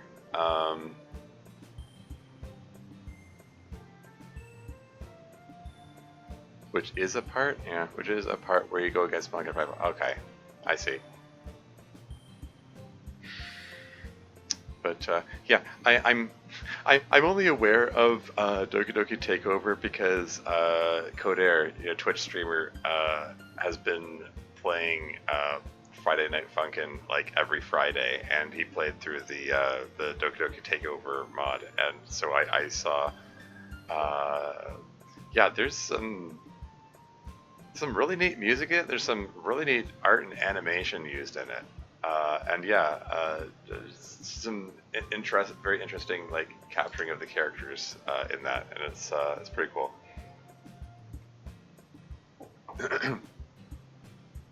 Yeah, going against Monika or just Monika for it is indeed badass, as Noski says.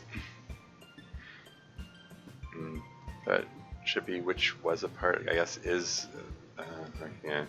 The game exists in the present tense, and Natsuki played it in the past tense. Yeah, exactly. Anyway, moving right along. And hard. Not just because it was actually hard, which it was, but dude, Monika sitting at her table in the space room with her damn Gendo pose. It's too powerful. It's like more powerful than when you actually know her and live in this universe. Monika's scary as F sometimes, you guys, and making her a legit final boss gives her too much intimidation force. Interesting. Interesting. I don't know if Noski's really actually said that Monika's scary before, let alone scary as F word.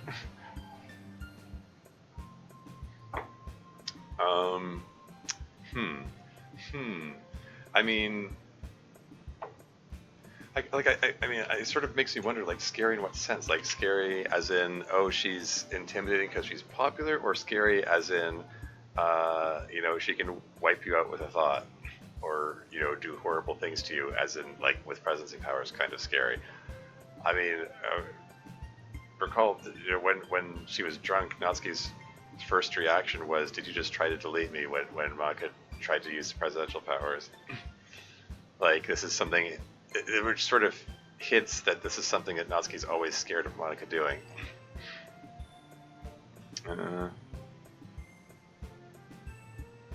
Natsuki's indeed frightened by Monika and would be even if she weren't ultra powered in any way. Okay. She was probably going to monetize this, so because of Natsuki's single word? Oh, I'm not monetizing any of these videos anyway.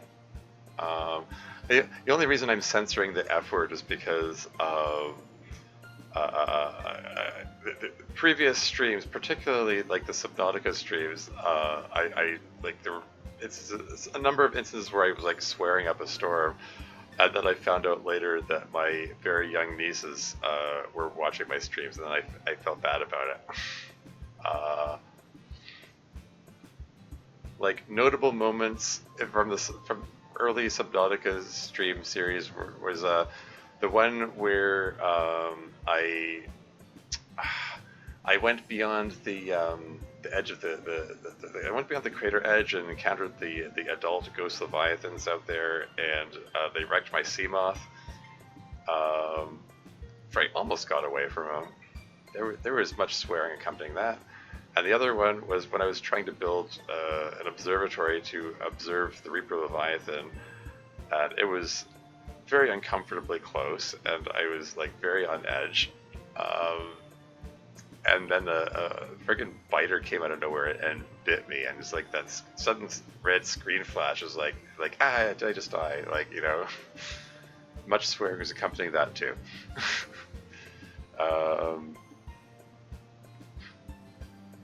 See if here's Monica's. Sorry, hold on. See if here's Monica's hyperconfidence, having plans for everything, and also the whole omnipotence thing. Keep it somewhat family friendly. Meant to be question mark. Almost got away. That would. Okay, you didn't. No, I almost got away, as in I almost got away unscathed. Well, not unscathed, but with the sea moth intact. I mean, I did escape from it. Like. Still very nearly died. He still like bit off like 3/4 of my health, like even after the Seamoth got wrecked.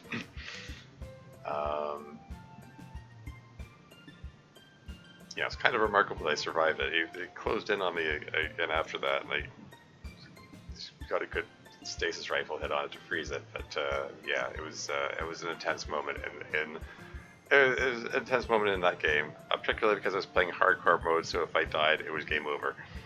But, yeah, lots of swearing. And then felt bad about it afterwards when I found out that my my nieces are like 6 and 8 years old now, but this was a few years ago, so they would have been even younger. So, like, it's like, yeah, you watch your Uncle Tormuse playing the game, and here I am, like, shouting out multiple F words, like, whoops. I don't know if they watch my DDLC streams.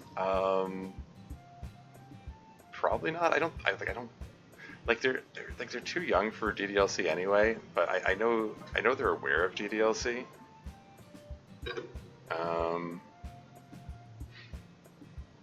Husky finds Act 3 Monica extremely intimidating, possibly also hot? Oh, I mean, there is that angle too.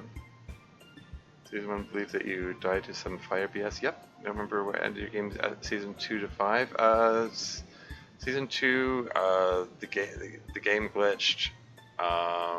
Season 3, I won the game. Seasons 4 and 5, I don't remember. I think season 4 I died fairly early. Season 5 was one of the more successful ones. I think I got all the way to the lava zone, and I think I got taken out by a warper. You can look that up probably. Anyway, enough Subnautica references. Moving on. Not as scary as that sometimes, you guys. I'm making her a legit final boss because there's too much intimidation for us. Anyway, I had a lot of fun with it. I'd be tempted to comment after. Anyway, I've had some good outfits in it. I've had some good outfits in FNF mods too. Okay. I was gonna say, like, that'd be I had some, but maybe if you're talking about mods plural, okay, fine. Anyway, you play the My Streets D side. Love my fit in that. I should really expand my wardrobe. Yeah, I mean, everyone in this mod has only had the one casual outfit, plus the yukata. Anyway, but yeah, good times. I also played Crypt of the Necrodancer, if you count that as a rhythm game. Yeah, I mean, I haven't played that. I did buy that when it went on sale. I have yet to play it. Maybe I'll stream it sometime. But my understanding is that yes, it's a rhythm game.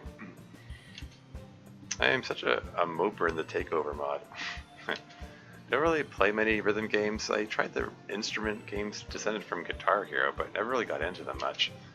I like kind of casual rhythm games like Muse Dash. I love Muse Dash. I want to try Beat Saber sometime, but I don't have a VR headset or anything. Maybe someday.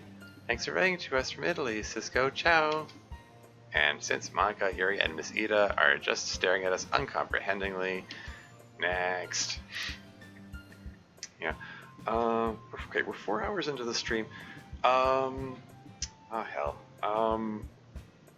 How close are we to the end of this stuff? I'm debating about should I stick to my assertion that hey maybe 40% have done with the part 3? Yeah, I'm thinking I might finish this up tomorrow after all. I'm thinking I might just save this here, um, and play one of the other extras to round out the 5 hours, and then come back to this to finish these off tomorrow because you know feeling a bit tired. Need a break anyway. Need to go use the washroom and stuff. A good call? Yeah, I think so. But for the moment, oh, good night then. Okay, yeah, you have a good night, TurboJet 84. Have a good one. I'm just gonna take a break and then I come back and I'm gonna do one of the other extra things and then I'll finish up the stream after that. So, be right back.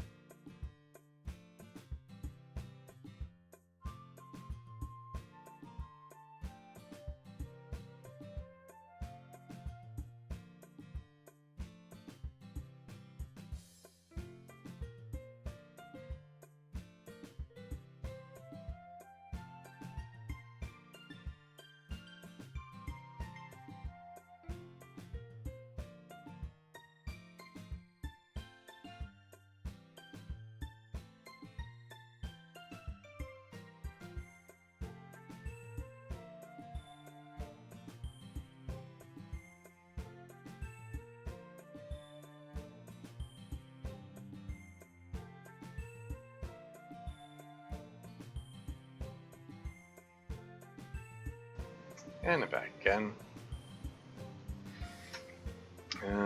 When extras is longer than the other, the art showcase is longer than the other one you haven't done yet? Okay. Whoops. Shoot. I clicked prematurely. Okay. He's not obscuring anything, it's fine. I'm just gonna save that and hit load and then load this. Yeah, so what other bonus features are there? There's, okay, so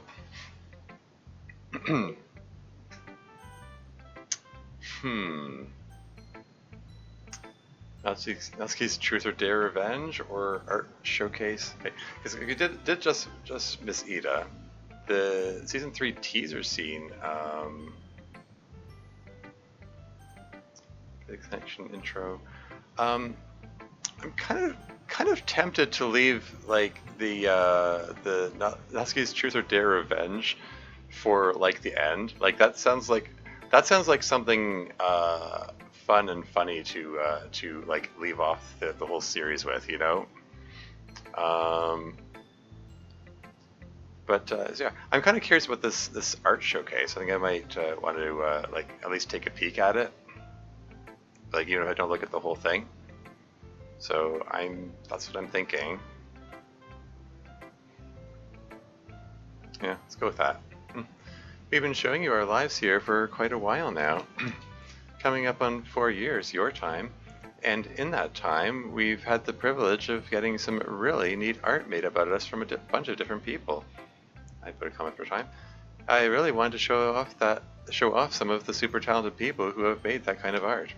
Sadly, I couldn't get in touch with every artist who's made art of us to get their permission. Comment for sadly.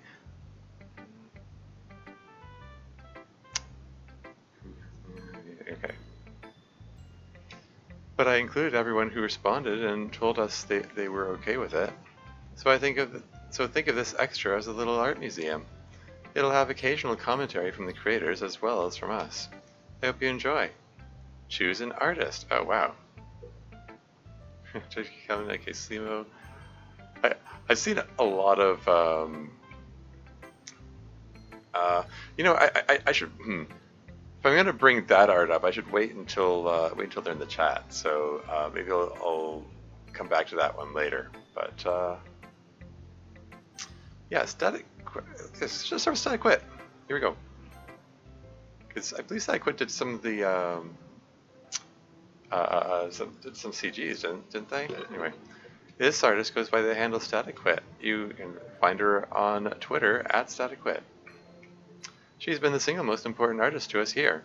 She's contributed not only a large number of canon assets, but also fan art. Canon assets?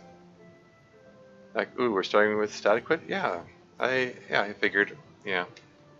Let's start with those canon assets. I'll refrain from having us comment on actual canon assets, that would be weird. Yeah, I'm not sure what you mean by canon assets. Actual canon assets? Oh, yeah. Fuyuki's visuals are essentially just a renamed version of Static's original character Jaden. In the original drafted club meetings, Fuyuki... Sorry, I'm still reading it in Monika's voice, but it just switched to narrator voice here, okay? In the original draft of club meetings, Fuyuki was initially planned to be a character with no sprite, but Static had sprites available of her original character Jaden, and they fit Fuyuki's character perfectly. Cool. So she kindly allowed these sprites of Fuyuki to be used. Fuyuki's sprites have really added a lot to the mod in making her feel like a forceful, important character. And the art captures Fuyuki's spirit extremely well. Rumor has it Fuyuki may get an art upgrade for Season 4. Oh, neat. Ria's sprites are also the original work of Static. Yeah, she probably should have gotten the text box out of the way. Oh well. Unlike Fuyuki, who was a repurposed original character, Ria's sprites were made specifically to represent the club meetings character. Yeah. Ria is a very subtly expressive character, and that's hard to capture in a sprite. Yep. Asak did an exceptional job here. Yeah.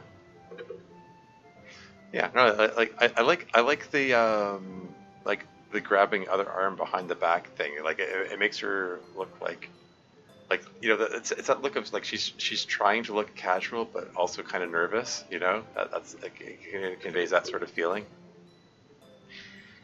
because she's kind of shy. Anyway, Ria, it seems, might also get an art upgrade for season 4. Is that so? And again, everyone should be super grateful to Static for these incredible sprites. The mod has been much more fulfilling with these characters having sprites than it would be without them.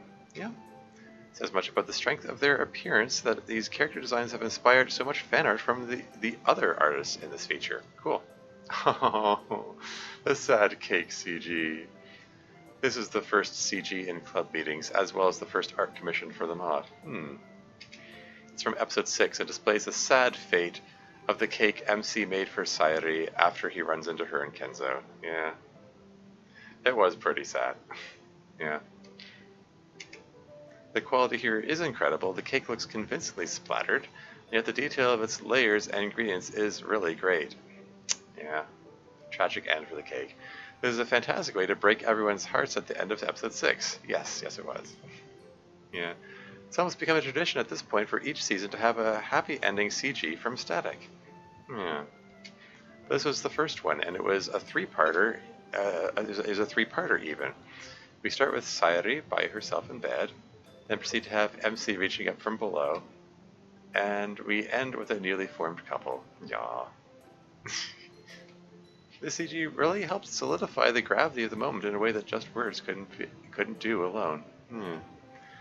And though the CG is great, Static later went back and started to update it, though it was too late to include in the Season 1 collection, sadly. Oh, huh. Here we get a full view of Sayuri's face with that same tentative hand. No bow, interestingly. Didn't we just establish that she frequently sleeps with her bow in? Yeah. Nifty.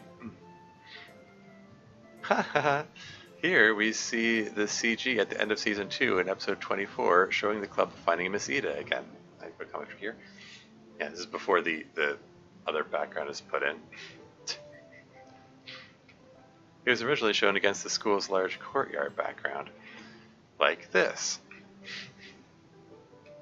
Static did a great job, as always, on this one. One of the notes in the commission was a small bit of foreshadowing for Season 3. Small bit of foreshadowing?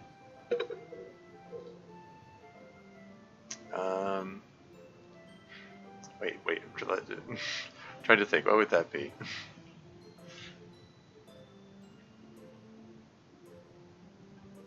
MC obviously reminded her to take it off on this occasion? Oh, yeah.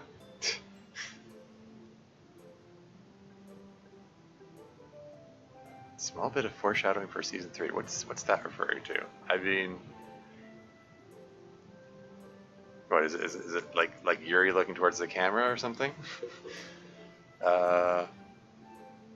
Did she have... She didn't have the presidency at this point, did she? I think Monica was a president at this point.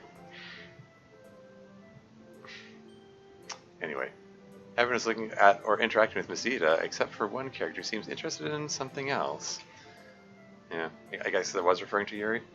And then, of course, we have the Natsuri scene in the woods, courtesy of Static as well. Thank you, Static. That's cute. Oh yeah. I suppose I should have. I don't know. I should pay attention to things like where my webcam is. I hope I'm not interfering with something. It says thank you, obviously.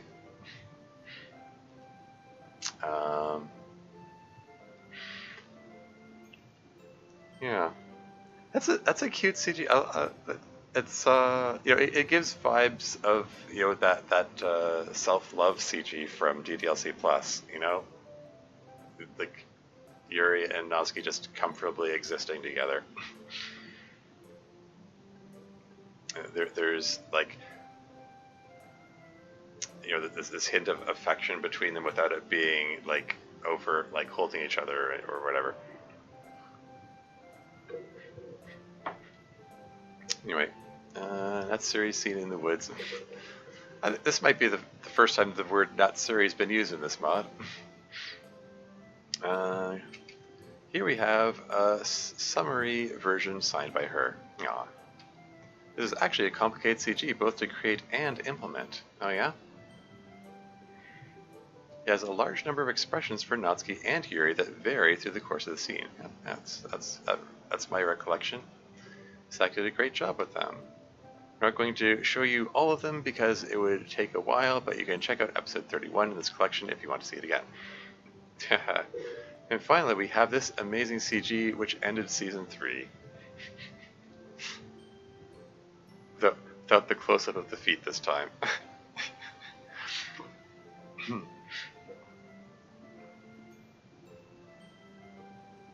It's very detailed CG. I mean, like, there are a lot of characters represented in this. You know, there's a lot going on.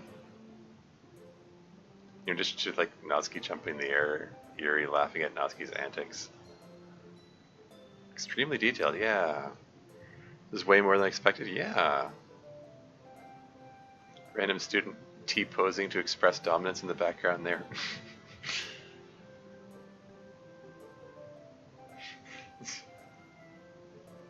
And reads, and so on. Anyway, ended season 3. This one is truly amazing. The level of detail is incredible. If you're careful, you might spot some characters that aren't otherwise ever seen on screen.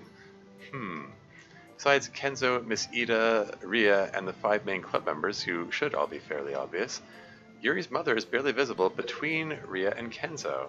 Okay. Far in the background there. Oh, wait. Shoot. Okay, yeah, this time I do need to move my, just chuck myself in the corner for a moment there.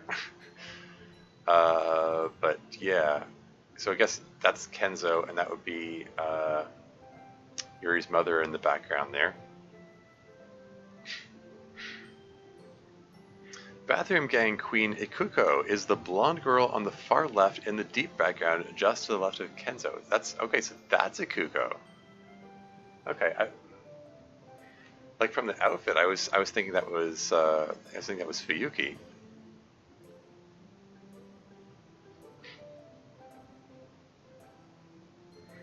Oh, what's this? Oh crap! I forgot to talk about Hiroko being between Monika and Natsuki. Oh yeah, that's Hiroko? Okay. Everyone's favorite no-context couple, Katsuro and Russo, is just past Miss Ida on the right. Okay, so this couple here, I guess. It's cute. All right, now that the canon stuff is out of the way, let's get to the fan art and unofficial art. Okay, let's just gonna put myself back here again. I guess I'll put this in. I don't know if there's a good place for it. I'll just leave it there for the moment until I figure out what's good for it. Okay, fan art and unofficial art. Starting with... nice. And this one... see, this look right here. She's effing terrifying, you guys. Wait, is this implying that the club members are watching this unfold here? Even though she's just this nice girl, I'm telling you, the aura. This is a really pretty picture of Monika. I really like how the light is coming down, and her eyes are so striking. More Monika?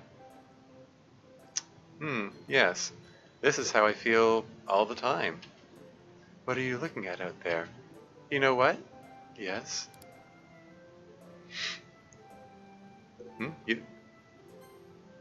You know what? Oh, okay. You know what? Yes. Okay, I parsed it wrong. Yeah. You know what? Yes. Anyway, okay. Another possible casual outfit for Monika, perhaps? There's little music notes on there. Oh, right. This was a nice alternate sprite of me wearing a warmer sweater outfit. Oh, I like this outfit. Little musical notes on the lapel area are very cute. Okay. Another early sprite drawing sketch here. Saya was right. The way this artist does eyes is just very striking. The eyes really pull your gaze in. Yeah, no kidding. Yep, another one with those same eyes. So, somebody has a fondness for Monika, I suppose.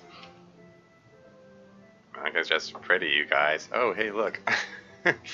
Natsuki's bio-energy showing again. Hmm. Ominous, but pretty. Society. It's okay. Aw. Everyone needs a little bit of this in their life. You need a whole lot of it. I sure do. Huh. It's cute. I guess this is from an alternate reality where Sayori survives her hanging attempt. I suppose so. Yeah, probably. The unrealistic part of this is Sayori thinking about what to write for a poem. Haha. Assuming it's a poem and not her math homework. Actually, now that I think about it, this does capture the 3 seconds or so she spends staring off into the distance before she writes furiously for a few minutes. Maybe that's what we're seeing here. And what's this now? It appears someone has caught Natsuki unawares. Yeah, probably Sis pranking me. Though I wonder what I'm getting ready for. What you're getting ready for is the next picture.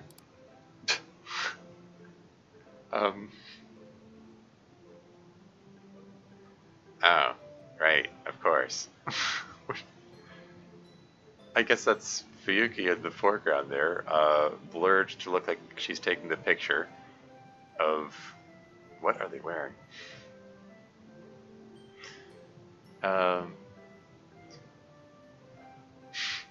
Did they go out somewhere where they were wearing formal dresses or something? Oh, right, of course. I do really like the trolling sis photobomb here. Big time move she might do.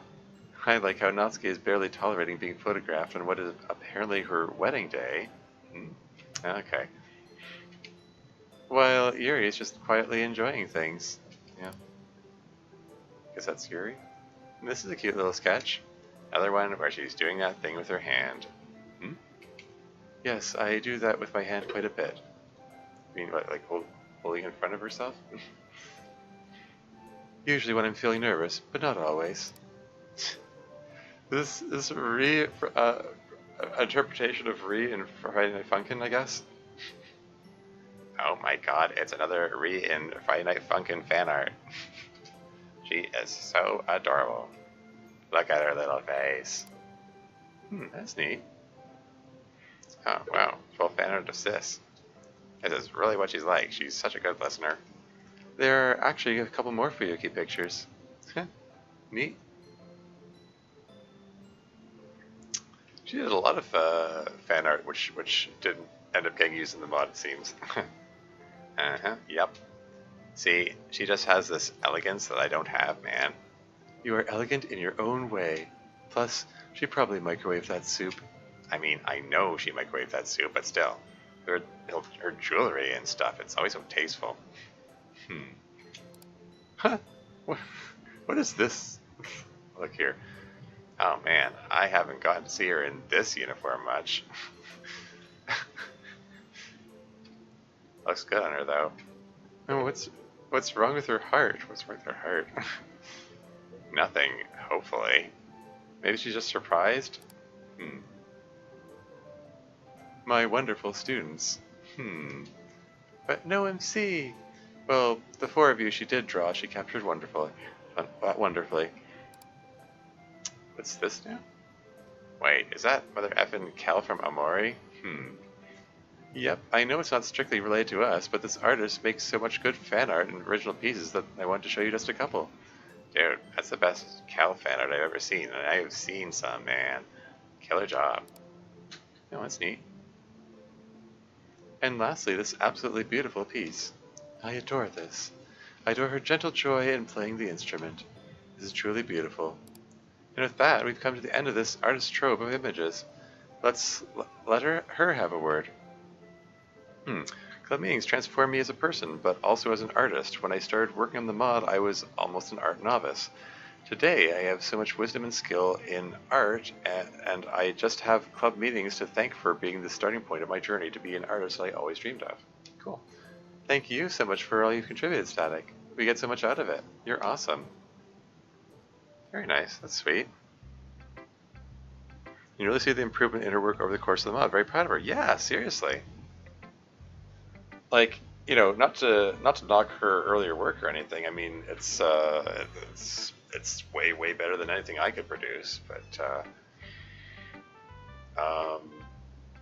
Yeah, I mean, like the first couple of CGs are, they're relatively simple stuff. Like you don't, there are no characters visible. It's just a cake on the ground, and then it's just like mostly a mound with Sayori's head at one end, which isn't even fully in frame. But the later ones, like where you do see the full figures of people there, uh, you can see there's a lot of work went into the detail, particularly that graduation CG. Anyway, yeah, good stuff. Let's look at some more art. I guess I'll just more or less go look at art until like the 5 hour mark, and then just call it a day, I suppose. So Artbot, aka Sidewaves, sure, let's go with that. The mighty Artbot, also known as Sidewaves, has made a ton of canon assets. You can catch him on Twitter at Sidewaves. Let's get to the assets. First big asset Artbot made for the mod was the Yukata assets you're seeing right now. Here you go. Cool. Skipping Slimo? I figure I should come back to Slimo when they're online and able to see it, and see their work. I mean, if they want to. Oh, nice. Yeah. I mean, yeah. Anyway, I mean, I'm assuming, I, I, I got the impression that Slimo is Spooky Waters, right? Who frequently drops by the streams, like if I'm not mistaken, right? I hope I'm not miss yeah, Slimo is Spooky Waters. Yeah. So yeah, I mean, usually around, or frequently around for these streams, but I haven't seen them today, so I figured, yeah, leave it till another day, maybe. Anyway, moving on. Specific the kind of assets you're seeing right now turned out extremely well. There were a lot of really cool details, like Sayuri's heart knot, Yuri's hair ornament. Yeah, it's neat. Guess the chat box is sort of, I don't know. There isn't really a good place for it. I'm just leave where it is, I suppose. Here with the reciprocation of Sayuri and MC's colors. Yeah, the blue and yellow. Yeah, it's pretty neat. Oh, hey, there you are. So you could have stood to reel in a little. Honestly, might have too much time with their hands. Haha. The pure coincidental timing. Yeah. Anyway, yeah, moving on. Let's hear what Artbot had to say. MC's Yukata was surprisingly the hardest one to make, taking into account his body shape and generally fewer references. Of course, MC and Sayuri's can contain each other's colors, though I also experimented with the hem and other textures before focusing on the Obi belt. Don't forget that he was so gracious as to give Miss Ida a Yukata as well. Cool. Miss Ida's Yukata went from light gray to dark navy before settling on jean blue with silver highlights. You really knocked it out of the park with these. When MC went Sayuri a new stuffed animal in episode 13, it was important that Sayuri's bedroom reflect that continuity going forward. Yeah, that's a cute little addition. And Artbot was happy to oblige. Sayuri's cat plush is partially based on the one held by Shiki in The World Ends With You. Artbot actually made one of these for every possible variant of the bedroom also. Aha. Like this one at night with the lights on. Rose Total Dark Nighttime one. And recently, Artbot made one more asset for the mod for episode 31. Put a comment for recently. This one is kind of bloody though, so you may want to exit out if you don't like that sort of thing. Okay. I mean, I'm okay with blood if you are. Is this the Yuri self-harm one? Aw, that's, So you're saying you're online. Yeah. It's very thoughtful. Here I am, up to you. If you want to hold off, though, I will be more available at later times. I mean, I presume you have yours next. That's what as soon as I saw you online, I was like, oh, hey, great. I can show you art now. still content warning in the mod, yeah. You're doing the episode, tough, deal with it. I mean, exactly. I was a little caught off guard. Anyway, I'm okay with the blood. Here we go. 3, 2, 1, go. This is the original unedited background from Nickel. This is when Yuri is first starting to self-harm after confessing to Natsuki, but the commission was for it to get much worse after this one. Yeah. And this is how it ended up. Yeah. Poor Yuri. Why is there a like remote control thing attached to the toilet? What is that? Does the toilet have multiple settings or something? Japanese toilets? Particularly impressive is the perspective on the smaller blood drops on the right wall. Yeah. True. Yep. That's all the assets Artbot has created for the mod so far. We'll see if Season 4 brings us anything new. Cool. So yeah, let's bring up Tortilla Common, aka Slimo. Here we go. This artist contributed an immense amount of high-quality fan art. It may take us a while to get through all of it.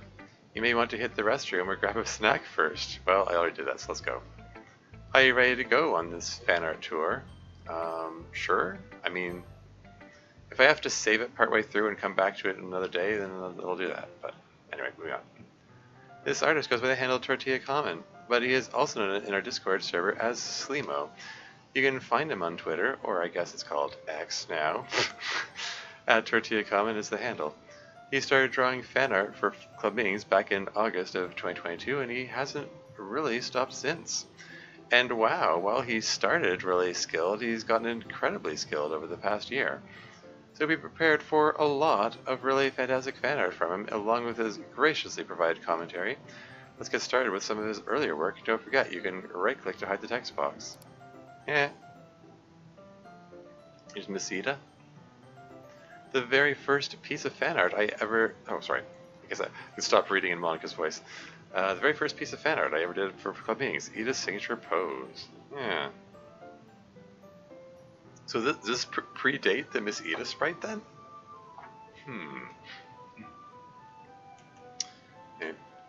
Is that my signature pose? Yeah, TH, you do this all the time. I never really noticed.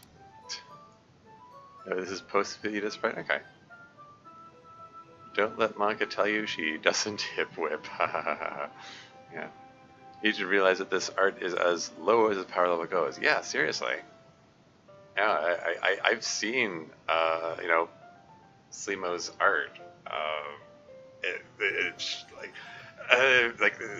like he posts regularly in the server, like almost daily, pretty much. Like there's like always some doodle going on there. Really nice stuff. It's a cute cartoony look to it, but still like very expressive. Anyway. I do hip whip, it's true. I didn't realize it until Natsuki pointed it out. Yeah. Is he shaking off the rust? Yeah. Yep. Totally you do. Not as often as Miss Ida does her thinking finger, though.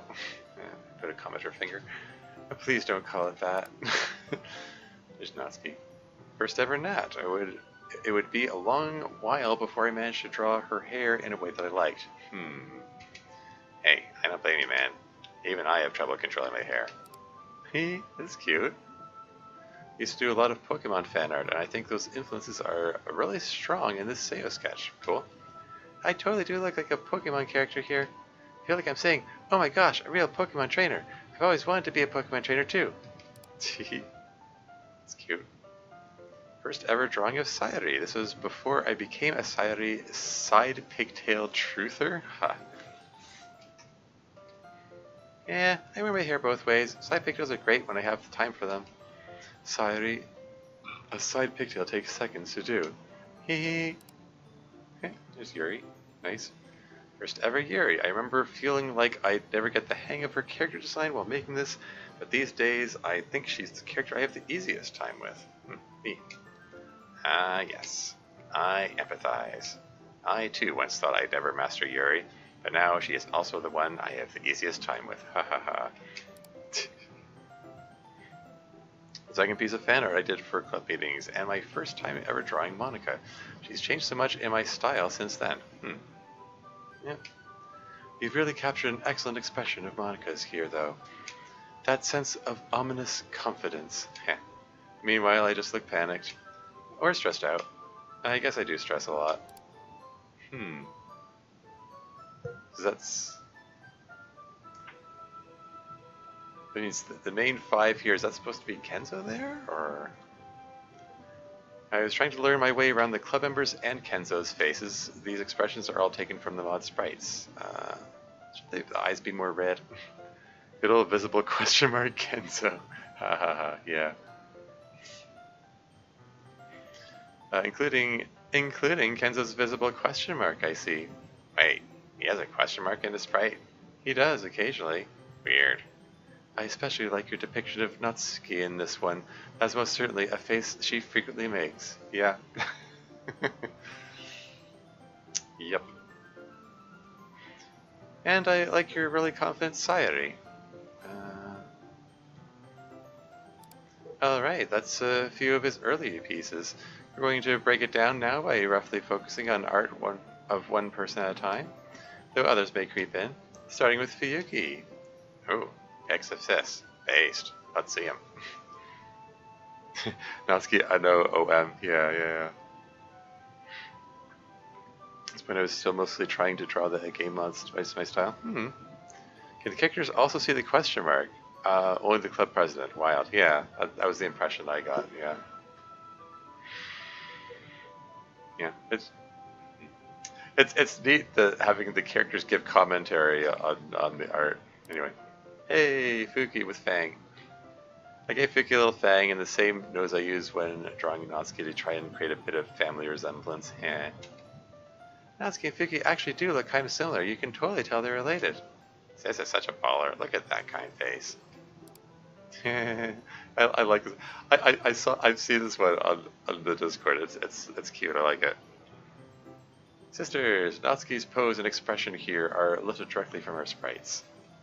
The energy of these two when you bring them together is very dangerous. We are too powerful to be contained. Finger guns. Fan art of a joke in the Discord server that if Fuki does something, i.e. finger guns, Natsuki will do it too, but way less cool. Oh, that's plenty cool. Pew pew. What do you mean less cool? I do not just copy my sister. Of course not. I like how Fuki's is very much the Ah You Charmer version, and Natsuki's version is the Hello HR version. Whatever, man. I do like the shading on my eyes and forehead, though. It does give me that menacing aura. I attempted to put a semicolon up here there. Datsuki fan art. Finger guns run in the family, I guess. Oh my god, I just realized he does do finger guns. He didn't do them first, did he? He better be copying me and Sis, not the other way around. Moving on to our Kenzo fan art section. Well, that one's pretty recent. Yeah, I mean, each of those was pretty recent, I think. Anyway. Your Kenzo fan art section.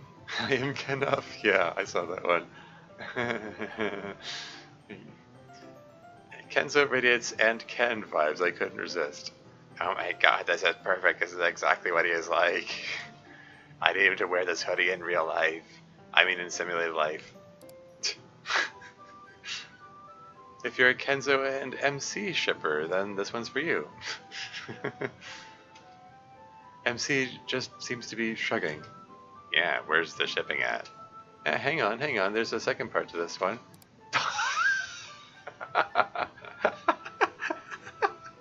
Brilliant. Awesome. Wow, wow. Hot. MC, what do you think? I have never once been the one to be leaned back in a kiss. I'm always the leaner. Weirdly specific comment. Yeah, picturing MC, dipping, say, or to do a kiss. Anyway. Well, I mean, what am I supposed to say? Moving on then to the not significant amount of Rhea fan art. Silly favors? Yeah, it's good stuff. Wow, fan art of Rhea. We're really covering all the bases. Kissing is hard to draw. Yeah, I, it, I think it's one of those unwritten rules, or maybe it is written. I just don't know about it. But I mean, because I have no art education at all. But like, um, from what I've observed, like things coming into contact with other things are just hard to draw. Uh, in art and animation, like the version where MC is the leaner. Yeah, yeah. There you go. Um, but yeah, like things coming in contact with other things in a way that make it looks realistic. Like because real objects they have some give to them. Like like if I like I'm putting my hand on my shoulder, like if I'm just putting my hand there and my shoulder doesn't have that give to it, and the clothing doesn't distort, it looks weird, it looks off, and there's some like 3D animation that it doesn't have, they'll have things coming in contact without having that give, and it looks weird, like your brain immediately goes, that looks off, without even necessarily knowing what is off about it. So yeah, having their lips come in contact with each other, and having their arms around each other and having it look like realistic and stuff, it's tricky. It's tricky to draw and look right. Hell yeah, base things bumping into things. You say, yeah. Kenzo doing the thing where the leaned person bends one leg up. Yeah. Anyway, moving on. Huh? Okay. Rhea's down for whatever. She just appreciates that you thought of her. Huh. That's neat. The chain's an interesting addition. She's got that pearl hair thing going on there. Yep, that's Rhea, alright. She's so nice. I love her. You caught McDonald's money? Oh, chat's in the way. I guess I'll read that, I guess. Dark Rhea is not paying for your McRib. This is different. You fool. Dark Rhea be upon ye. What's this?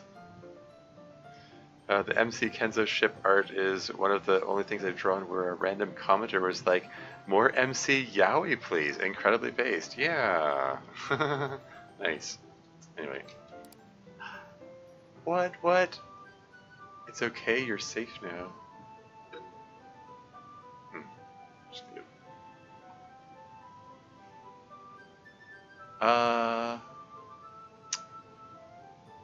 So I mean that's Rhea, and it's Kobani from Chainsaw Man. Aw. I mean they're both like shy and anxious girls, I suppose. Yeah, very sweet commission where Chainsaw Man's Kobani finds a little bit of comfort in Rhea's arms. Aw.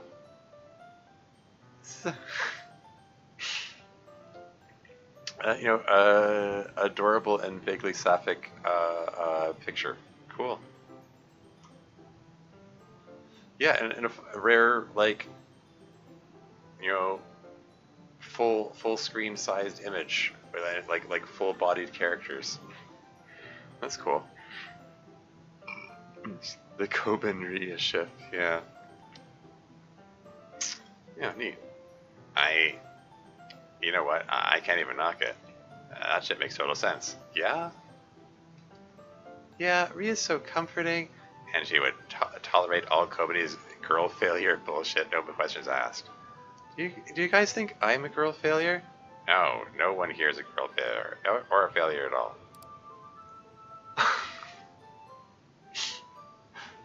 Okay, yeah, that's the ship I can get behind. This ship was a commission, but I've continued to ship art of these two well beyond the commission pieces. Cool, cool. Part 2 of that commission. Wish we all could find someone as gentle and kind as Ria. Aww. Aw, that's super cute. Okay. She really is very kind. If she ever gets over her shyness, she'd be extremely popular.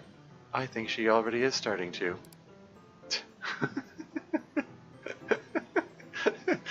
Re to the rescue.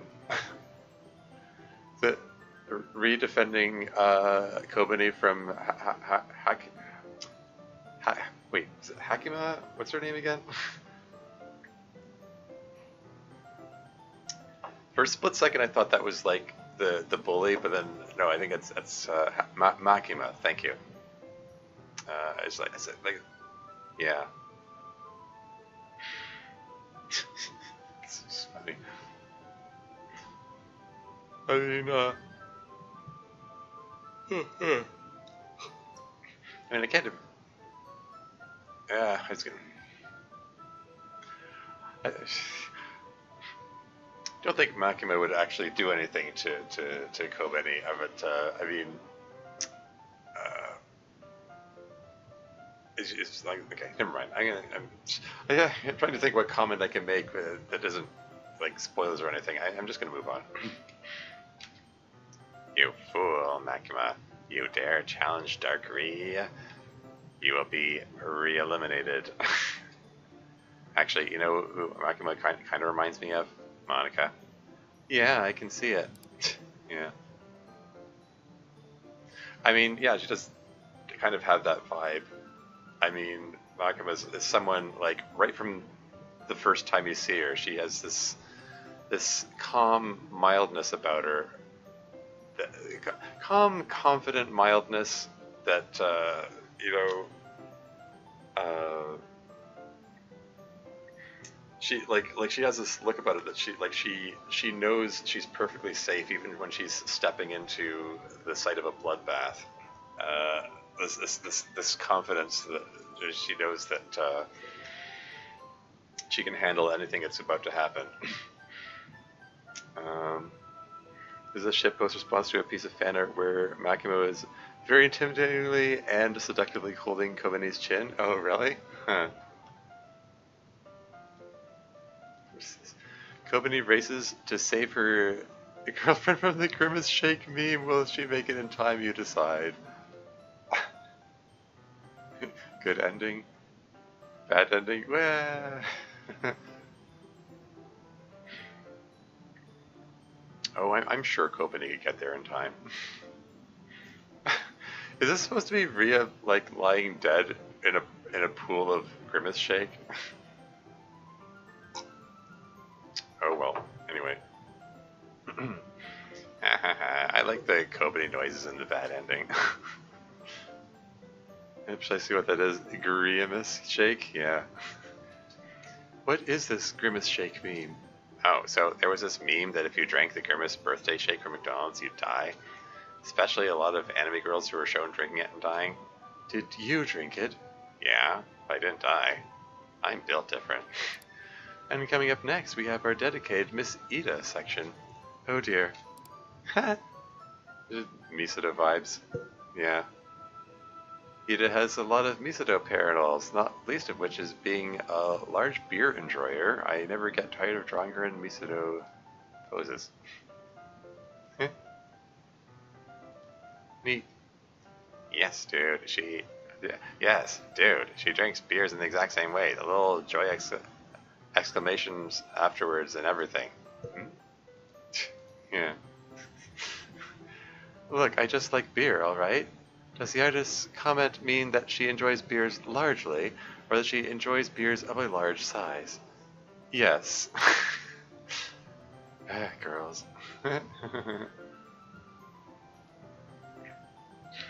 Nice. So here we have a montage of various Miss Ida art. We'll go through it a bit at a time, but first let's hear from the artist. Love drawing expressions, and the always tired Asami Ida is kind of a goldmine for silly faces. One of these got turned into a server emote.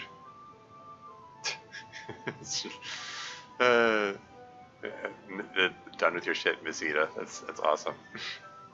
Slee mode, yeah. Bad ending's not Ken, yeah. It's that girl's face it. That's the emote, isn't it? It's perfect. Man, I want to use this as an emote. And funny, since you're the one that causes that facial expression to me most often. No regrets. I actually personally love the drawing on the left here. This is how I think of myself. Yeah. My internal image of myself practically includes the gloves and goggles. Yeah. Yeah. I adore this. Made of copper. What is this? Are you made of copper chiller? But is it cute? That's because the periodic table of the element symbols spell it cute. Yeah.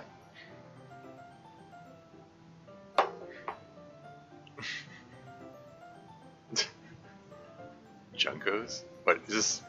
Her reacting to Miss Hirayama? Is this implied shipping going on here? So sorry for calling you all these tired, Ida. Yeah. She didn't even contest it. Yeah. She's dying again on the left there. I mean, she's dying again on the left there. And Misatoing again on the right. Oh my gosh, she's so cute in the middle one though. Yeah. Miss Ida, has any guy ever flirted with you with chemistry puns? No, actually, not even a cheesy one like this. Would you like it if they did? Depends. Oh, there's more. Okay. Junko's cat. Okay, she's reacting to Junko's cat, not to Junko herself. Fine. Dude, I cannot get enough of Miss Ida's completely dying faces here. Clearly, I need to cause more Literature Club ruckus so we can get more of these faces. Culture, clearly. You can't anymore, you go to college now. I'm free. Haha. I love the expression on the right. I love Junko's cat. Who's Junko? Junko Kiriyama, she teaches calculus. Oh, her, she has a cat. Yeah, I take care of it sometimes. Super sweet kitty. Aw, that's really sweet. Not just that you take care of the cat, but that Miss Hirayama even has one. Him and comedy, but these are also good. Yeah, seriously. I mean, I'm, yeah, like I said, they're, like, it's obviously, like, very cartoony, but they're so expressive, like, it's, yeah, there's a lot captured in these images here. Oh. Much as I would absolutely love to, I actually do not drink beer in the bath. That can be dangerous when you stand up. Do you know this from experience? Yes, but not personal experience. Explain. You're in college, you'll see for yourself soon enough. There. That's neat. Oh, it's supposed to be with the earlier colors or something? Isn't Miss Ida's yukata pretty? One day I'll draw all the colors in the yukatas. There you go. Extremely beautiful. The nuance of the expression and her thoughtfulness is exquisite. What a huge difference between this and the first piece of art of Miss Ida that we saw earlier in a similar pose. Plus, I really like that yukata. It looks good on me. It really does. I mean, it really does. Dark blues work very well on you. What? What is this? Nunya? Am I saying it right? Is that too low effort? Maybe I'm just not silly enough. Roar! Nailed it. A very silly little comic illustrating a what if Ida was a cat girl idea we were kicking around in the Discord server. This is exactly how this would go if she had to try to be a cat girl. She'd do it in a way to be hip with the kids. Why would I ever be a cat girl? Heck, don't question it. We're anime people, sometimes we're cat people. That's just the way this works. I'll take your word for it. Wow. Oh, yeah. After she got the message from Mr. Accountant. Kicking her feet up in the air. Yeah, it's a pretty vivid image. It's captures it pretty well. Love it. I miss Ida's happy little moment at the end of episode 33. I have to point out that Simo got the exact correct number of has from the dialogue here. Nice. This Ida's reaction. What? Nothing. It was just surprising to see this depicted. It's that text. Is that text flirting we are seeing? Scandalous. I like how we're seeing her getting this text while she's in the middle of grading at home. Really showing that Miss Ida work ethic. What? Evangelion reference? Okay, I was like, look at this going, like, what is this from?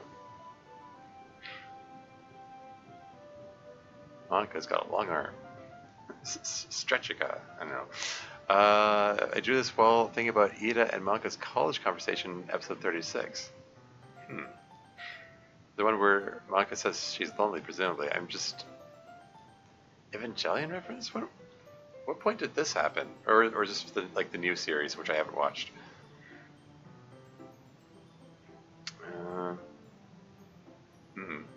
Anyway. I can see why that would make you think of this scene. Hopefully it turns out somewhat better. That's good. I think I've seen this one too. Tribute to another piece of fan art, Comfy's Beach Ida artwork, which motivated me to try drawing Ida too. I do this, I just hit the 1 year mark since my first piece of fan art. Wow. End of Evangelion, actually? Oh, okay. I have watched that one. I don't specifically recall that pose. I don't know. I may have to watch it again, I guess. Anyway.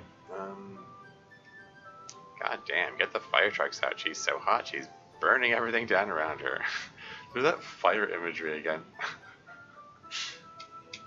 Oh, stop.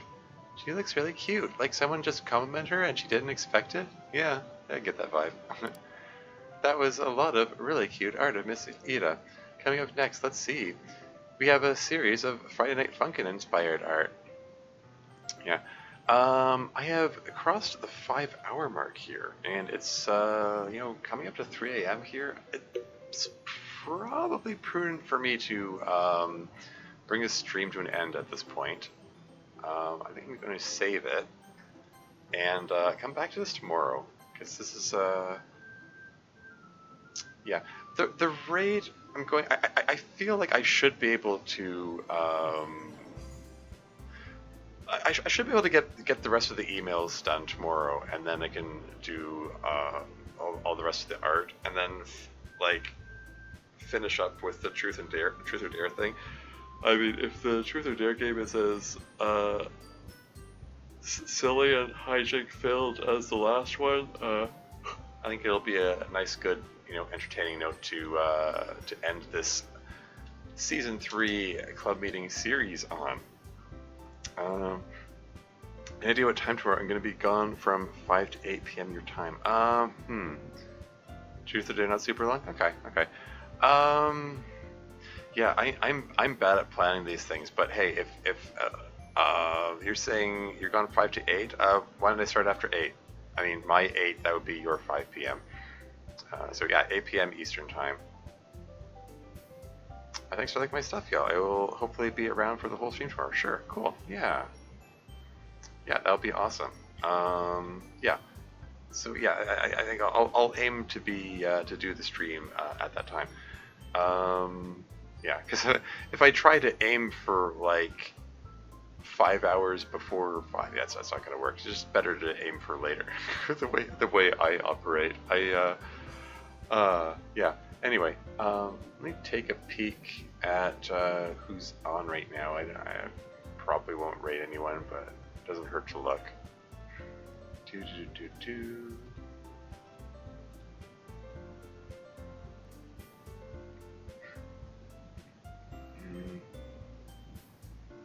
DLC for the first time. Yeah, everyone's either a different language or they're playing the original game. Yeah, I'm not gonna bother rating out. So yeah, that wraps up the stream. Hey, got a good chunk of emails done out of the way, so that was cool. I managed to not get all grumpy and lose my temper too. So that's cool. And yeah, hopefully we'll be able to wrap this all up tomorrow. But that's all for now. Until next time.